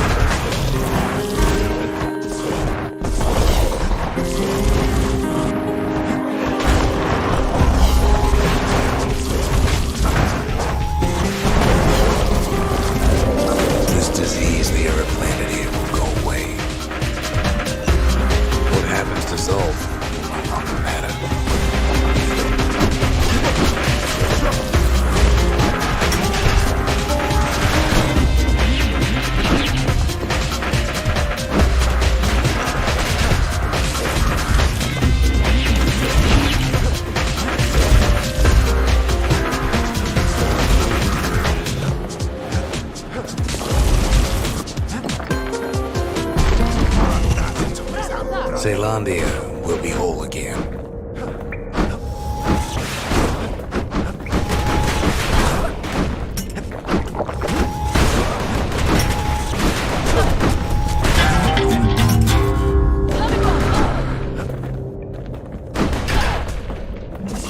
Everything will be back to normal.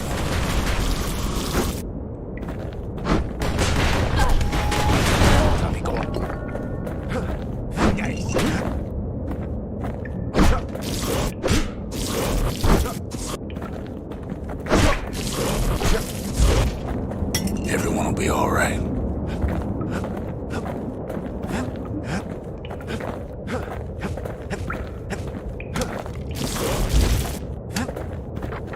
Problem is,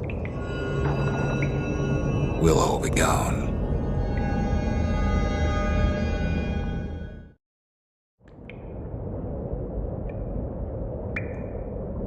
But we're not gonna die. It's more like all of this will just stop.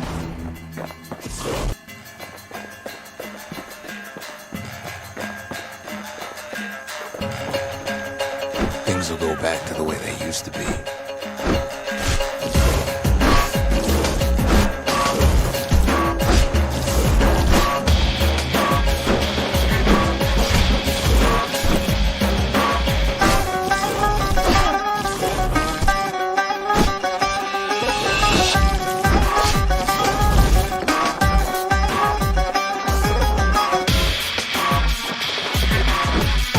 This whole place is a living record of the times before the calamity. The way things were before this story. Good times, right?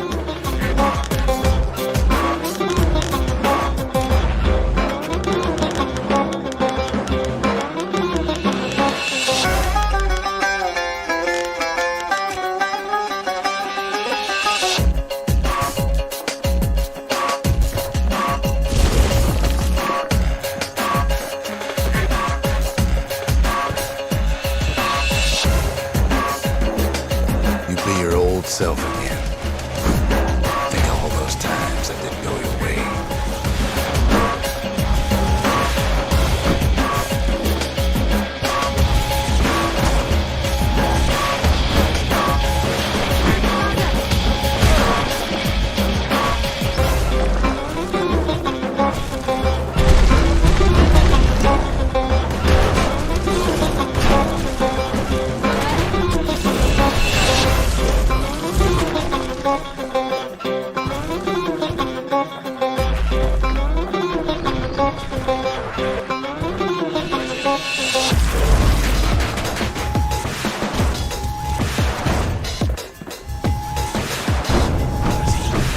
Life's little setbacks.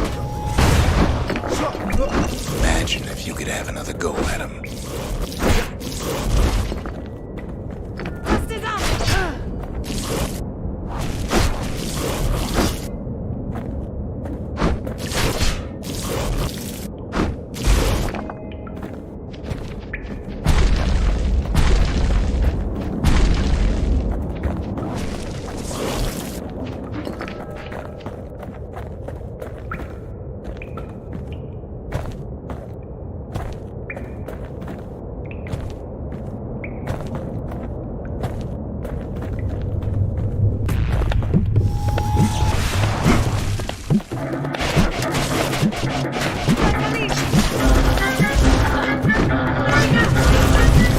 Mistakes.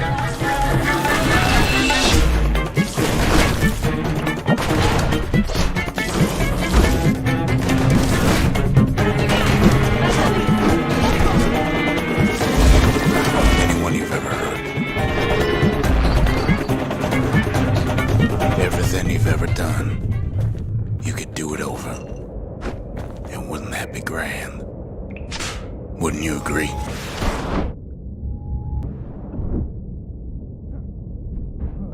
Well,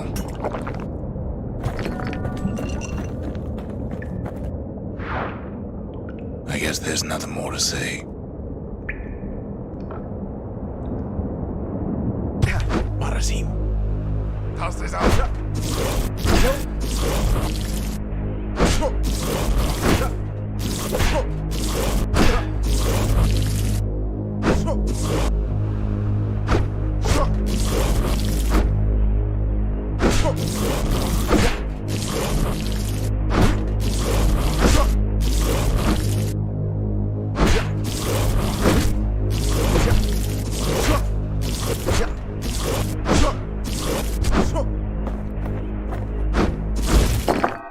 Who am I kidding?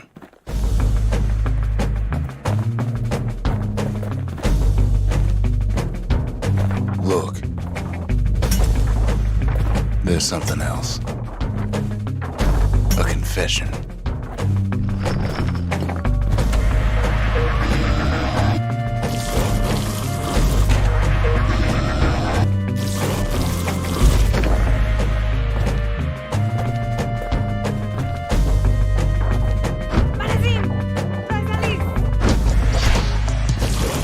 How come I know so much about the Bastion?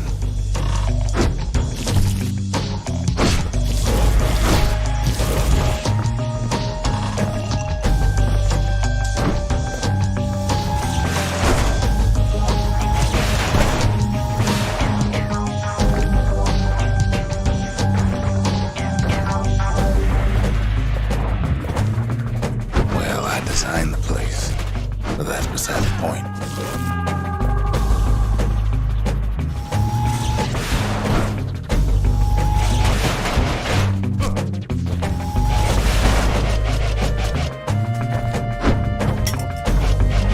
One problem with a place that sets things back to a bygone time.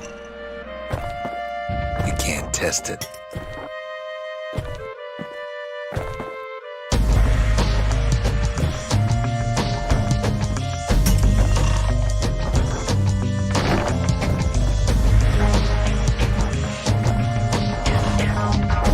So you're probably wondering if the calamity happened already. What's to stop it from happening again after the Bastion does its thing?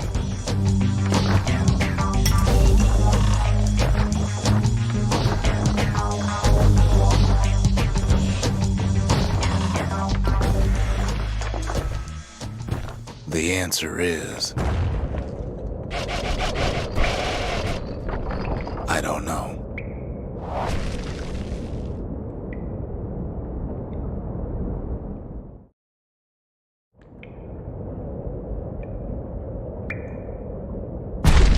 You're wondering if there ain't some other way out of this mess. It's all right. I can tell. But why would you even want another way? Unless you wanted to stay here with us. Well, that's sweet and all, but I don't know if I can stick around.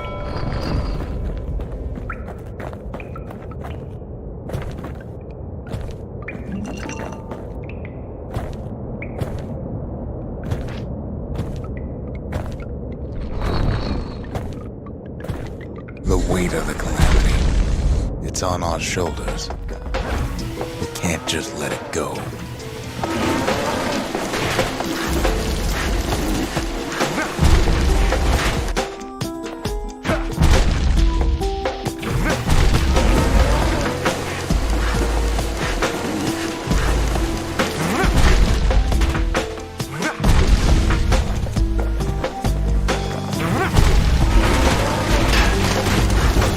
Bastion does have another function, strictly speaking.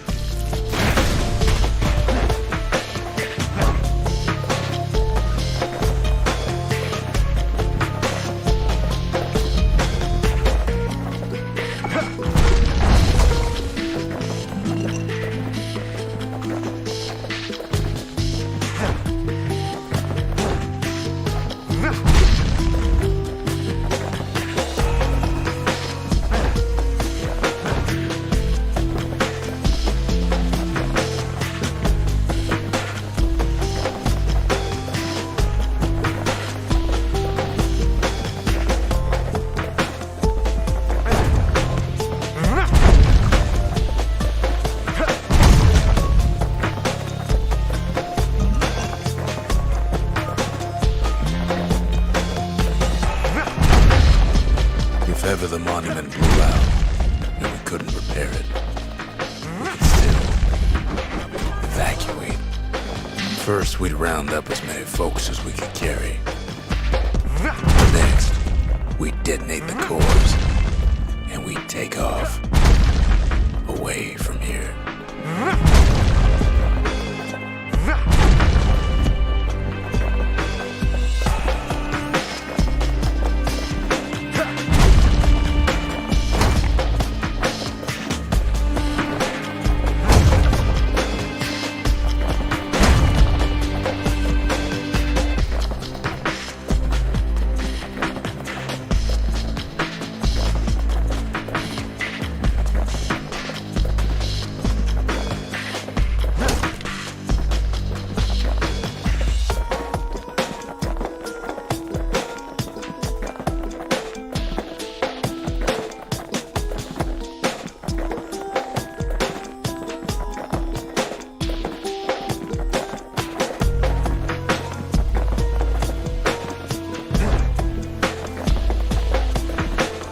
Of course, that would mean no going back.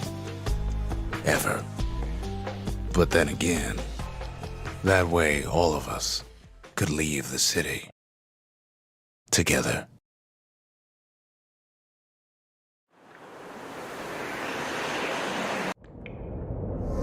You know Zolf and his countrymen won't be giving up that shard without a fight, don't you?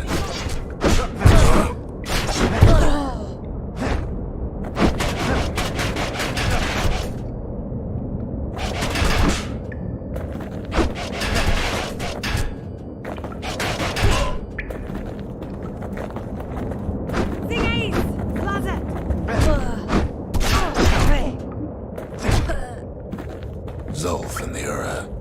All they want now is to see the Bastion fall. Zolf dedicated his life to lasting peace between the Ura and Zealandia.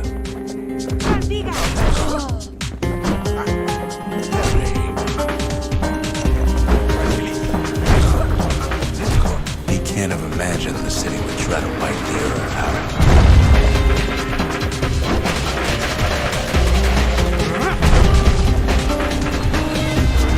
Lost every shred of decency, though, has he? We tried to warn you about his plans. We tried to warn you.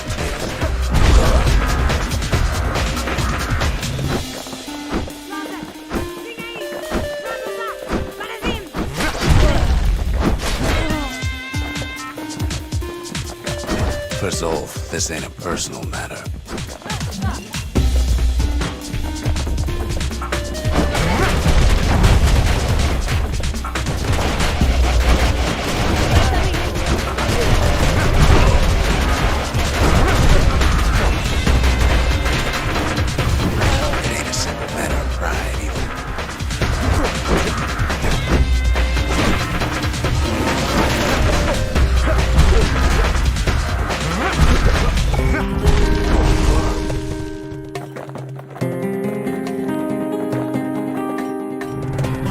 Things for sure. The Ura can't be happy that the kid followed Zolf all the way home.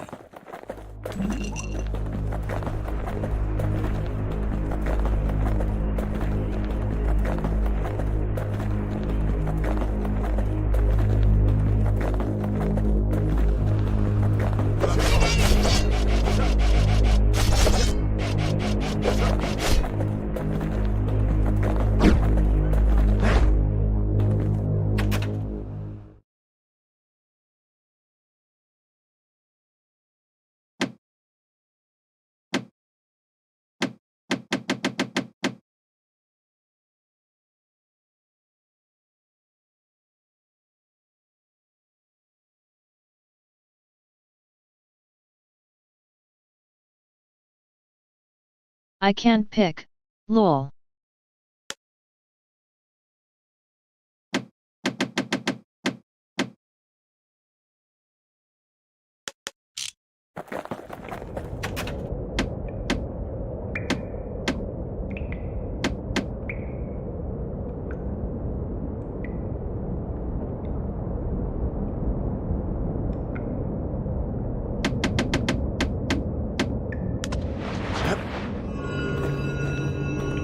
I can see it now.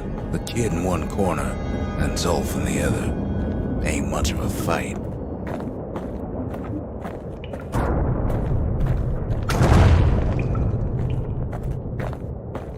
Don't you worry, though. Once the Bastion's restored, it'll all be alright.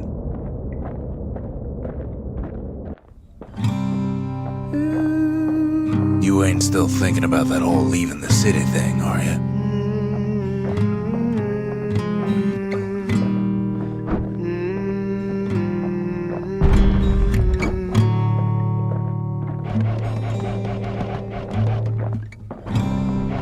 I set my sail, fly, the wind it will take me back to my home, sweet home. Lie on my back, clouds are making way for me. I'm coming home, sweet home. I see your star, you left it burning for me. Mother, I'm here.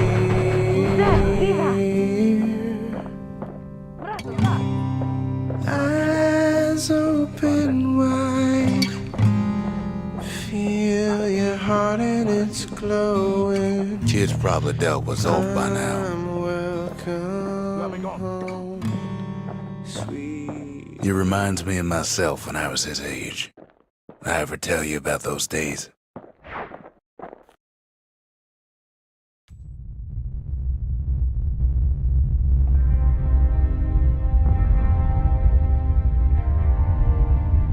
Hey, kid.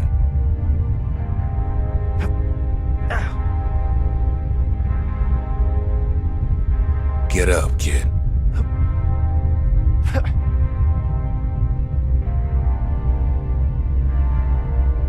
Come on, that ain't funny. I said get up. That's more like it. Now, set that shard into the monument there.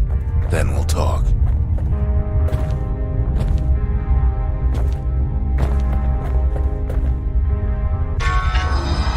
The Bastion.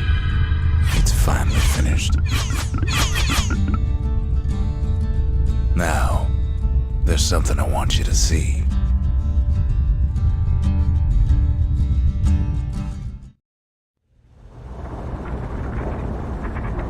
Welcome to the heart of the Bastion.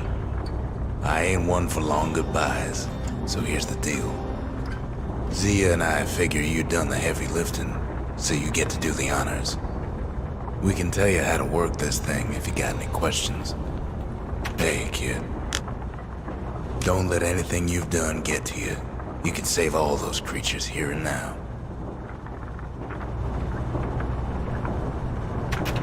You've got one thing left to do, so you hang on to that badge. Besides, you earned it. Zolf only brought more ruin to the Ura. No wonder they didn't take kindly to him.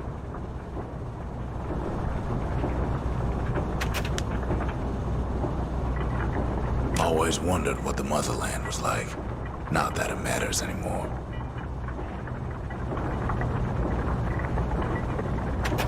You can undo the calamity here and now.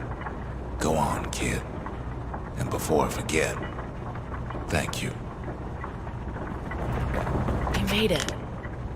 Any moment I'd want to live again happened after the calamity, not before.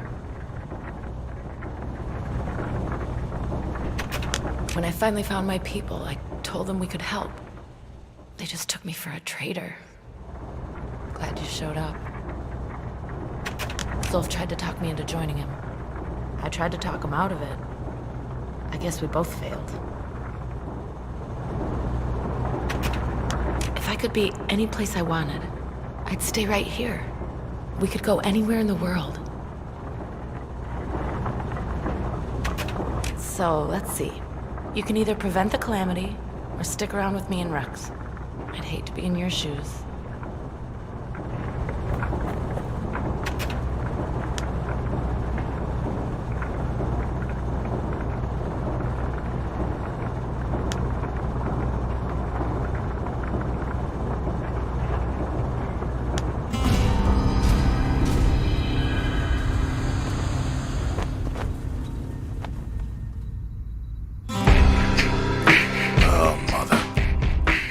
Here I figured you'd had enough of me by now. You could have undone the calamity itself, but instead you want to stay in a world like this.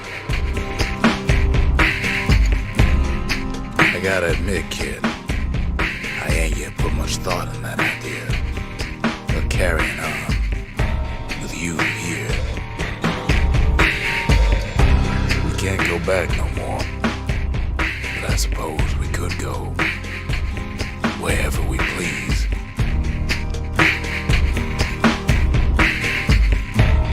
And if anyone's left out there, I sure would like to see the look on their faces when we dock this thing right on that doorstep. Getting ahead of myself, though. I'm gonna need a first mate. What do you say? I set myself, fly the wind it will take me back to my home, sweet home. Lie on my back, climb to make it wait for me. I'm coming home. Sweet home.